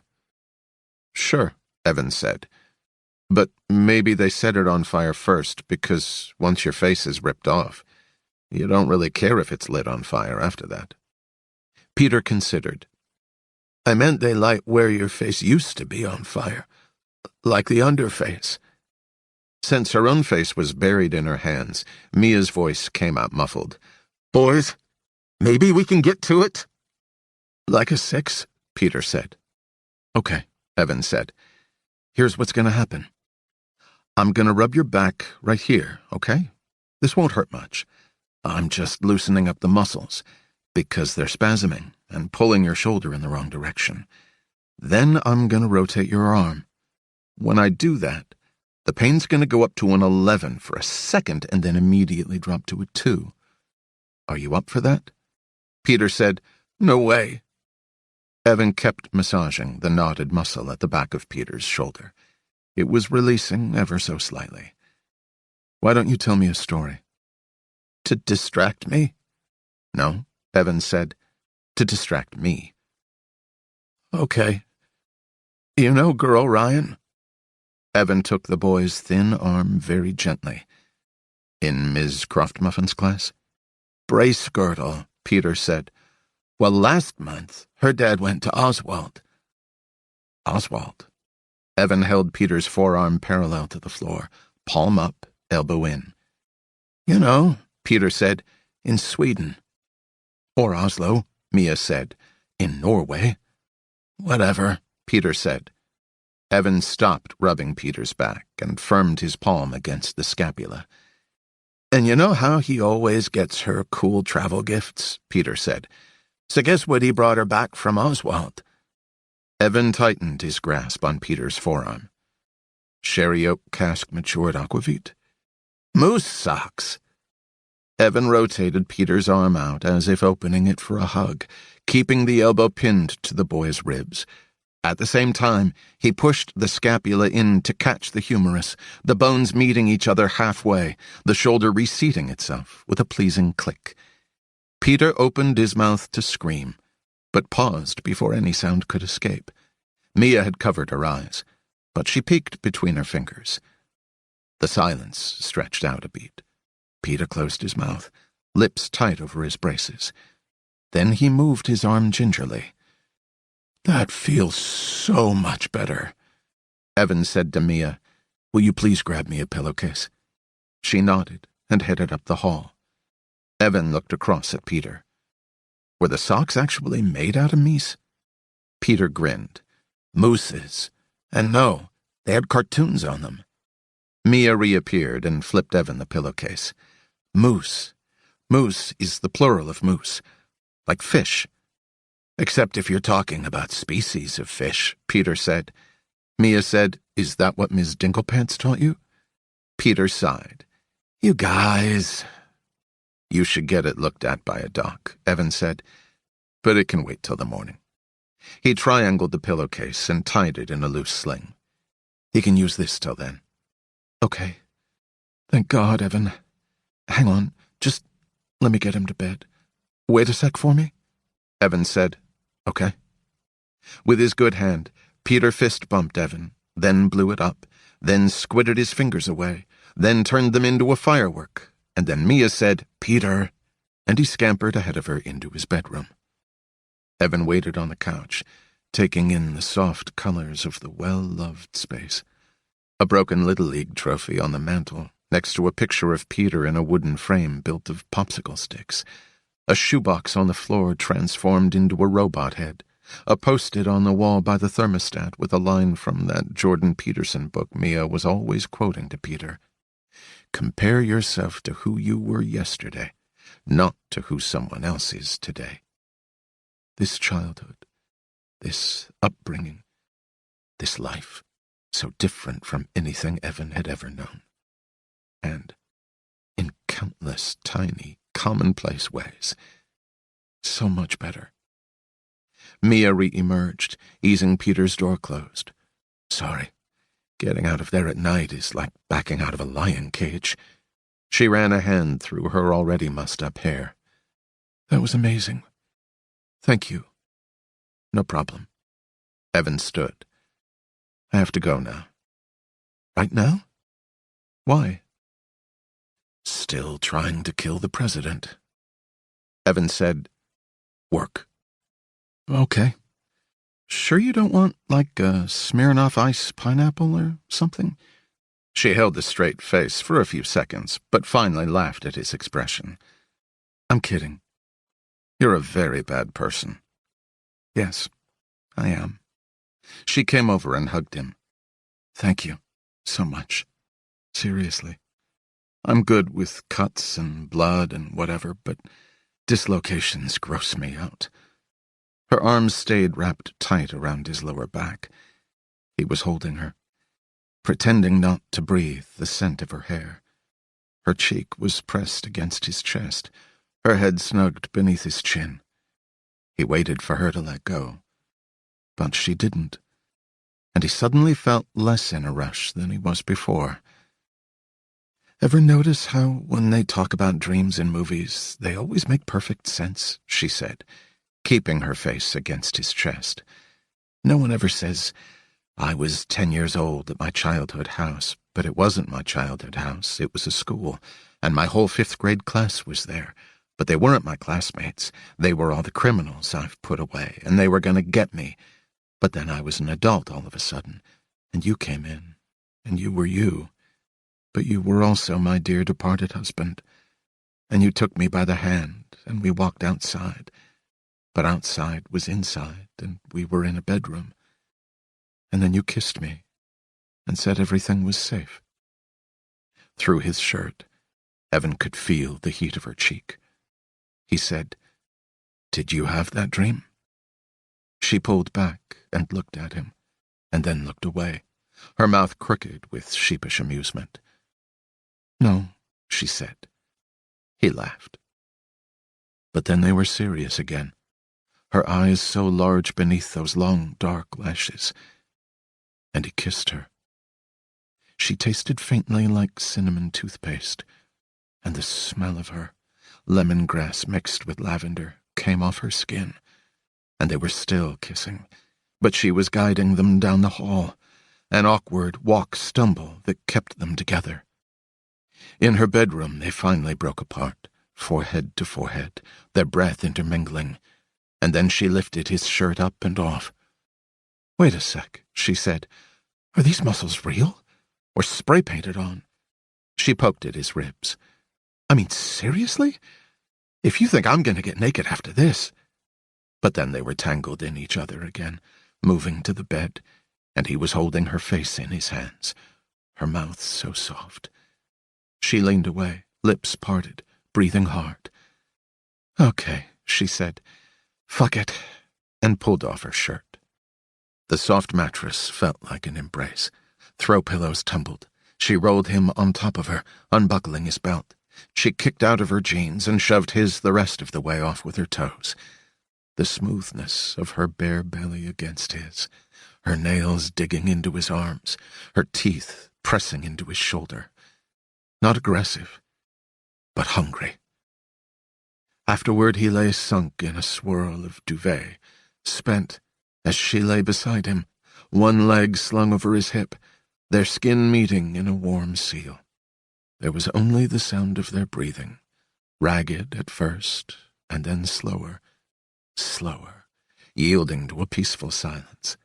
She shifted off him, away, and bedded down on her stomach with one knee hitched up so her body formed a lowercase h. She wasn't quite snoring, but she made a distinctive snuffle with each inhale that he found unreasonably charming.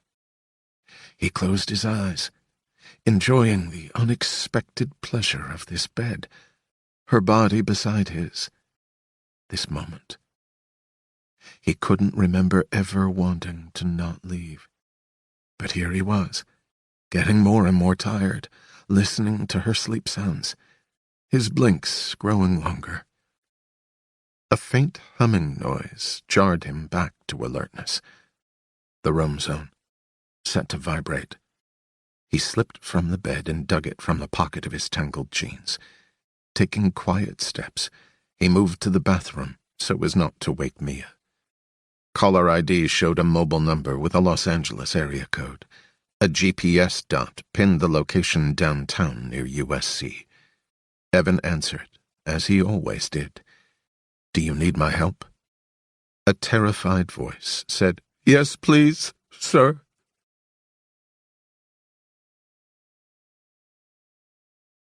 21. Heavy weaponry. Naked in the bathroom, Judd Holt stared at his reflection. Rivulets from the shower streamed down his powerful body. From his calves to his biceps, his muscles were compact and pronounced, coiled springs. The wrinkles at the edges of his eyes had deepened into grooves that touched his temples, where the brown copper hair turned the color of dust. It had been a long time since Orphan A had truly looked at himself. In prison, mirrors were hard to come by, and for good reason. An instinct rose up in him. Wrap a hand towel around his knuckles, smash the glass, search out a dagger-sized shard, just to have it. But there was no need for that. Not here. He'd selected a hotel near DuPont Circle, closer to the action, and paid more for the room than he thought a middling hotel should cost. Beneath the faucet, an indentation in the porcelain held a petite lump of French vanilla soap, encased in fine paper and shaped like a scallop shell. He unwrapped the lump, flung the wad of paper into the trash, then soaped his hands, forearms, and face, despite the fact that he'd just washed. It had been so long since he'd experienced a luxury scent of any kind, the sugary sweetness filling his nostrils like something from a remembered dream. He toweled off and dressed quickly, and then swiped a wider circle of steam from the mirror. His beard was coming in aggressively, and he thought he'd let it keep coming. A Paul Bunyan show of strength.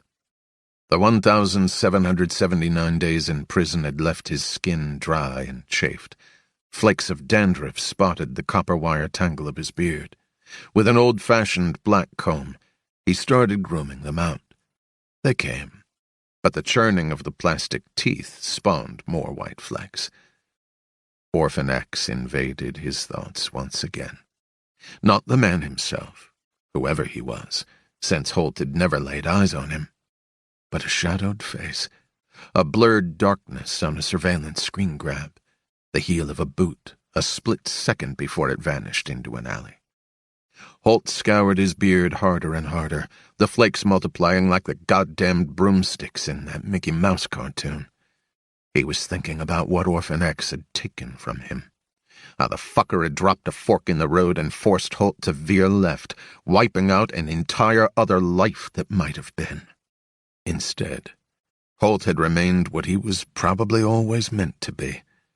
Orphan A, cleaning up messes for America. His cheek was bleeding. He didn't notice until a blood drop struck the porcelain sink, ruby red and serrated at the edges like a sunburst. He set down the comb and took a few deep breaths. It was 4 a.m, and he needed to sleep. He exited the hotel bathroom. The bed had a bunch of those oddly shaped pillows, cylinders with tassels, ovals with velvet trim. A watercolor of a windsurfer hung above the headboard. On the nightstand, a remote control as wide as a ping-pong paddle was studded with more buttons than he could count. Holt stood in the hum of the regulated air from the vent, and knew himself to be safe. And yet everything in his body screamed otherwise. He dressed quickly, and then pulled on his socks, laced up his boots. Then he lay atop the duvet, arms crossing his chest, a vampire in repose. He closed his eyes. He imagined he was back in his cell, where his hours and thoughts were contained. This comforted him. When he dozed off, he dreamed of a woman a lifetime ago, the scent of her on the bedsheets, her lyrical accent, that wavy dark hair. She was tough and beautiful, and the only thing he'd ever known that had made life worth living. He awakened 2 hours later, having moved not an inch. On the desk, resting beside pamphlets touting Colonial Williamsburg and the Museum, Wetzel's file contained the information on the federal prosecutor who had put Holt away. He stared at the picture with enmity. He certainly was not a fan. But still, a federal prosecutor. His mistake last time was going with heavy weaponry. He couldn't risk being spotted with restricted guns, not during the warm-up round before the game went live. He'd reserve heavy weaponry for when he really needed it, and he'd really need it soon enough. He knew that Wetzel and Bennett had processors sorting countless bits of data, scouring through the virtual universe. When X popped his head up, Holt would be waiting with a carbine, locked and loaded. He memorized the specifics in the prosecutor's file and then lit it on fire, dropped it into the bathtub, and washed the clumped ashes down the drain. When he drove away from the hotel, a moon floated brazenly in the slate-blue morning sky. He parked at a Home Depot and walked inside, breezing past early-morning contractors smelling of beer breath and strong coffee. He found what he was looking for in aisle 10. He laid it on the checkout counter. The clerk glanced from him to it, and back to him again. He'd been told more than once that his presence made sensible people feel uneasy. She tittered, a burst of nervousness escaping. "You sure that's all you need?" He looked at her, set down a 20. She rang him up, tapping the keys with her fingers splayed so as not to snap off her fake nails. Her eyes jittered over him. She cleared her throat. "Need a bag, sir?" He picked up the clawhammer and walked out. The two-story house rose from behind a wood alternative picket fence. Michigan Park was located in northeast D.C., but this block, with its freestanding homes and grassy setbacks, could have been anywhere.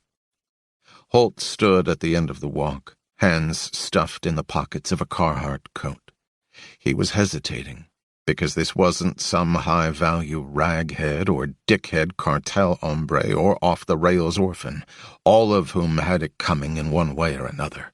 This was an attack on law and order itself, the kind of damage you sometimes had to do when you cut through critical structures to reach a deeper cancer. The house itself looked warm and lived in, the kind of ordinary place where ordinary folks lived out ordinary lives. Verdant green front lawn, 3 steps rising to a porch, Crayola red bricks. Languid suburban motion pervaded the street. A mom out for a morning jog, yoga pants adhered to her lower half, pushing before her a baby stroller that resembled a space pod. A few garage doors creaking up in unison. A low-end Mercedes easing out into the workday. Holt unfastened the latch on the thigh-high fence, stepped through, and progressed to the porch. Behind the door he heard morning commotion. A woman's voice. "Did you feed Dylan before carpool?" "Waffles. Frozen but multigrain." Holt rang the bell. "Hang on." A man threw open the door. Middle-aged, worn T-shirt from an old Stones tour, sandy blonde beard neatly trimmed. "Hi, can I help?" The feminine voice shouted from somewhere behind him. "Honey, have you seen my briefcase?" "Sorry." The man turned away from the door. "On the chest in the playroom." "You're the best." The woman blew into view, briefcase in hand, holding up earrings. "These dangly ones okay? I have closing arguments today." The man said, "I'd go with studs." More assured. "You're picking up carpool, right?" She turned, noticed Holt standing there mutely. "Hi, sorry. Hi." Holt stared directly at her. "You don't recognize me?" She squinted, tilting her head as she slid a diamond stud into an earlobe. "No, I'm sorry." Holt studied her a moment longer, made a game day decision.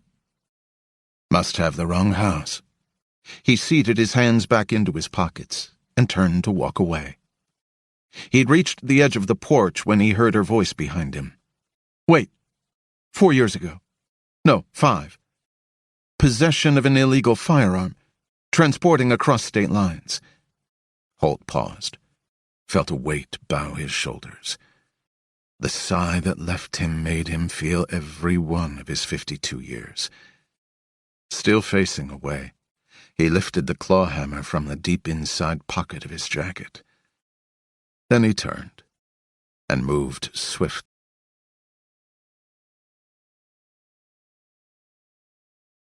22.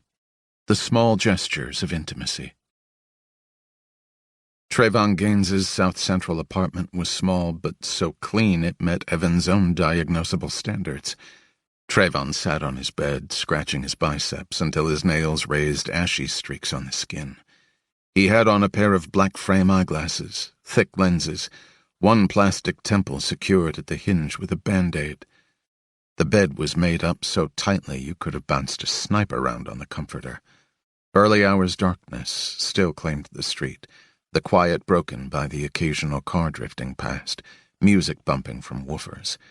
The building was close enough to USC to be relatively safe, and far enough away to be interesting. Evan stood in the shadow beside the bureau, away from the window, keeping a clear view of the bedroom door. He wore a Woolrich shirt held together with magnetic buttons that gave way readily in the event he made a quick grab for his weapon, or someone made a quick grab for him. The shirt hid the Kydex High Guard holster riding his left hip, which held an Ares 1911 custom forged from a solid block of aluminum, as untraceable as Evan himself. He'd fed the pistol a magazine filled with 230-grain Spear gold dot hollow points, a bonus round chambered in case a gunfight went 9 deep in a hurry.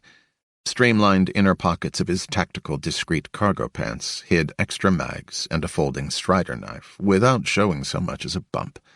His original SWAT boots were lighter than running shoes and looked perfectly ordinary, with the pant legs pulled down. The last words he'd spoken were, "Tell me everything you remember."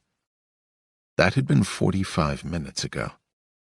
The story took longer than Evan had expected, longer than any story he'd ever been told. Trayvon recounted every last detail.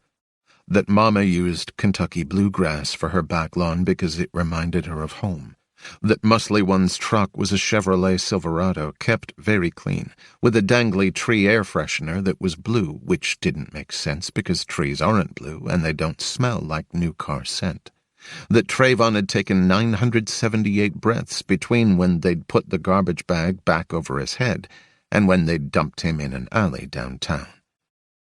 Evan thought of the 7th commandment, one mission at a time, and felt frustration thrum to life in his gut.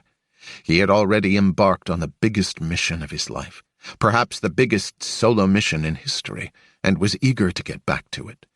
To proceed, he had to get into the Secret Service databases through Naomi's phone. He'd booked his flight to Milan, to the one person with the hacking skills to possibly make it happen, and he was impatient to get airborne. Mere hours ago, he'd slipped out of the warmth of Mia's bed. He'd wanted to leave a note on one of her trademark post-its, but had struggled mightily with what to write. This was where his upbringing failed him. The small gestures of intimacy escaped him every time. He'd settled on, sorry, work. He'd made it quietly across the room before pausing for a 3 count, his hand on the doorknob. Then he'd reversed course, moving silently, and added, P.S. exclamation mark. He noted his own rising restlessness now, and created distance from it, observing it from afar. Before him was a young man in desperate need of help. Evan was getting useful information, and some not-so-useful information. But then again he couldn't yet know what would prove useful and what would not, so he cleared his mind and opened it wide. The 1st commandment, assume nothing. As Trayvon continued to describe what had been done to him, Evan forced himself to discard his anger. Anger was useless. There were 2 tales unspooling, the one that Trayvon was telling and the one that Evan was reconstructing in his head. When Trayvon described the shipping container filled with $18 million of frozen fish from Suriname, Evan translated it to 600 kilograms of cocaine smuggled inside large game fish that helped mask the scent from drug-sniffing dogs. The port of Paramaribo was a narcotics transshipment point for cocaine of Peruvian origin, which meant Big Face was in deep to the cartel. After another half hour, Trayvon finally ran out of words. I was just following the rules. He shook his head. I was just following the rules like you're supposed to. He was trembling, skinny arms crossed at his stomach. Evan felt a surge of admiration for the young man. But that reaction, too, was emotional. It wouldn't get Evan from A to B, and right now, that was all that mattered. He leaned on the dustless bureau, his elbow touching the side of an old-fashioned TV with the bulk of an ice chest. Here's what's going to happen next. Trayvon looked over at him, his already big eyes magnified through the thick lenses. On the neatly made bed behind him, there was a stuffed animal frog, tucked in up to its chin. The cops will come, Evan said. They'll tell you that your family's been killed. What do I tell them? That you're shocked and devastated, that you're scared you'll be targeted next. Act terrified. That shouldn't be hard. Trayvon's teeth were chattering. No, sir. They'll bring you to identify the bodies. Trayvon covered his mouth and nodded. Your fingerprints are all over the house, but that's fine. You said you visit your mom a lot, right? He nodded again and murmured, Mama. Don't tell the cops you went to the house last night. But you're not supposed to lie to the cops. It's against the rules. If you follow the rules, Evan said, then Big Face will hurt you. And I don't want you to be hurt. So I need you to listen to me, okay? I need you to follow my rules. Okay. Your cheeks scuffed up a bit. If the cops ask where you got that, what are you going to say? I got it when Muscly One and Raw One threw me out of their truck. Evan gritted his teeth, searched again for patience, which was proving elusive. You can't mention them either, okay? Any of them. If you say anything about them, they'll find out, remember? Okay. Evan looked away to hide his exasperation. On the bureau beside him was a notepad with neat handwriting that read, Goals for the day. 1. Make more eye contact with folks. 2. Smile more when you see folks. 3. Ask a personal question when someone asks you one. 4. Don't overshare about stuff that bugs you. 5. Be yourself. 'Cause who else can you be? Evan found that he'd been staring at the pad too long, and he looked away, reminded himself of the fourth commandment. Never make it personal. He cleared his throat, a rare nonverbal tell. If the cops ask about the scrape on your cheek, tell them you got it moving a crate at the office. Moving a crate at the office. That's right. And you're going to get up in the morning and go to work as if nothing's happened. Trayvon's upper teeth pinched his lower lip, and Evan could see he was biting down very, very hard. Yet he nodded. Do not mention me, Evan said. That's a rule, a very important rule. Understand? No matter what. Mention who? Me. I was making a joke, Trayvon said. Oh. Evan did his best not to look at the list on the bureau, at the frog-stuffed animal lovingly tucked in. He had to treat this mission like any other, which meant treating Trayvon like any other client. I have to figure out where to find the men who did this to you, Evan said. You didn't overhear any names? No, sir. Can you tell me anything distinctive about the men? Well, one had hair that was brown like chocolate brown, and it was cut about 2.5 inches, I mean really distinctive. Piercings, tattoos, scars. Muscly One had these tattoos on his inner forearms that were like each a half skull, so when you put them together like this, a quick demonstration, they'd make a whole skull. But I didn't get to see him do it. That's good, Evan said. That's helpful. Thank you. You don't know the location of the compound where they brought you? No, sir. My head was covered, and I lost count after we turned left, right. Did you see the license plate of the truck? It was a new truck with plates like from the dealer, but they were dark, so I couldn't read them. If it was new, I don't know why he added new car smell, 'cause wouldn't it have that already? And also he was worried I'd get puke on the new seats, and so he made me wipe my mouth with a towel. The towel you held on to, Evan said. Like Blanky. Yes, sir. Do you still have the towel? Trayvon stood up, but then his knees seemed to go weak, because he sat back down and leaned forward with his hands on his thighs, the mattress squeaking. Then he stood up again, and Evan followed him into the cramped front room of the apartment. Trayvon went over to the yellow tile counter that passed for a kitchen, knelt, and pulled from the trash can what looked like a hand towel. He handed it to Evan, the microfiber crusted with dried vomit, a ripe odor wafting off it. Evan turned the white towel over, spotted the stitched decal on the other side. 24-hour fitness. He tore off the white tag, pocketed it, and handed the towel back to Trayvon. Trayvon clutched it to his chest, his eyes starting to water. He squeezed them shut and muttered something to himself under his breath, repeating it in a loop, adjusting his eyeglasses again and again until the earpieces turned the skin above his ears raw. Trayvon. Trayvon. Trayvon opened his eyes, sniffed hard. Then he leaned on the table as if he were dizzy. When's the last time you ate?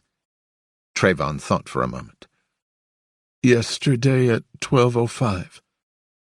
You're no good to us if you can't focus. I'm sorry. Evan opened the refrigerator. It was filled with pineapple, cantaloupe, lemon chicken, apricot jam, squash soup, sweet potato, carrots, and oranges. On the counter were Captain Crunch's Orange Cream Pop Crunch, Cheerios, bananas, and a dozen boxes of mac and cheese. Evan looked at him. Trayvon gave a faint cough, a nervous tick, then did it again. I only eat food that's yellow or orange. I understand, Evan said.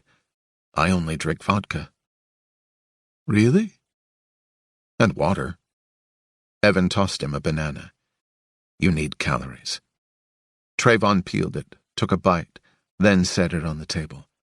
They were both still standing. I didn't ask not to be normal, he said, with sudden anger. No, Evan said. Even if I don't fit in, I'm still special. I still matter. Evan said. That's true. I always mattered as much as anyone else to my family. Uncle Jojo said blood's thicker than water. Now I don't have anyone to see me like that. Evan studied the angry twist of skin between Trayvon's brows. It'll be hard. You don't know, Trayvon shouted. You don't know how it feels to have someone try and wipe you off the face of the whole entire planet like you were never even there. Evan thought of taping the surveillance photos to the wall of apartment 705 in D.C. All those other orphans, their faces crossed out by magic marker, their lives redacted by the sitting president of the United States. He didn't say anything, because there was nothing to say that would be useful. Trayvon raised a stiff hand and pressed his palm to the side of his head. This seemed to calm him. Finally he said, I wish Kiara was here. Your sister. Can we reach her? No, Trayvon said. Look. He went around the table to a tiny computer desk and came back with a glossy pamphlet. Evan scanned it. It detailed a 3-month church mission designed to help provide potable water to Mayan Indians living in 200 remote villages scattered through the jungles and mountains above the Rio Dulce in Guatemala. There's no phones, Trayvon said, and she doesn't barely ever check email. She doesn't even know what happened to Uncle Jojo and Aisha and Mama. He paused, drew a few breaths. Mama, he repeated, and the grief in his voice was palpable enough to put a hitch in Evan's next breath. Your sister, Evan said, getting them both back on track. There's no way to reach her. That's good news, too, Evan said, because it means no one else can reach her either. Trayvon chewed his lip and thought about that, and then his eyes changed. Right, he said. Right. He took another bite of the banana, and then sat it down again. I have to feed Cat, he said, rushing to fill a plastic bowl with kibble. At the noise, a slender tabby materialized from its hiding place behind the curtain. Mama bought me Cat. I'm responsible to him, and he's responsible to me. She sounds like she was a good mom. Trayvon closed his eyes again, fiddled with his eyeglasses, and made the noises he'd made before below his breath. Some kind of mantra? At his feet, Cat dined obliviously, crunching away. "Trayvon, what are you saying?" He opened his eyes. "We don't cry, and we don't feel sorry for ourselves." Evan took a moment to find words again. "It's okay," he said. "You can cry." "No," Trayvon said, and then, more forcefully, "No." "All right." Trayvon sank into the chair. That's all there was at the little breakfast table. One chair. He looked up at Evan. "Do you cry?" "I didn't go through what you went through." "I'm not gonna cry." "Okay." Evan took a step closer. "I need to leave now, Trayvon. I'm going to find the men who killed your family. And then I'm going to report back." "What if they come after me?" "They're not going to hurt you. They need you alive and well to maximize your suffering." "Oh," Trayvon said. "Oh, no."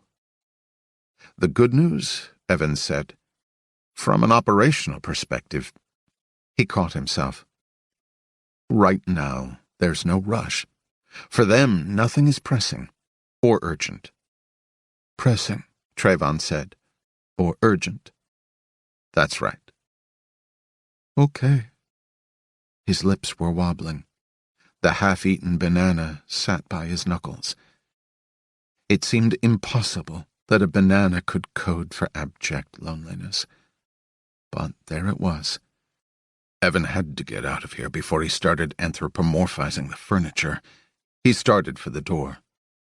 "It's all my fault," Trayvon said to his back. Evan stopped. Didn't turn around. "No," he said. "But they told me—" Evan swung around. "Everything that happened, every last thing, is on them.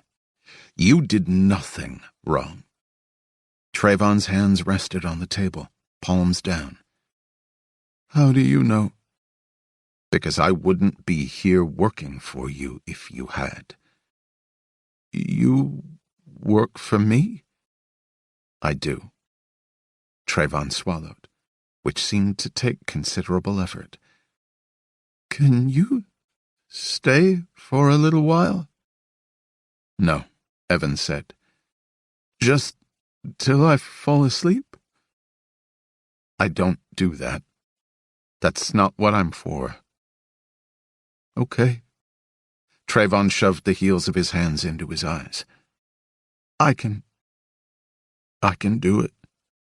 I can put the TV on. It keeps me company." He lowered his hands, and by dint of will his eyes were dry, and his head held high.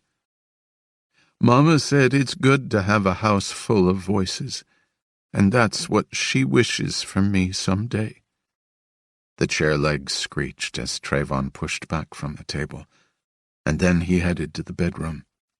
A moment later, Evan heard the TV click on, an exuberant weatherman discussing cold fronts fetishistically. Evan bowed his head. Cat sat at his feet and looked up at him. Evan said, "Be quiet." Cat looked at him some more. "What do you know?" Evan said.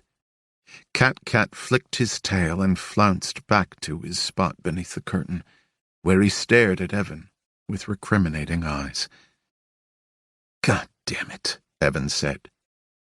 He walked down the brief hall to the bedroom and found Trayvon in bed wearing blue pajamas, having tucked himself in next to the stuffed frog.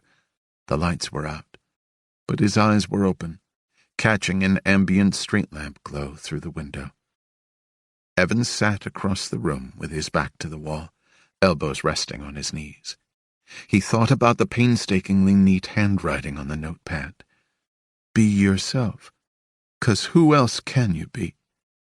About the man across from him waking up every morning trying to do the best he could. and about the people who had obliterated everything he'd known. The fourth commandment was out the window. The seventh commandment was out the window.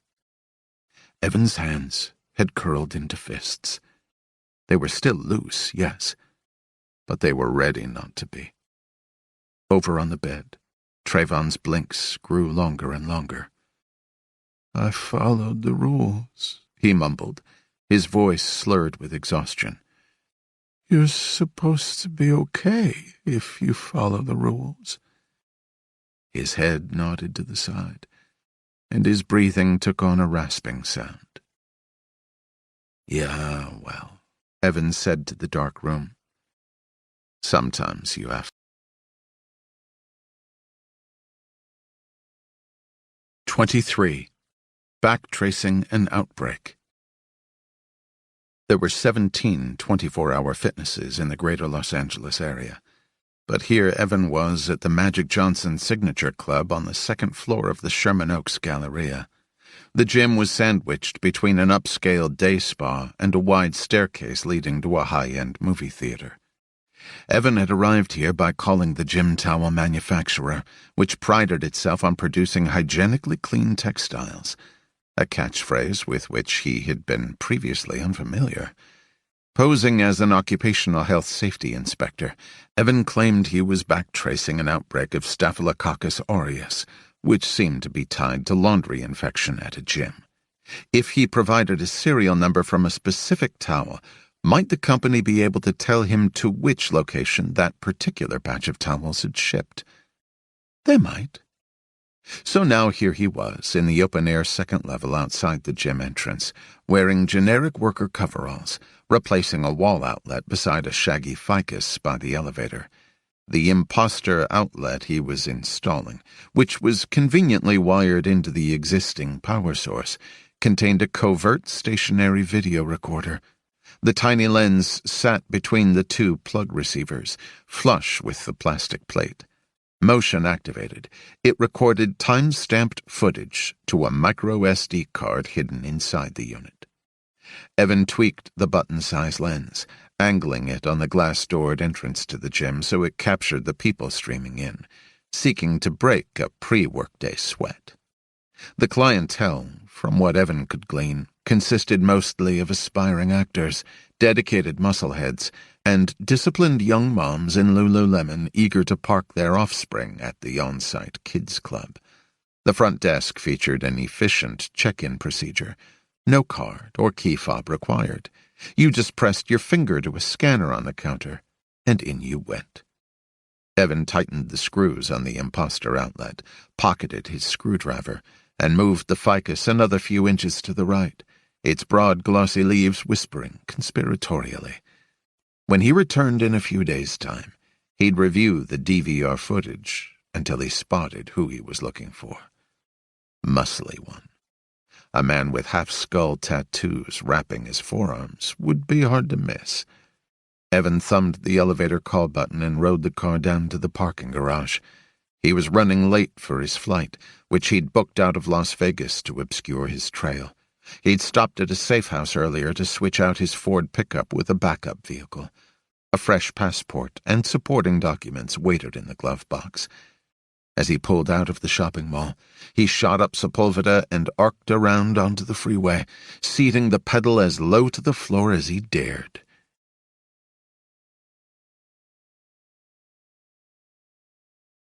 "24. Worthy of trust and confidence."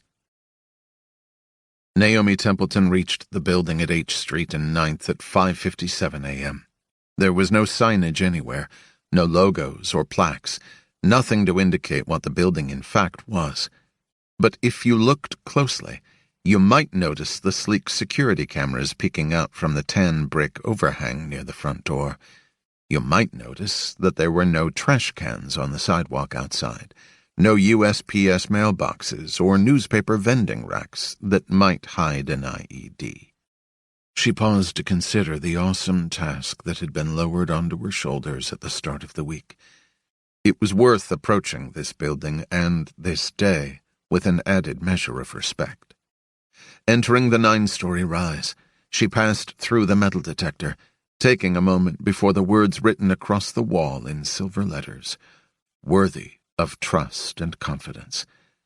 She drifted through the central atrium in a kind of focused haze, ordering her mind for the briefing to come, the orders she'd give, the arms she'd have to twist. She moved beneath the catwalks, the beehive of glass-walled offices, so many agents bent to a common cause. A succession of somber photographs in the hall commemorated those killed in the line of duty. This morning, she didn't look at the clean-cut men and women with their stalwart eyes and proudly squared shoulders. Instead, she'd looked at the blank stretch of wall beyond the last slain agent's portrait, the space allotted for future memorials. If she didn't do her job, there would be more faces on this wall. One of them might be her own. Upstairs in the nerve center on the top floor, she presided over the Joint Operations Center. A string of agents was plugged into monitors, overseeing the movements of protectees as codenames and coordinates blipped around in real time. The current location of POTUS was front and center on a large screen dominating the south wall, a clear and present illustration of what the service's single top priority was. A football team's worth of protective intelligence and assessment agents rimmed the immense oval table, mostly men, mostly white. If it weren't for the shitty suits, it would have looked like a holiday lunch at a country club. "And I want full satellite monitoring on a continuous basis in a 2.5-kilometer radius around the White House," Naomi continued, her voice taking on a hoarse edge from all the talking. The same unblinking eye surveillance that McChrystal used in Iraq when they were hunting Zarqawi. 2.5 clicks? Isn't that a touch arbitrary?" Agent Demi asked, snapping his gum. "The longest sniper shot in history is 2.48 kilometers, Naomi said. "I'm not eager to have any records broken on my watch." "But our guy's not a dedicated sniper." "We don't know what he isn't," she said. "We don't know what he is. All we know is that one of our highest trained assets is hell-bent on getting Bennett in the crosshairs."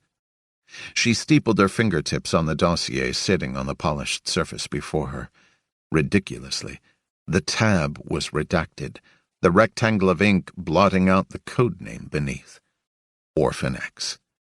This paper-thin file that Doug Wetzel had grudgingly released contained a minimum of information, either because that's all the agencies had, or because that's all they were willing to give up. Evidently, the program was double-blind at every link of the chain, explicitly designed to maximize deniability up and down the command. With the various political messes President Bennett was mired in at the moment, it was clear that his office wasn't eager to lift the veil any further than was absolutely necessary. Naomi didn't trust or like Wetzel. For her to do her job, she'd need more than the names of a few dead associates, a list of possible sightings, some vague details about suspected operations, and a shitty composite sketch generated from the memories of the D.C. cops who'd found themselves overmatched by matcha tea and a handful of salt. She vowed to catch the Deputy Chief of Staff out of the White House on neutral ground and reach an in-person understanding on what she'd require to stop Orphan X. But for now, she needed to work with what she had.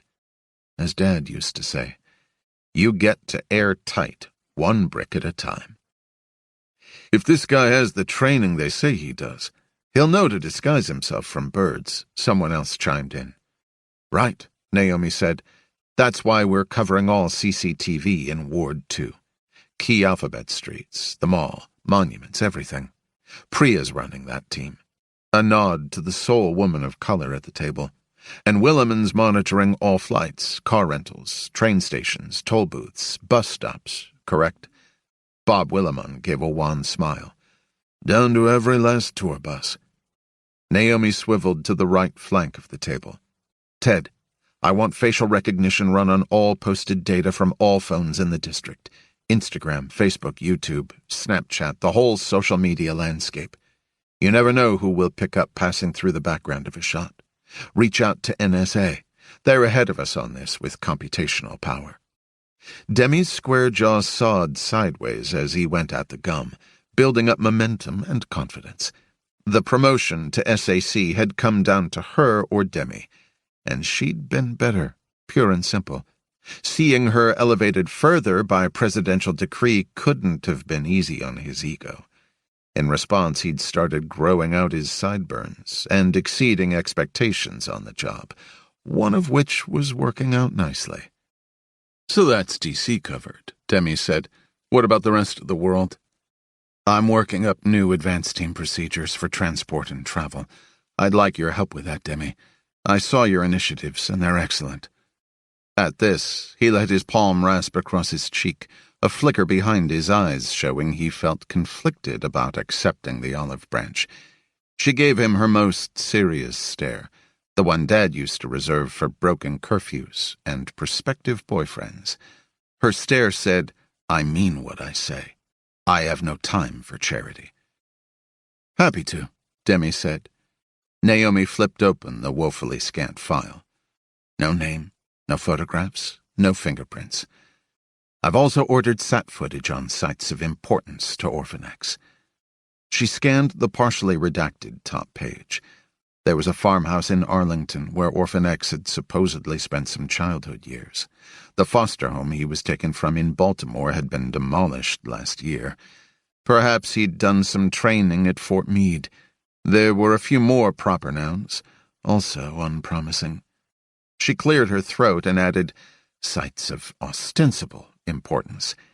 We don't have much, but you get to airtight, one brick at a time. Orphanex's primary advantage is that he only has to get it right once.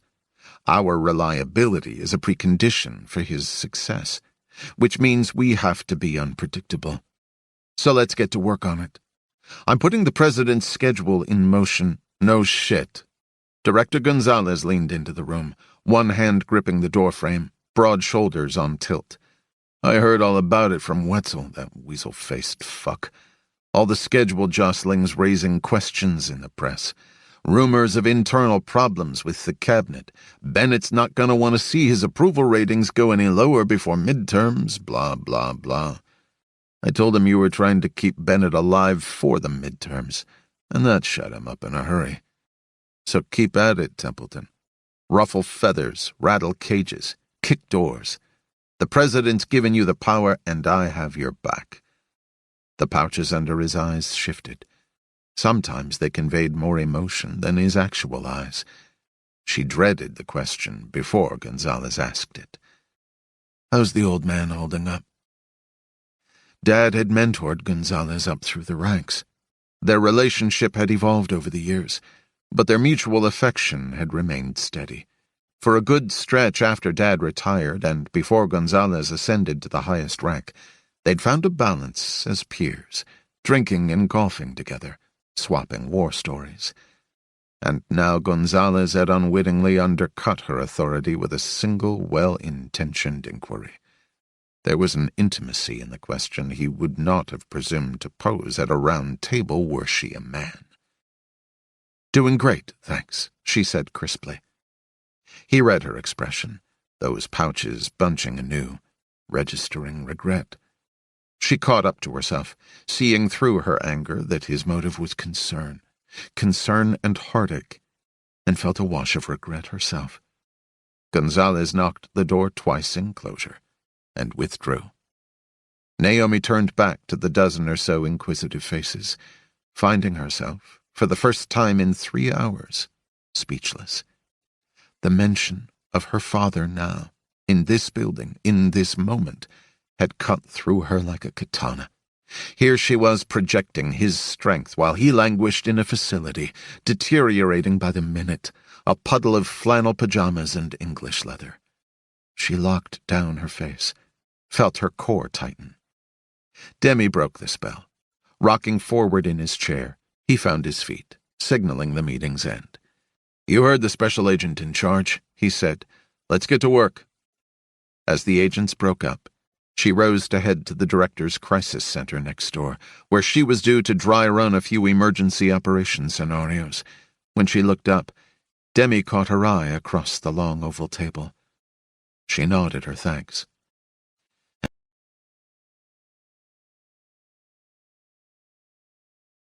25. Kick like a girl. Vera loved the silks, loved the feeling of climbing and twining, the combination of elegance and power required by Tissu. She'd proven adept at aerial, graduating quickly to medium-stretch fabrics, the better to suspend herself gracefully above the gymnastic mats. Her cover was equally graceful in its simplicity.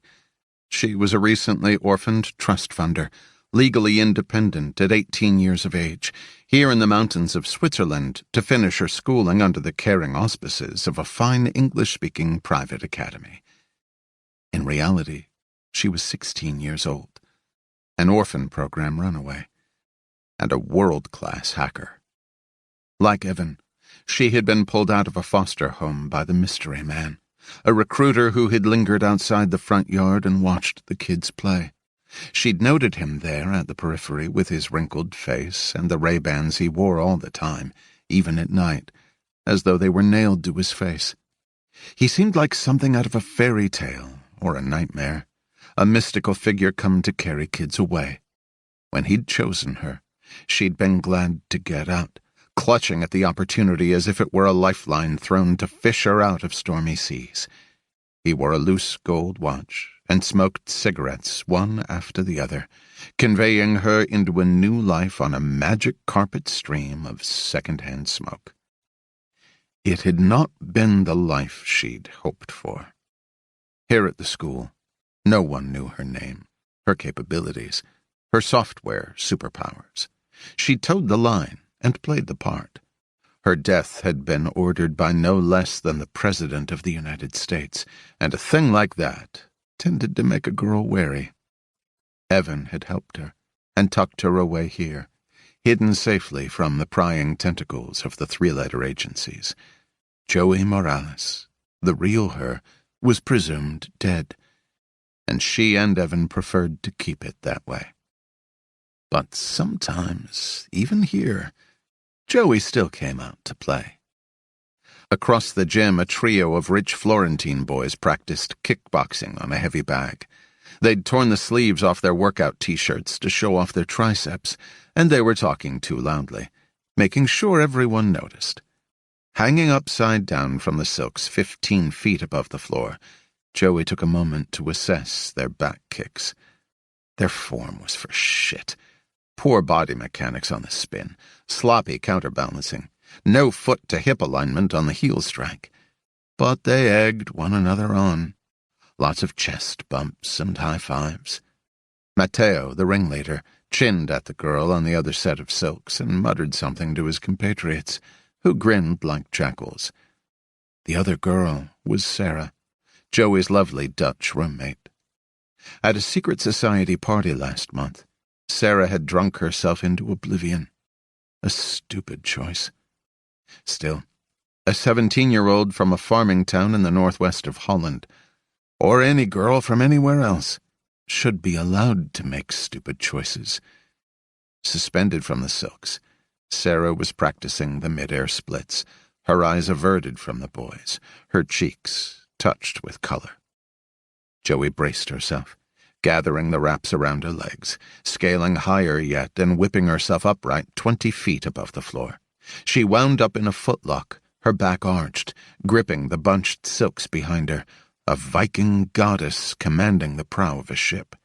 She felt a slight pull, the scar tissue in her thigh asserting itself, but that just made her feel more alive.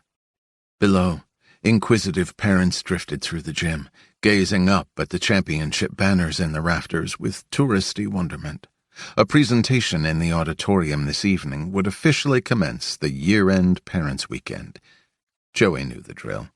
Cheese plates and Viennese torts, a PowerPoint augmented with endless blathering, the dads pretending not to be bored, the moms pretending not to radiate vicarious intensity.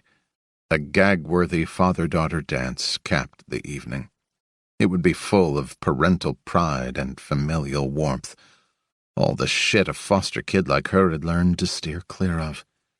She'd already set up her mission directives. Feign menstrual cramps, hang out in a room, and stream Veronica Mars on her laptop. After the last of the parents exited the gym, Mateo squared to Joey's roommate, still working hard on the silks. "Nice spread, Sarah. Heard you got in some extra practice last month." The trio laughed. Beside Joey, Sarah contracted in midair like a pill bug coiling in on itself, a visceral shame reaction. Joey flipped her way down to the mat, unwinding from the silks in a controlled fall. She had to get out of here, or she was going to kill somebody, and killing somebody would blow her cover for sure. As she stepped off the blue rubber mat and walked past the crew of boys, Mateo leaned against the heavy bag and gave her a long-lashed gaze, flirty and handsome, sweat dripping from his dark brow. "Want to try?" he asked in lightly accented English. "Let's see what those legs can do." Joey paused a few feet from the heavy bag, the muscles in her neck tightening. She felt the eyes of the boys on her as if they were perusing something in a shop window. Her back was damp with perspiration. She could sense her heartbeat in the side of her neck. She lifted the ball of her lead foot a few millimeters off the polished floorboards and pivoted it, locking into a side stance. She turned away, raised her knee up high, and threw herself into a spinning kick, generating power through her base. She let her eyes lead the target. Her foot hammered into the heavy bag, and Mateo flew back and slammed into the wall loudly enough to rattle the bleachers 20 feet away.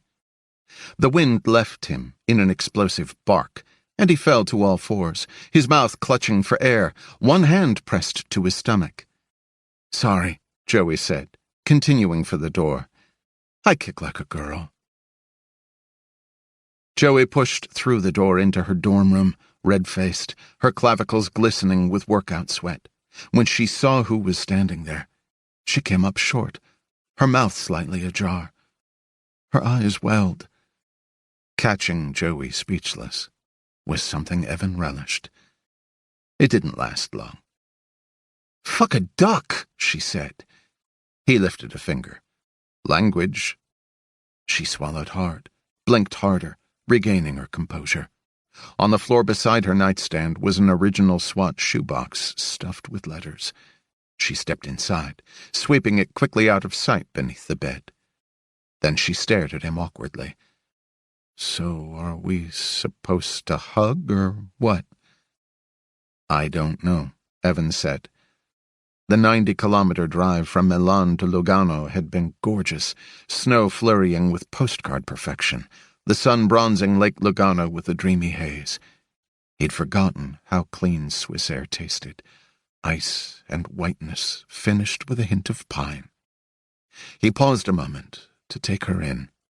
It had been 6 months since he'd seen her, and she looked healthy. Her skin tone was darker than tan. Her last name indicated that she was part Hispanic, but she probably didn't know the full details of her ethnic background any more than he knew his. She also looked a touch older, her features transforming into those of a young woman, the fullness of her face diminished ever so slightly. He was surprised at the glimmer of melancholy that brought forth in him. Did he expect her not to grow up? What an odd sentiment. Before he could contemplate the matter, she said, "Why are you here? I thought, we weren't supposed to." "I need your help," he said. "Why doesn't that surprise me?" "I hacked into the phone of a Secret Service agent." "Well, whoop-de-doo," Joey said. "I bet you can also program your DVR." She bit down a grin. He was glad to see her, too. "Nice haircut," he said. She used to keep it shaved on the right side, but now she looked schoolgirl proper. "Hey, you're the one who put me here. The third commandment, master your surroundings. Well, this is me mastering some shit. Plus, look."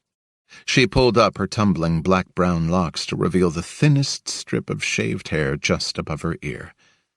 "I'm still in here, bitches." He said, "Language." She broke out that smile at last, the one that changed everything, like a light switch flicking on inside her. She let her hair fall, and once again she was Vera, somber heiress to a middling trust fund. All right. You need my help. With what? He presented the Boeing black smartphone on his palm. I've mirrored the agent's phone, he said, using a stingray. Joey stepped forward and pinched his cheek. Look at you, all grown up. Joey. Okay. I need to get into the Secret Service databases. She bit her lip. To kill the president? Yes. Who wanted to kill me? Yes. Joey said, Okay. The problem is, all Secret Service computers are air-gapped on a private secure network. No connection to the internet or the outside world, which means no way to get in. Certainly not for a lesser brain like yours. You know how hard it is to keep an entire network hermetically sealed? Ask the DoD. They squirted epoxy into the USB ports of 100,000 PCs in the Pentagon to try and block flash drive exfiltration. Joey plucked the phone from his hand. Leave it to the trained professional. They were standing close, and she was looking up at him, and he down at her. She wound her hand into a fist around the phone, and then she leaned into him, hard, and it took a moment for him to catch up to the fact that she was hugging him. He could feel the heat of her through his shirt, her hair soft and thick against his chin. He patted her shoulder, breathed in the scent of her, sweet and citrus, and realized with equal parts alarm and concern that she owned a small piece of him. A brisk knock at the door startled them apart, and then the door opened and a portly man with ruddy cheeks and round eyeglasses entered. He wore a uniform with a nameplate that read, Calvin Blickensderfer, School Porter. I'm sorry, Miss Vera. I was checking in to tell Miss Sarah that the offensive graffiti on her locker has been removed. He cleared his throat. And this is your... Uncle, Joey said at the precise instant that Evan said, cousin. The porter gave a confused smile to fill the silence. My uncle-cousin, Joey said. You know, it's weird. With my parents, the accident, some distant relatives have stepped up. Oh, the porter said, brightening, swinging his focus to Evan. You came to fill in for the father-daughter dance. How thoughtful. Evan felt the blood leave his face, saw the points of Joey's jaw flex as she clamped her teeth. He said, The welcome reception for all parents kicks off and... The porter consulted his polished silver watch, which no doubt kept exemplary Swiss time. 23 minutes. I'll make sure seats are held. You'd best hurry and get ready. Yeah, Joey said. Great. The porter gave another twinkly grin and withdrew, easing the door shut so it barely clicked in the frame. Evan said, Fuck. Joey regarded him flatly.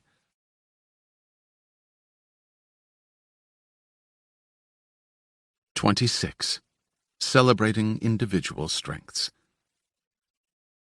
Evan and Joey sat in the rear of the dark auditorium as the PowerPoint continued, urged glacially onward by a matronly headmistress who seemed intent on reading every last bullet point.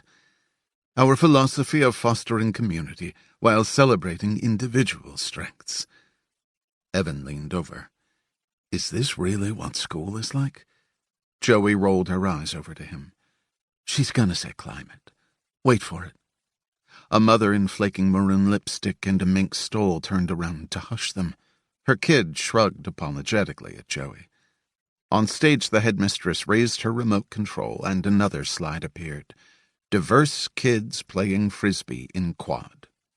We seek to provide a climate that focuses on the individual student's interests, abilities, and educational goals. Joey muttered, Nailed it. Evan had once sat a sniper post in a tree in Sierra Leone for 15 hours without moving. He'd lain in wait beneath a bridge in Kirkuk, sipping from a camelback, eating protein bars and pissing on the same spot on the wall for 3 days. But this was actually going to kill him. Not that the preceding 23 minutes and change had been any easier. On the way over, they'd run a gauntlet of teachers and administrators, each one stopping Evan to tell him what a wonderfully well-behaved student Vera was. Now the headmistress was talking about mission statements and institutional values, pacing the stage like a charisma-challenged stand-up. "How much longer?" Evan whispered, keeping his voice even lower so as not to draw the wrath of Ubermom in the row ahead. Joey slid out of her seat and crooked a finger for him to follow. They moved in stealth mode out of the auditorium and into the corridor. He hustled to keep up with her. He was still adjusting to seeing her wearing the school uniform: white polo, navy blue slacks, navy blue sweater, saddle shoes, rather than torn jeans and a loose flannel.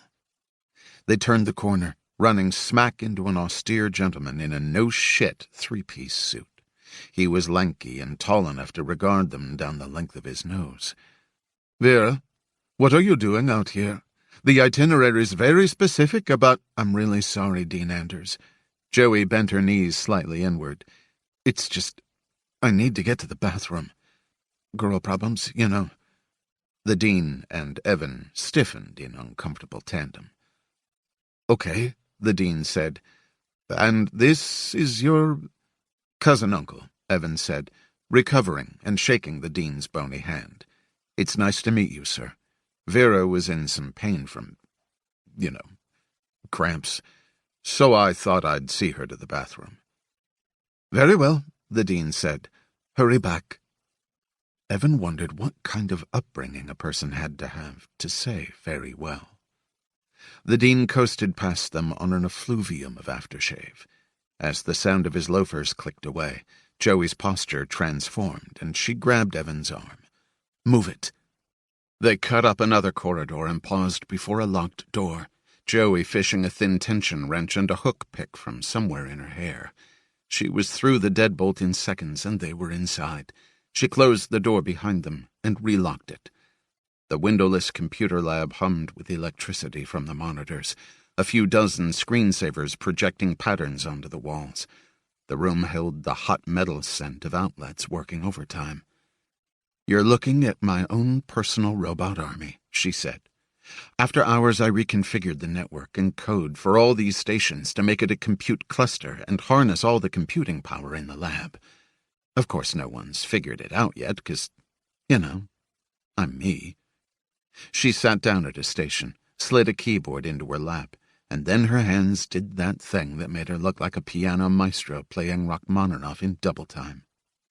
"I've been working on a chipset designed just for deep learning," she said. "I wrote a program that uses machine learning to, self-teach, self-improve, and ferret out data I don't even know is relevant. It's not rule-based. It's all analytics of big data now, scrutinizing massive sets of unconstructed data to discover previously unknown connections. Like, if someone searches for mouthwash effectiveness, it doesn't mean their next move is ordering scope from Amazon. It means they make an open-table reservation for a date. Get it?" "Not really." "Basically, I'm a warlock." "Copy that." Various windows proliferated on screen. Internal school documents, transcripts, confidential bank records, the search history, and other documents pertaining to a male student named Mateo. Evan pointed to the raft of data about the handsome senior. "What's that?" "That is a fucking rapist. No, to call him a fucking rapist is too flattering. He's an aspiring necrophiliac molester of unconscious underage girls. But that takes too long to say. So, fucking rapist. I'm gonna scorched earth his ass, and destroy his family too while I'm at it. Seems his old man's tangled up in some insider trading, and let's just say Consob's gonna get an anonymous email with attachments." "Joey." "Sorry. It's just... Cyber World's so much more interesting than Meat World." "Meat World?" Ignoring him, she plugged the Boeing black smartphone into an ATX tower. "Okay, what's your plan?" "My plan," Evan said. My plan is to ask you what to do." She grimaced at him, then scanned the screen, did some clicky things, grimaced again. As I suspected, the Secret Service network isn't totally air-gapped. How can you tell that? Because your girl, a squint at the screen, Agent Naomi Templeton, she logged into her email once through an encrypted program from a work computer. So, don't talk. Joey pinched the bridge of her nose, squeezed her eyes shut for a moment. Okay, here's what we're gonna do. We're gonna infect the Secret Service's private secure network with a corrupt Windows update and let their secure update server pass it around their net. We make them infect themselves. And you'll do that how? She tore off her sweater impatiently and hiked her sleeves over her deltoids. We're going to get a sploit payload in through this broad's email. We log in as her, put the bad payload in a PDF doc attachment, send it to herself, then modify it so it's like hidden inside the icon for a JPEG file.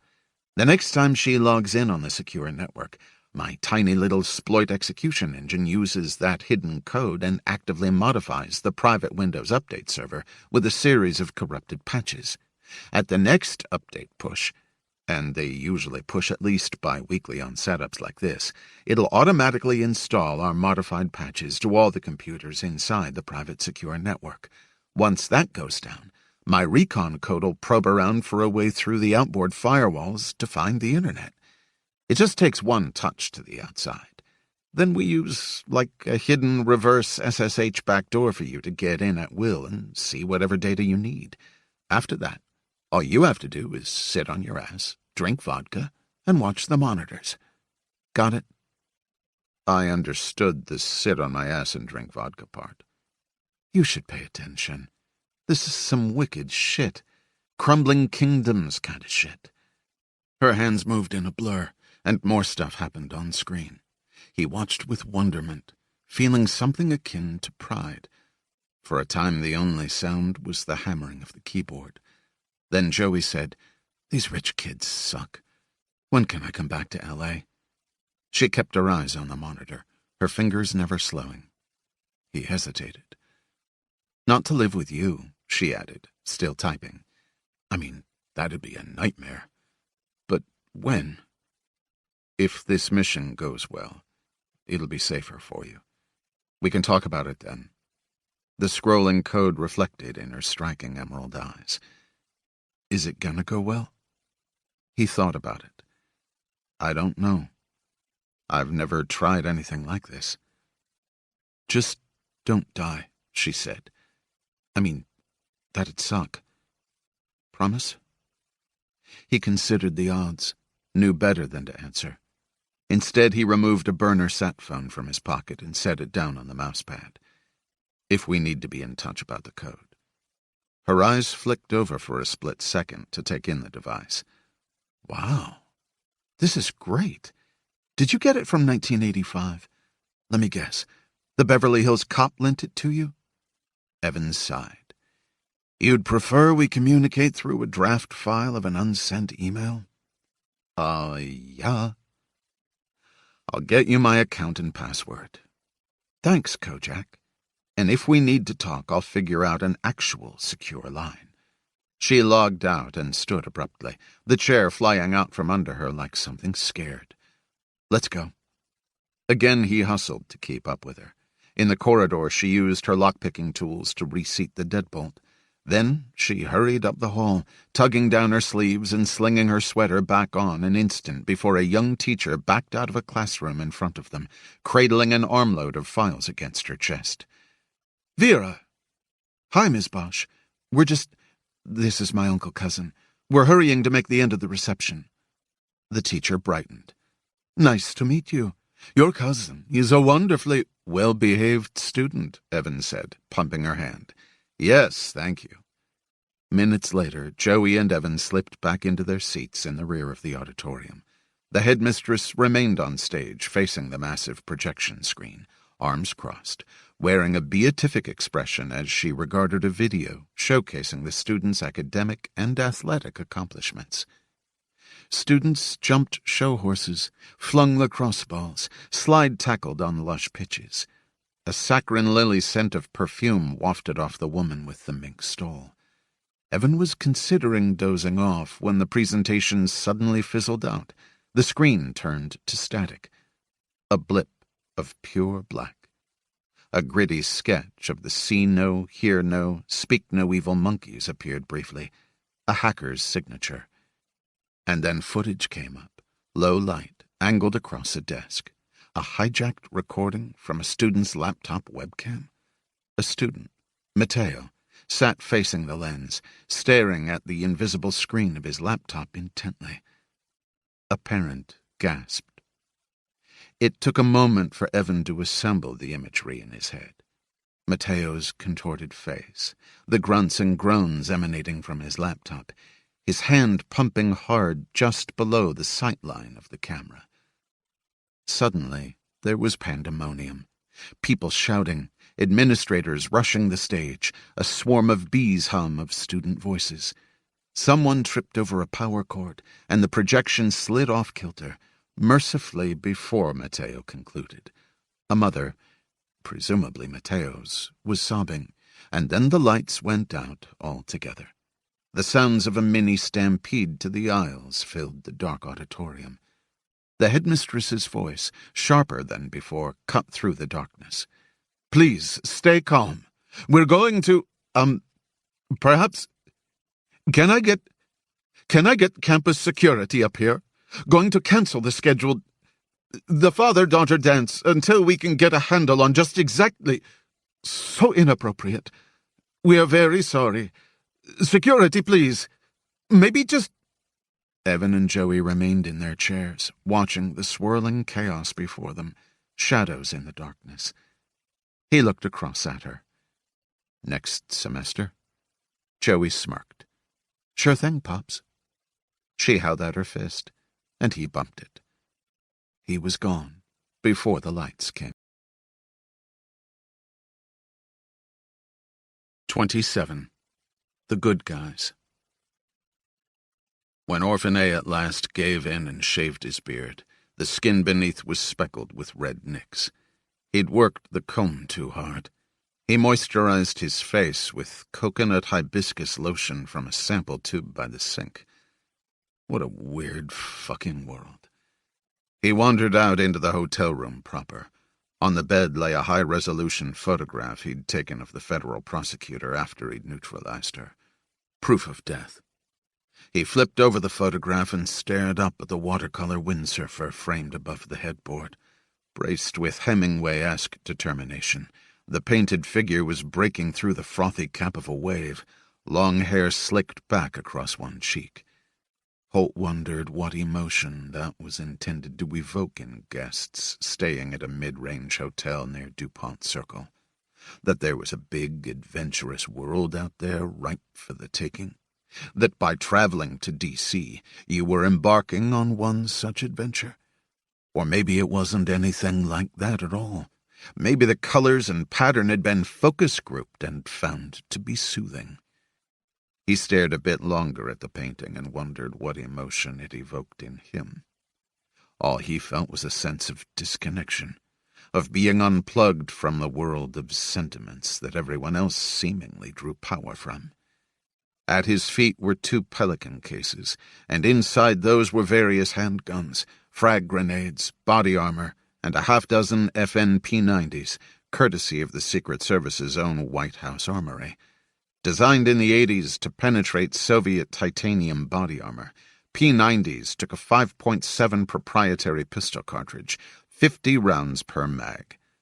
But that wasn't what made them special. What made them special was that each FN P90 stored its rounds horizontally alongside the barrel, which meant no mags sticking down out of the body. That made it half the size of most personal defense weapons. A nice, short, Star Wars-looking motherfucker that gave so little kick that a reasonably strong woman could fire it one-handed. It was totally ambidextrous, geared for unusual shooting positions, great for close quarters. In a car, a hallway, the cab of an elevator. The brass ejected straight down, which meant no hot casings flying around, pinging off your neck, landing in your shirt collar. Considerations like this governed him. It seemed that living with them for so long had made hibiscus coconut lotion and painted windsurfers less alluring. Maybe that's what being an orphan did. Pressed the life force out of you until you were cold-blooded and slick-scaled, a creature bent to a single design.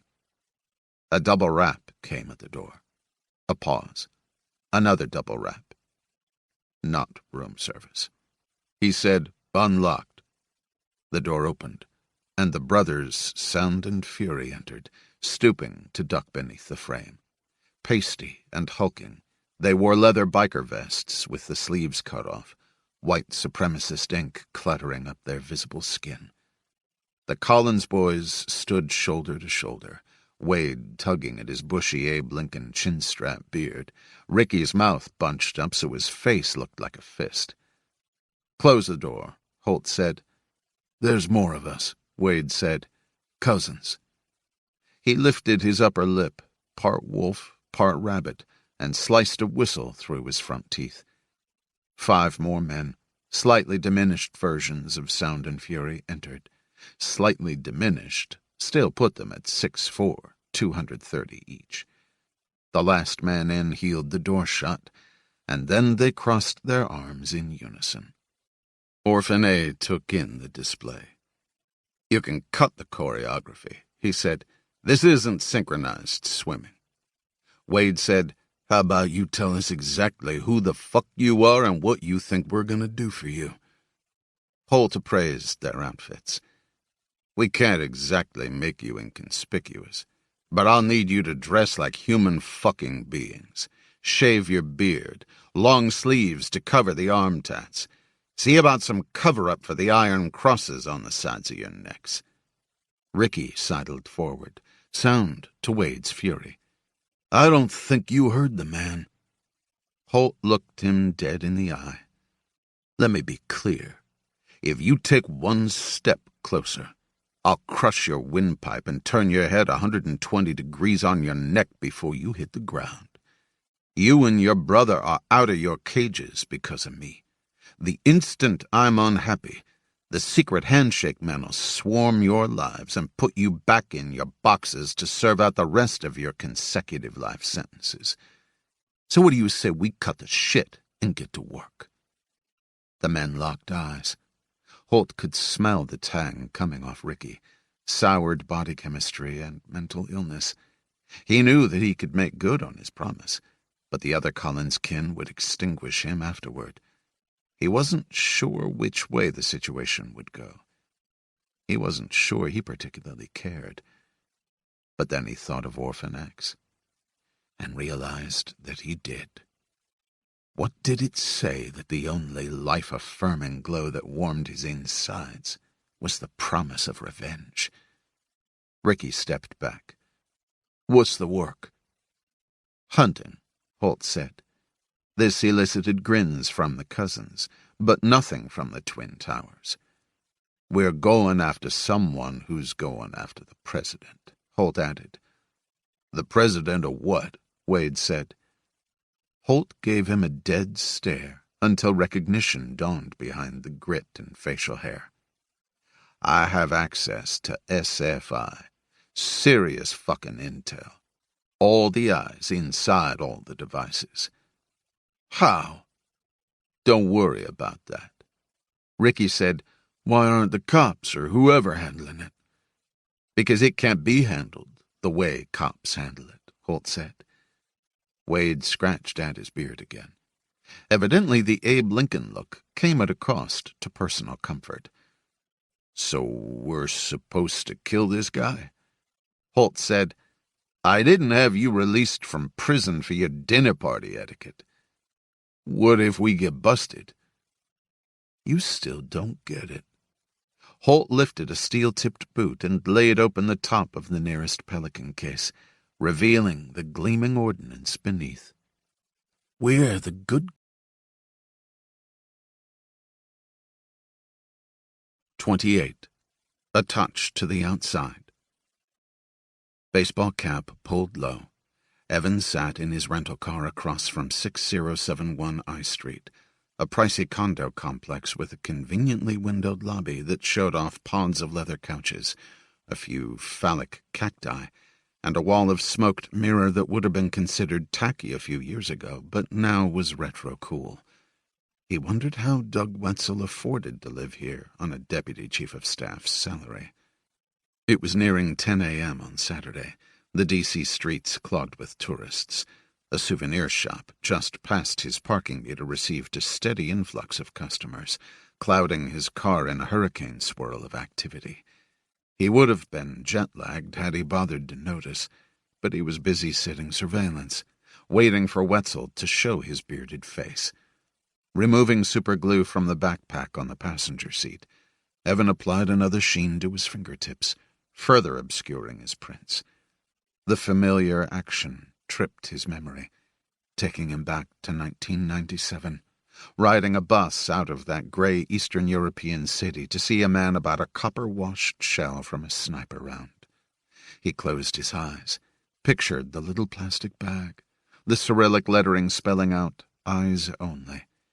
He'd reassembled that mission like a puzzle, but was still missing a crucial piece that, to President Bennett, represented an existential threat.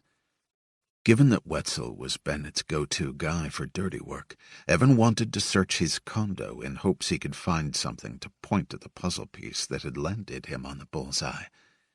He blew on his fingers, waiting for the superglue to dry. In the backpack he had fingerprint adhesives as well, impressionable silicone composite films that were 50 microns thin, or half the width of a piece of hair. He had acquired the DARPA-developed commodity at great expense and preferred to use the films sparingly. So, for now, superglue it was. He pulled out his roam zone and logged into the.nwhr.man@gmail.com. He'd left a query for Joey inside the drafts folder. "Are we into Secret Service private secure network yet?" Her reply was where it should be, typed inside the same unsent message. "No, Mr. Patience." Frowning, he thumbed, "Keep me posted." An instant later, the draft updated. "You think?" Amused, he deleted the draft, killing it in its cradle. Another sense memory hit him, sitting on a ratty bed in a foreign hotel communicating with Jack inside a shared email draft just like this. And now time had lurched forward and landed Evan in an iteration of his past, two lost souls communicating across the black expanse of the Atlantic. His mind tugged to when Joey had caught him off guard with a hug, and the epiphany that had followed, that she owned a small piece of him. How had she gotten in? Surely Jack was to blame. In cultivating not just Evan's lethality but his humanity, Jack had embedded a vulnerability in him as sure as every air-gapped system had a leak. What had Joey called it? A touch to the outside. Evan's touch to the outside left him exposed, open to attack. But it also left him open to the world, and all the awesome, awful responsibility that came from living in it. He thought about Mia and Peter, a single mother and a fatherless boy, and how if he were a better man with a better past, his missing pieces might fit with theirs. Across the street, the lobby of Wetzel's building remained empty.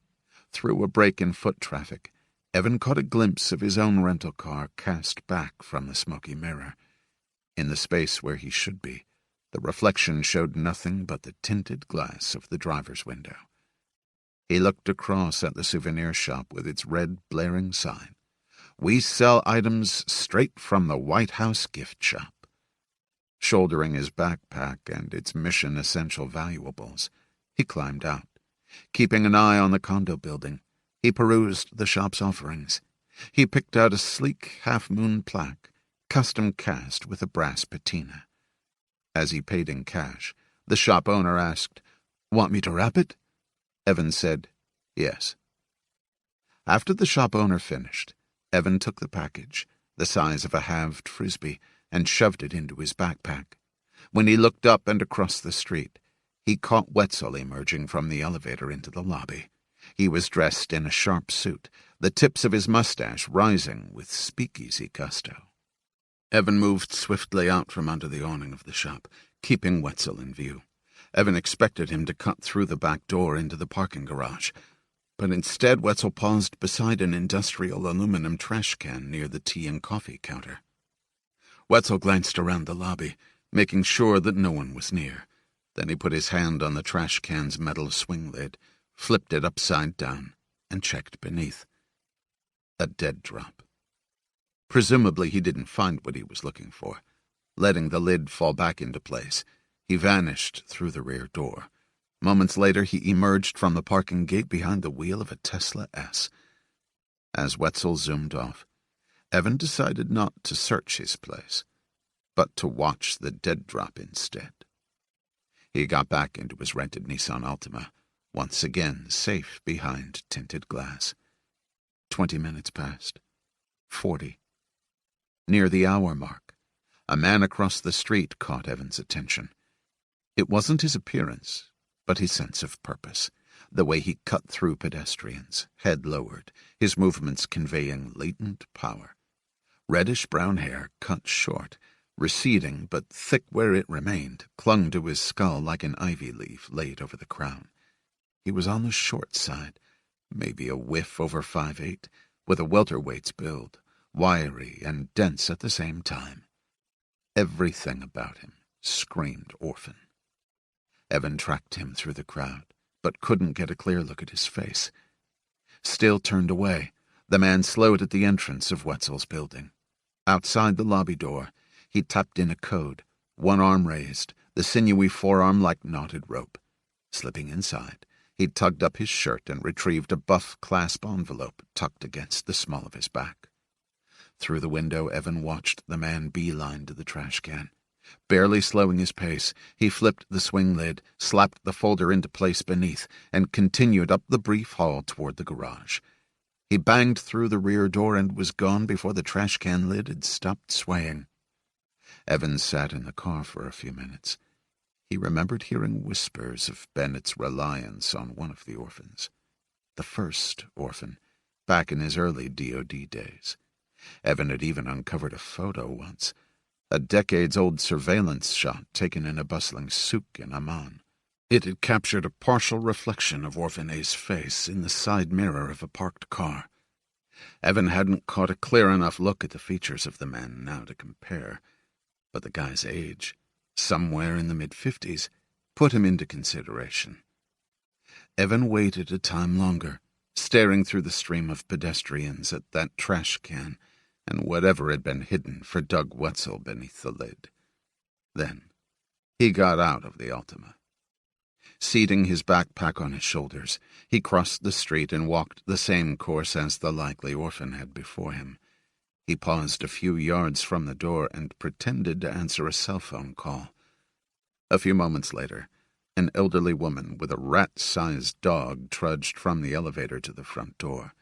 Evan caught her on the backswing and slipped into the cool lobby. He moved swiftly to the trash can, flipped the lip upside down, and tore free the taped envelope beneath. He pinched the clasp, raised the flap, and slid out a high-res 8x10 photo of a woman who looked to have been battered to death with a blunt object. Interesting. It seemed the president's deputy chief of staff had been checking the dead drop for confirmation of an ordered kill. Staring at the woman's sprawled form, the unhuman arrangement of the plates of her skull, Evan felt a bone-deep weariness overtake him. His life guaranteed that he saw ugliness in all its varied and gruesome forms, but that touch to the outside meant that he felt it too. Using the camera of his realm zone, Evan sized up the frame and took a picture. Then he flipped the photograph over. On the back, an address, a date, and a time had been rendered in meticulous block letters. He took a picture of that, too, and then slid the photo home, reseated the clasp, and rotated the swing lid so he could seat the envelope back on its underside where he'd found it. He sensed a shadow at the lobby entrance and glanced up, one hand grasping the envelope in plain view, the other holding the trash can lid. He found himself staring through the window at Agent Naomi Templeton, standing before her Cherokee on the sidewalk. She was staring right. 29. The second oldest profession. Naomi was frozen in place, as was Evan, the air between them like spun glass. One move, and everything would shatter. He noticed a sudden awareness tighten her focus. He was, after all, standing in the lobby of the Deputy Chief of Staff's building, his hand in the cookie jar of an evident dead drop. Not a pose that screamed innocence. He couldn't hear her through the thick window, but he watched her mouth the words, "Don't move." He stuffed the envelope into his front waistband, took a step back toward the door to the garage. He barely had time to wonder how she'd react before her Sig Sauer cleared leather. There was a lot of bullets to dodge. He dove behind the nearest couch as the window blew inward, pebbled glass raining down on the tile. Sprawled on his back, the double pip of the shots still echoing in his head, he watched the rounds embed in the throwback cottage cheese ceiling. She'd fired not at him, but up through the pane, which meant she was clearing the glass to take the quickest route from the sidewalk into the lobby. He popped to his feet and sprinted for the rear door to the garage, backpack bobbing violently up and down on his shoulders. Behind him, she hurdled the window frame and landed with a grunt, her shoes crunching glass. "Stop! Hands! Hands!" As he barreled into the garage, he heard her shouting for backup into her Boeing black phone. He skidded on an oil slick on the shiny floor, his boots giving him just enough traction to hold course. The obvious way out was the gated vehicle exit to the right, which led back onto I Street. But there was a service door to his left. He spun in that direction, slammed through the service door into a back hall that reeked of cleaning solvent. Dodging mop buckets, he sprinted up its length and cut the corner hard away from the lobby. He battered through a side door into an alley. Behind him, a dead end. Ahead, I Street. He ran forward onto the main street. 20 yards distant, Naomi stood on the sidewalk, facing away from him, aiming at the garage gate. He took off in the other direction, knocking through the crowd. Naomi's voice cut through the din. "Stop!" And then, "Suspect heading west on I Street." He pulled up a mental map of the surrounding blocks. As the second commandment mandated, he'd memorized every alley, doorway, and building. With alarm, he noted that Secret Service headquarters was 3.5 blocks away, and that he was running toward it. He hit the intersection with 7th to find a wall of cruisers bearing down from the convention center. At his appearance, they amped into high gear, predators sighting prey. A multitude of sirens emitted overlapping screams. Light bars strobed the buildings, disco-balling windows all around. Evan bolted south. Whether by design or shitty luck, he was being herded to the doorstep of the Secret Service. He moved between street and sidewalk, eluding cars, slicing through pedestrians. People were now gawking at him and at the vanguard of cruisers, a block back and closing. So many units had been on standby. For him. He knocked over a guy handing out flyers, juked right just in time to avoid smashing into a baby stroller. The Smithsonian American Art Museum watched him fly past, its seen-it-all Greek Revival facade unimpressed, its colonnades like bared teeth. About 50 yards behind him, Naomi blazed through the crowd, shouting for people to clear the way. Most civilian vehicles had pulled over now, leaving the road open. Drawn by the commotion, onlookers spilled out of stores and restaurants, clotting the sidewalks, narrowing Evan's path to a high-wire sprint. The screech of the sirens reached an ear-splitting pitch. The cop cars would be on him in seconds. He had to get to F Street, still gummed up with traffic. He barreled into a surge of tourists, the summer fun smell of Coppertone and ice cream enveloping him. He bucked free of the press of bodies, emerging mere yards from the intersection. Directly ahead of him, An officer stepped out of a Mexican joint, wiping his mouth with a cloth napkin, radio barking on his shoulder. The officer sighted Evan, dropped his napkin, and drew his pistol. Without breaking stride, Evan threw his right arm free of the backpack strap, letting centrifugal force fling the heavy bag up the trajectory of his left arm. He caught the left strap as it flew by, whipped the backpack around like a softball pitcher winding up, and slammed the cop's pistol on the rise just as he fired into Evan's face. The bullet trailed heat across the top of Evan's head, riffling his hair. He slammed into the officer, shoulder to sternum, sending him airborne right back into the Mexican restaurant. He let the backpack continue its rotation, threading the straps with one arm after another, and then he was wearing it again, still in a dead sprint. The sirens were so loud it seemed they were inside his head. Jackknifing past a parking meter, he cut up F Street. Behind him came a squeal of brakes and a crumple of fenders as the lead cars failed to make the turn.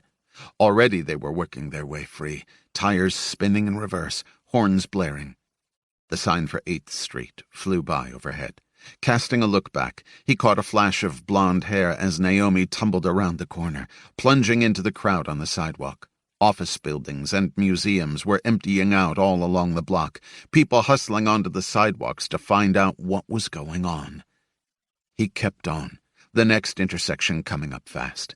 Shooting a glance along 9th, he saw a half-dozen G-rides screaming toward him, hot from Secret Service headquarters. From the south, 2 new Metro police units accelerated at him. He reversed course, plunging into the throng surging from storefronts. Back at 7th, the cruisers had almost untangled themselves. He couldn't see Naomi for the moment. He had 3 seconds, maybe 5, before they picked him up again. And nowhere to go. Tightening his backpack straps, he wheeled around. The crowd pressed in on him, fear and excitement coming off bodies like an electric charge. The mob ebbed and flowed around him. He fought against the prevailing tide, trying to get off the street. Stumbling up onto the curb, he came to a halt and stared at the marquee-style sign stretching before him. International Spy Museum. He smiled. The museum was still evacuating as Evan careened inside, sliding past reception and in through an exit door onto the museum's ground floor. He rooted in his backpack for the mirror phone that allowed him to listen in on Naomi's black Boeing, thumbing it on as he darted forward. Gray cobblestone was suddenly underfoot, and he looked up to find himself standing in Cold War Berlin. Sullen concrete barriers rose from the floor, routing him along like a rat in a maze. Agitprop flyers waved from kiosks. Graffiti brightened drab walls. A replica tunnel vanished into darkness, promising untold dangers. He passed a telephone booth, gripped by a disorientation that brought him back half a lifetime to another gray street in another gray city, when he was a 19-year-old orphan laying the groundwork for an assassination. Naomi's voice crackled through the phone into his ear, jarring him from his reverie. Lost sight of him. Copy that. We have PD units flooding the zone. We need everything locked down between 9th and 7th. Empty every single building. Search ground floors first and heaviest. He won't want to go up and cut off his escape options. That was exactly right. So, he'd do the opposite. Swiftly, he retraced his steps to the lobby, vectoring for the stairs next to the gift shop, where a headless bust displayed a shirt emblazoned with the words, "Deny everything." Naomi's voice again in his ear. The Spy Museum. Let's see if he has a sense of humor. I'm going in. He cleared the door frame into the stairwell an instant before he heard her strike the push plate of the lobby door. Lunging all the way up to the vacated 3rd floor, he charged out into the covers and legends room, the walls clad with ID cards and forged papers. A looping video explained that this was where visitors selected their new identity before partaking of the interactive exhibits ahead. Searching for a hiding place, he moved through the circular floor plan, gadgets and artifacts blurring past him. Poisonous umbrellas and necktie cameras, suitcase radios, and a KGB lipstick gun, surveillance stations, and a grim interrogation room. He was trapped inside a Disney-fied version of his life's work, the world's second oldest profession, repurposed as theme park attraction. In the background, a recording played testimony from French resistance saboteurs. When Naomi spoke through the mirror phone again, Evan had to hike the volume to hear her. No one down on 1 or 2. I'm going to 3. Copy that. I dispatched 4 units to sweep the ground floor behind you. Whistle if you get a hit, and I'll leapfrog 'em upstairs. Evans sped up, searching frantically for a crevice he could slither into. He heard Naomi's voice now, in stereo, both over the line and at the 3rd floor entrance behind him. On the 3rd floor, pressing forward. Status elsewhere? As the dispatch agent started rattling off other buildings that had been cleared, Naomi's exhalations fuzzed the line. She was jogging through the 3rd floor, breathing hard, catching up to him. Keeping the bowing black smartphone at his ear, Evan moved with light steps into the ninja suite. Ahead was the entrance to one of the interactive exhibits, an air duct crawl. He had a moment of unadulterated, "You gotta be kidding me." The air duct's opening, a hatch cut into the wall, was cast in a red light district glow. Evan stripped off his backpack, shoved it ahead of him, and pulled himself inside. He inchwormed along the elevated tunnel, pushing the backpack before him, his face drawing even with the vent. Pressing his fingers around the welded seams, he found an interior wire and tore it from its mooring, the illumination around the hatch dying just before Naomi came into the room.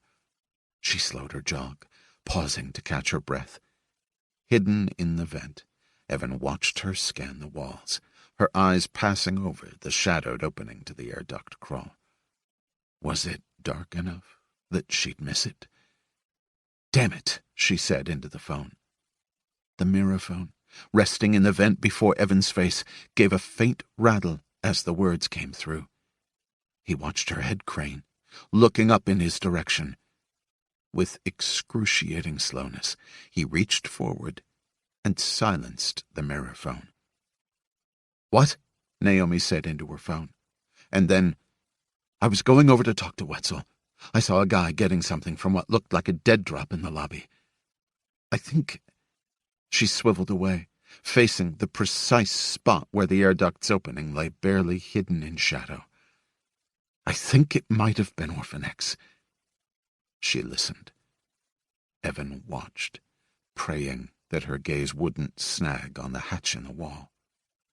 "I have no fucking idea why Wetzel set up a dead drop," she said. "The only thing I know is there's no way he'll tell me." A pause, and then, "No need. I already saved it. Let's expand the target zone down to D Street. Every building, every car, every alley." She turned away and walked out. Long after her footsteps faded, Evan lay there in silence.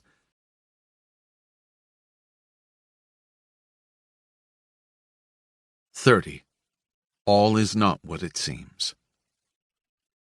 The key card for Evan's room read, "No need to break in." The hotel phone system's internal number included 1972, a subtle nod to the infamous date.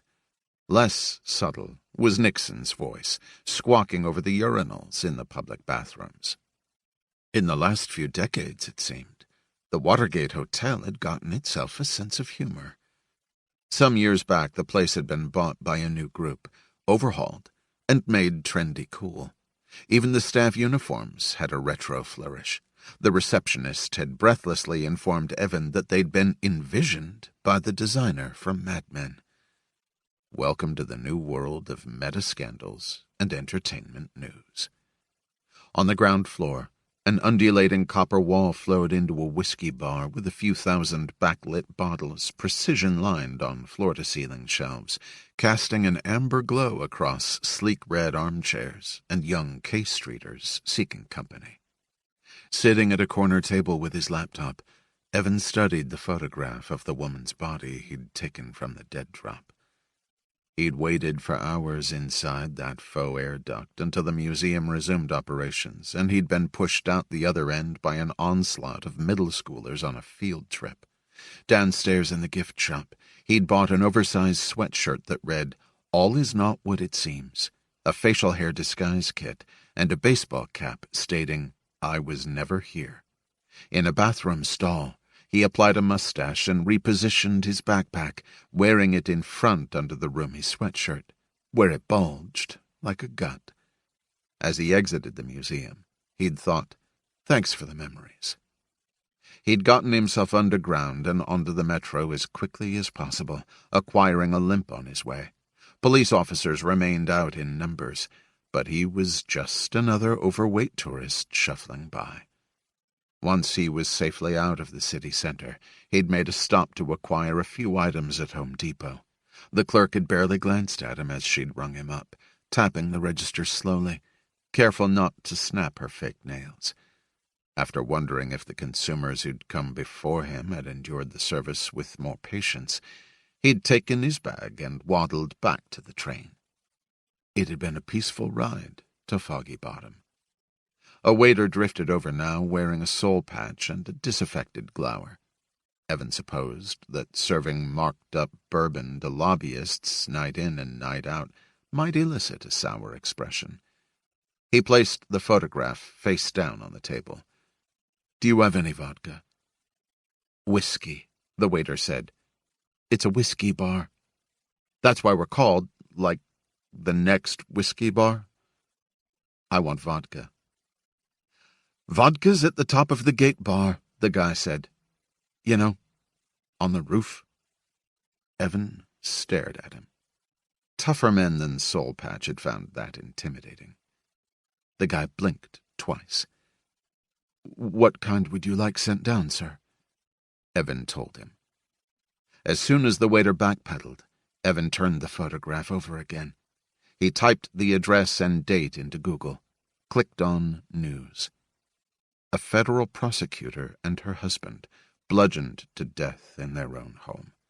They'd left behind a third-grader named Zeke. No witnesses, no evidence, no motive. Evan lifted the photograph, stared at it closely. The woman's long lashes were parted, her left eye undamaged. A beautiful brown iris flecked with yellow.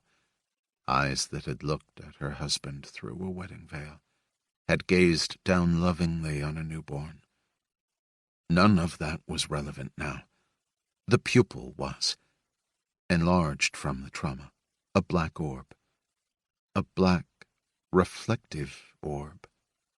A face image recovered from a reflection in a victim's eye was 30,000 times smaller than an actual face. Evan plugged his roam zone into the laptop and uploaded the high-resolution photo he'd taken of the high-resolution photo. He zoomed and depixelated, thinking that maybe Joey would be impressed with him. But probably not. A figure came into view, the photographer standing over the corpse.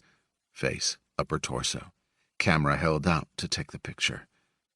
Fortunately, the camera blocked only part of his jaw.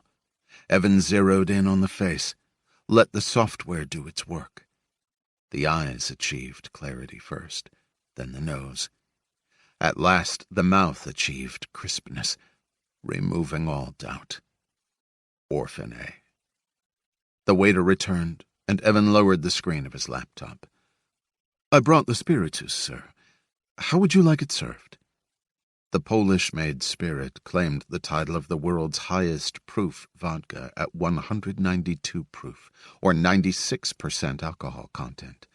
The strongest booze on the U.S. market.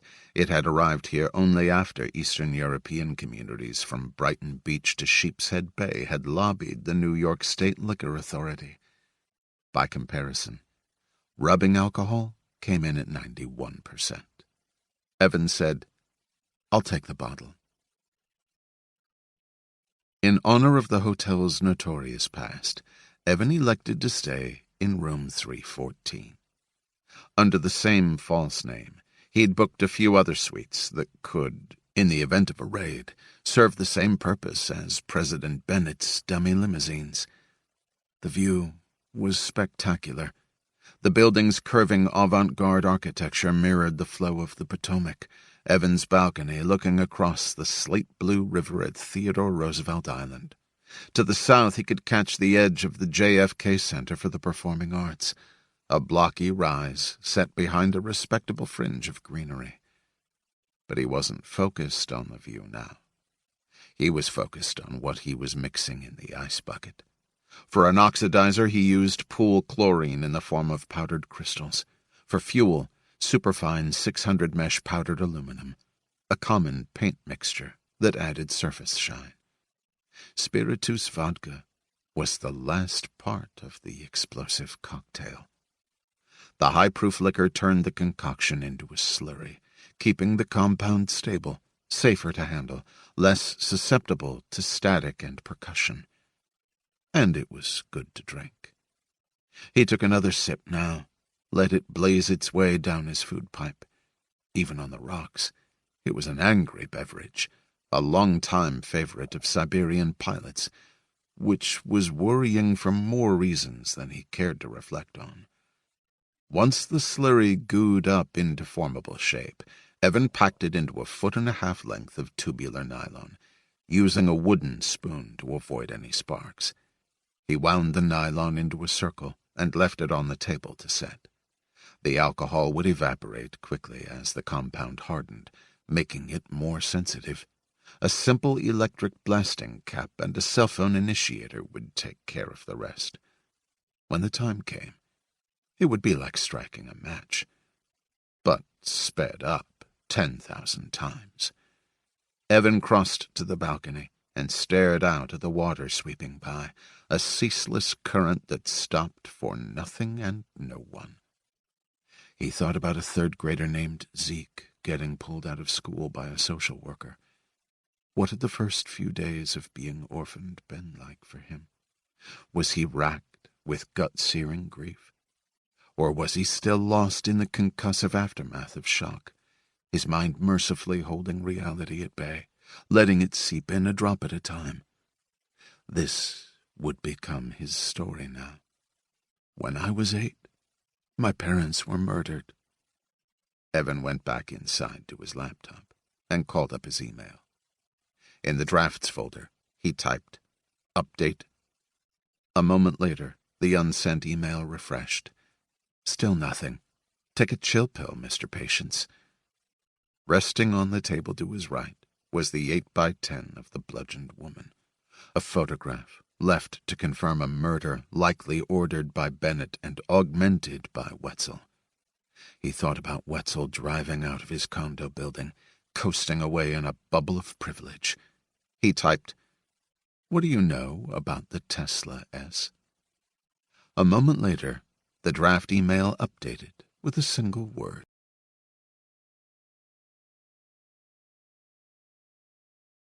31. Strategic Planning Meeting. It was the neckties that got to him.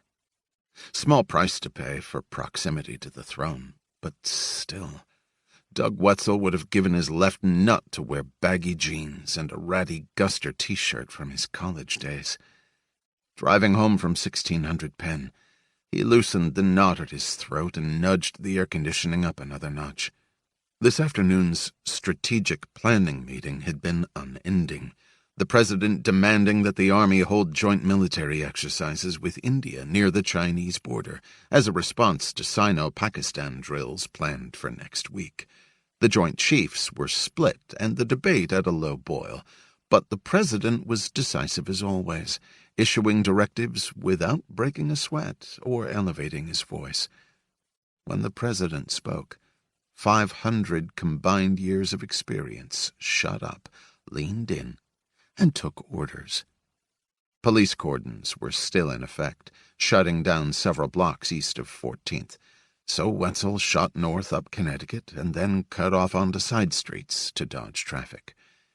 D.C. at night had a particular savage gleam, red taillights piercing through gloom, dingy alleys bookending Martini Lounge hustle-bustle. And yet another realm hovered above in an angelic glow. The eye called to uplit white marble monuments, to rounded domes and thrusting peaks, to glowing penthouses floating above streets as dark as puddles. Everything that rose seemed to be mirrored in descent, the reflecting pool and the cool Potomac, like portals to an underworld. Wetzel had read somewhere that Hollywood directors liked to hose down streets to make the asphalt sparkle on film. Washington was like that, naturally. A black ice kind of town. Lose focus, and you'd slip and break your neck. Earlier, Naomi Templeton had briefed him on the day's events. She'd hinted around a dead drop at his building, but he didn't take the bait. He'd endured a stream of direct questions from her as well, before shutting her down to get back to the business of governing. He wasn't going home now. That much was certain. Not after Orphan X had shown up in his lobby. He'd texted Orphan A from the disposable phone, requesting a meet in a dive bar in Tenleytown, a safe distance from the heated center of the city. After he powwowed with Orphan A, he'd return to the White House and sleep soundly in a guest room inside the fortress. He passed an abandoned auto shop now, its windows boarded up. On the plywood, someone had spray-painted, "I voted for Bennett, and all I got was this lousy demagogue." At a red light, Wetzel dialed the disposable phone for the third time in the past 10 minutes. This time it rang. A gruff voice answered, "Hey, did you get my text? Where the fuck have you been?" Orphan A said, "Preparing." "We've had an incident," Wetzel told him.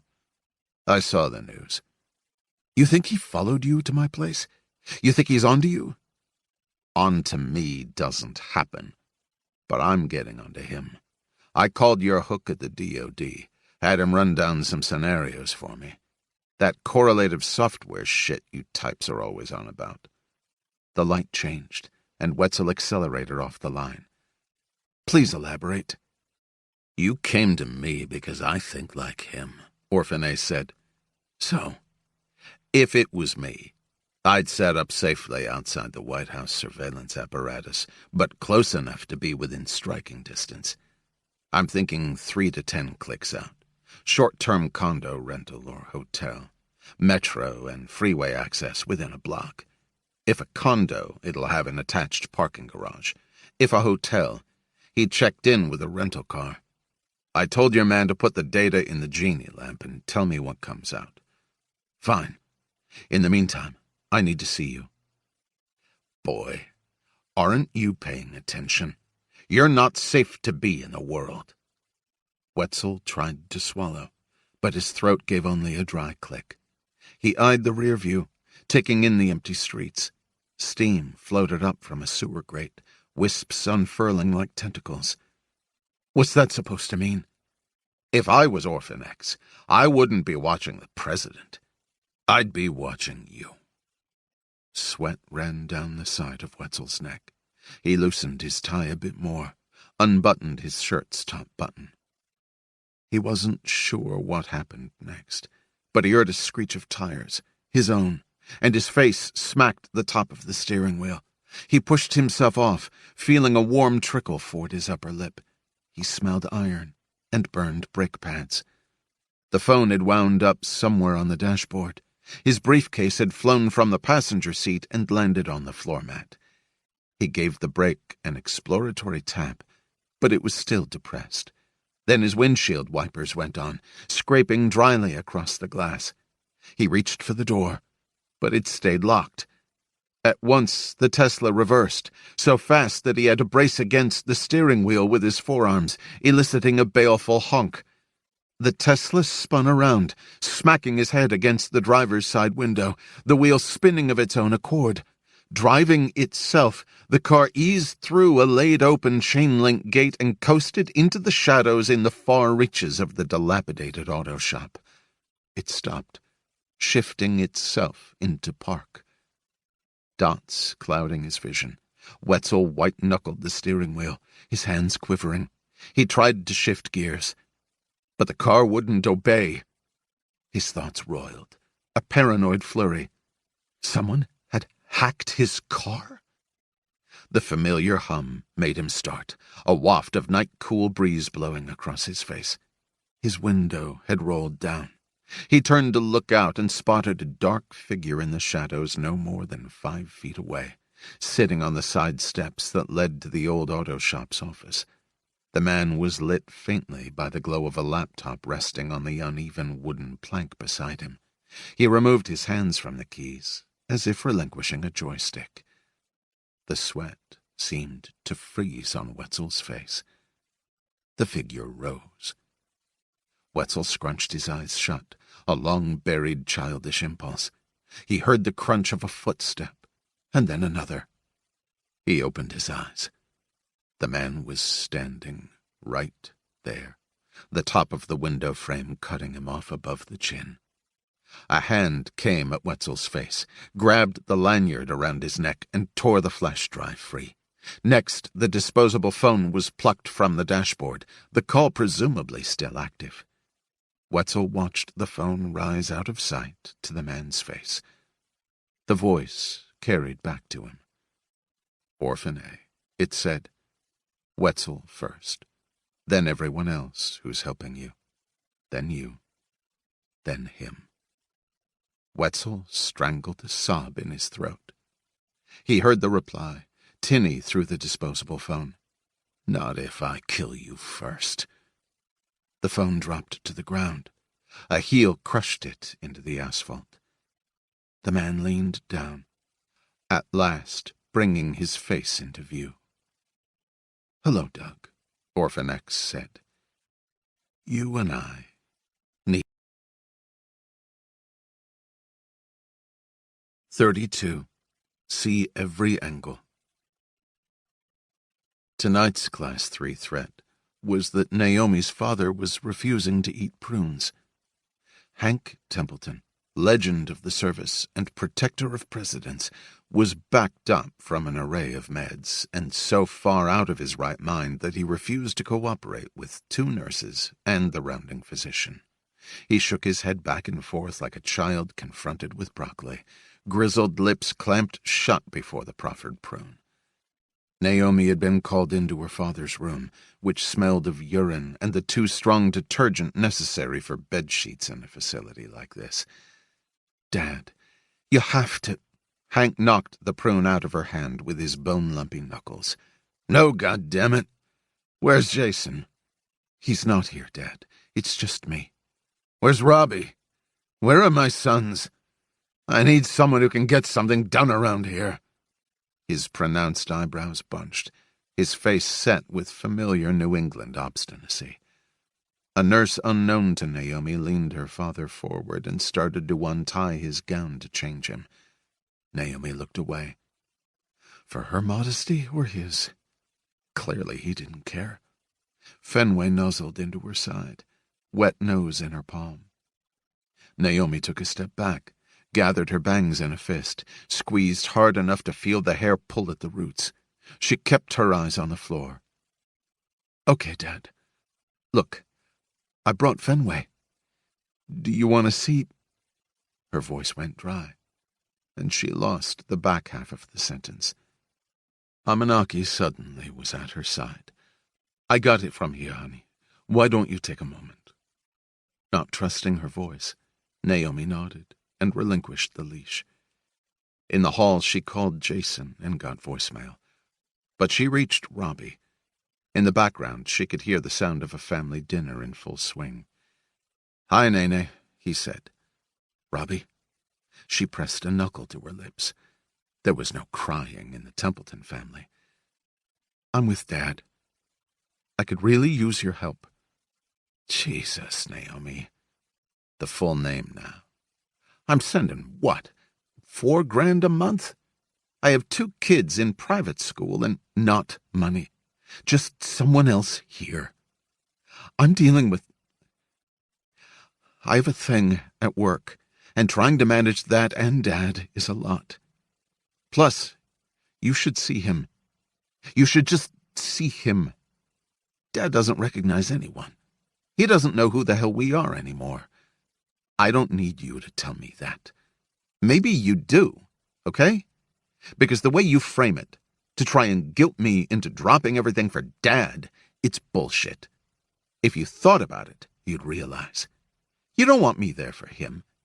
You want me there for you." She felt it then, a blowtorch flame of anger cutting through the grief. "No, Robbie. It's so that when you're lying in a bed like a remnant of who you were, you can look back and not be embarrassed by how you acted when he needed you. That's the thing. He doesn't need me. Never did. He never needed any of us.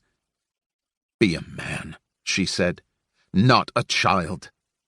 She hung up and walked down the corridor, her head hot and thrumming. She sat on the plastic cushioned chair, a shade of aqua not found outside waiting rooms, and tilted her face into her hands. When had men gotten so small? Her father, for all his flaws, had been forthright and loyal, shouldering responsibility and adhering to his own strict code. He'd always shown up, even when it was hard, especially when it was hard. It was difficult to square who he'd been with the boy men her brothers were, let alone the dude bros on the open market, guys who were over-manicured and body-sprayed, who talked about little beyond micro-brews and college basketball, who thought texting "sup" at booty call hours constituted witty repartee. She replied the same every time. Seriously? Her last date had been months ago, procured through one of the less gropey dating apps. Wellesley, he'd said over pork belly sliders. Isn't that like a girls' college with no men? No, she'd said. It's like a women's college with no boys. She recalled the furrowing of his brow, more confusion than offense. Oh, he'd said. Like her, they'd been raised on YouTube and swipe-right screens. On every billboard and music video, there was the unattainable fantasy, curated personalities, skin smooth and shiny, glammed up and spray-tanned. And she knew it was all fake, a media creation or whatever, but it was still effective, still teasing some high school not-belonging part of her. That was even more infuriating. To know it was a lie, but to want to believe in it anyway. To dive into that not world and live there instead of inside a life of death and decay, of assassins probing for weaknesses and early onset diseases that ravaged body and mind. She wondered how it would have been like to live back when there were real men like her father was. Or like he used to be. Real men who took care of themselves and took care of others, and yes, took care of the women in their lives too. What would it be like to have that comfort? To live in a real house with someone else, instead of in a walk-up with a hand-me-down bed and an IKEA bookcase with lots of little used consonants, named after a meatball. A gravelly voice cut through her thoughts. "Visiting your mother or your father?" She lifted her head. An ancient gentleman, back domed like a turtle shell, had perched on the chair beside her. An oxygen tube fed his nose. "My dad." "I'm sorry," he said. "Thank you." "Me too." She took a breath. He can't tell what's going on anymore. Which I guess is ironic. He used to see every angle, everything coming down the pipeline. But he never could see what was right in front of him. Only in hindsight did she register her words as self-pitying. The man gave a sage nod. It's funny how it goes. They weathered a momentary silence that was neither comfortable nor awkward. He fingered the oxygen tube, caught her watching his pruned fingers. "When you're a kid," he said, "time lasts forever. You're immortal. When your grandparents die, it's not real. Not yet. Then your parents go and... Well, it's like there's no more insurance. You're next in line. You're that guy. He laughed. The last one standing. The one everyone wants to make sure to see at Christmas, because you never know. You never know. I can see them grieving me even while I'm still here. And there's a comfort in that. A love. So maybe that's what you're giving your father by being here. Even if he doesn't know it in his brain. He knows it in his cells. Her throat was dry, and her eyes burned. She folded her hands, staring down at the ridgeline of her knuckles. The man said, "What?" She cleared her throat. "The mourning. It sucks, yeah. But no one tells you." He kept his gaze steady on her. She forced out the words. "No one tells you how hard it is not to get resentful." "Accept it," he said. "If you accept life, you accept all its rich, awful complexities. Because, if you think about it, what's the alternative?" She thought of pork belly sliders and dude bros thumbing their phones over dinner, and the sweet bullshit promise of demo-targeted advertising. She took the man's hand, skin draped over bone. "Thank you."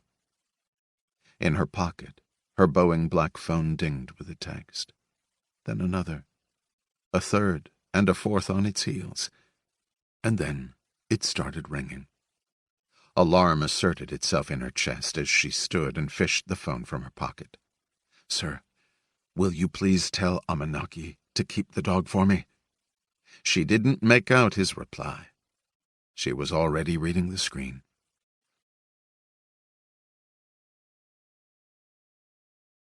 33. Big, boomy reds. Doug Wetzel stumbled up to the northwest gate of the White House, his face so ruddy and flushed it looked almost rubbery. As he reached the guardhouse, he thumbed the white button on the intercom and announced himself in a shaky voice. The front gate rolled open. He stepped into the embrace of the Sallyport pen, credentials held aloft in a trembling hand.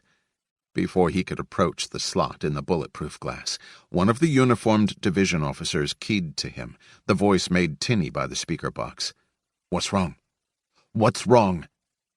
Wetzel broke, sobbing openly, saliva gumming at the corners of his mouth.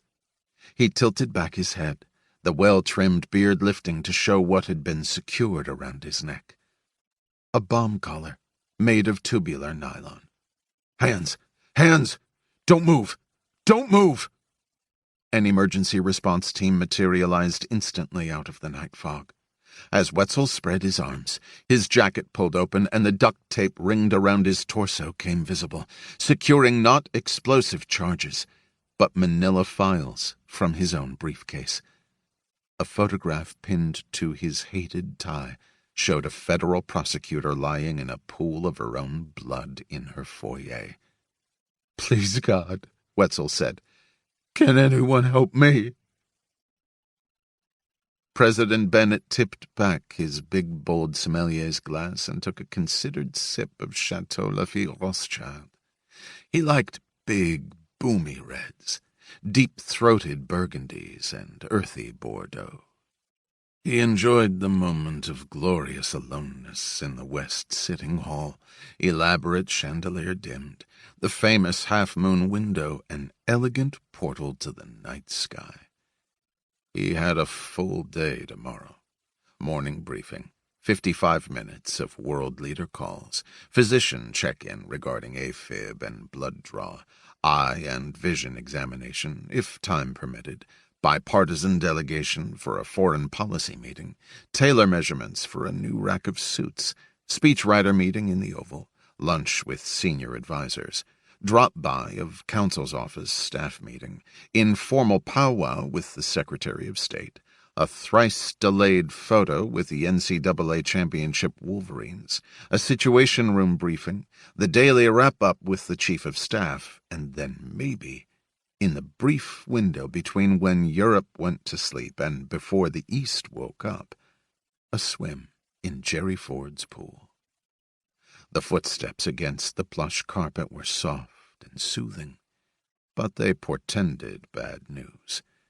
His assistant secretary moved toward him, lipsticked mouth trembling against her porcelain skin. He set down his wineglass and stood. The president assembled with a few staff members in the West Wing Situation Room, where he watched a live feed of the bunker where Doug Wetzel had been secured. Wetzel stood alone, stark against the concrete walls, broad shoulders hunched. Though he'd run out of tears, he was keening hoarsely. The emergency response team had acted quickly to contain the problem. Keeping a safe standoff distance from Wetzel, they'd steered him away from any public sightlines, marching him across the north lawn. He'd kept 20 paces ahead of them, arms held wide, a prisoner walking to his execution. Following their shouted commands, he'd locked himself in a bomb shelter room in the rear of the bunker, 2 blast layers removed from the world. Over the high-def feed, Bennett could hear the ERT leader's voice through the door. "Take off your jacket." Wetzel squirmed out of the jacket, let it fall to the floor. "Arms wide. Raise your chin." Wetzel complied, giving a good view of the files strapped to his body, and the collar tight against his neck. Bennett spoke into the starfish-shaped speakerphone unit. "Doug, calm down. Catch your breath." Wetzel was hyperventilating, chest seizing, head jittering. "Trying." "What does Orphan X want?" Wetzel said something. The words blurred over a sob. Bennett stood and neared the large screen, confronting Wetzel's life-size image. It was just like standing in the same room with him. "What?" Bennett said. "I can't understand you." Wetzel jerked in a few breaths. "Wants you to see this." As the explosion came through the speakers, Bennett jolted back from the screen, banging his hip against the table's ledge.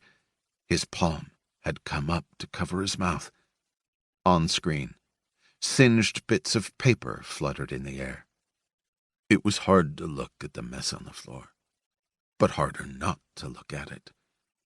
The secretary was neither screaming nor crying, but the noises escaping her were an awful hybrid of both.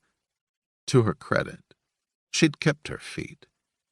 The other staffers were sunk into their chairs, pale, faces drawn. To a 1, their blink rates had picked up. Were it not for that, they would have looked like mannequins. On the screen, the bomb-shelter door swung inward, the team pouring in. Bennett lowered his hand from his mouth. He noticed that he was still in a protective crouch, and drew himself upright. He gave a wave that was feebler than he would have liked, and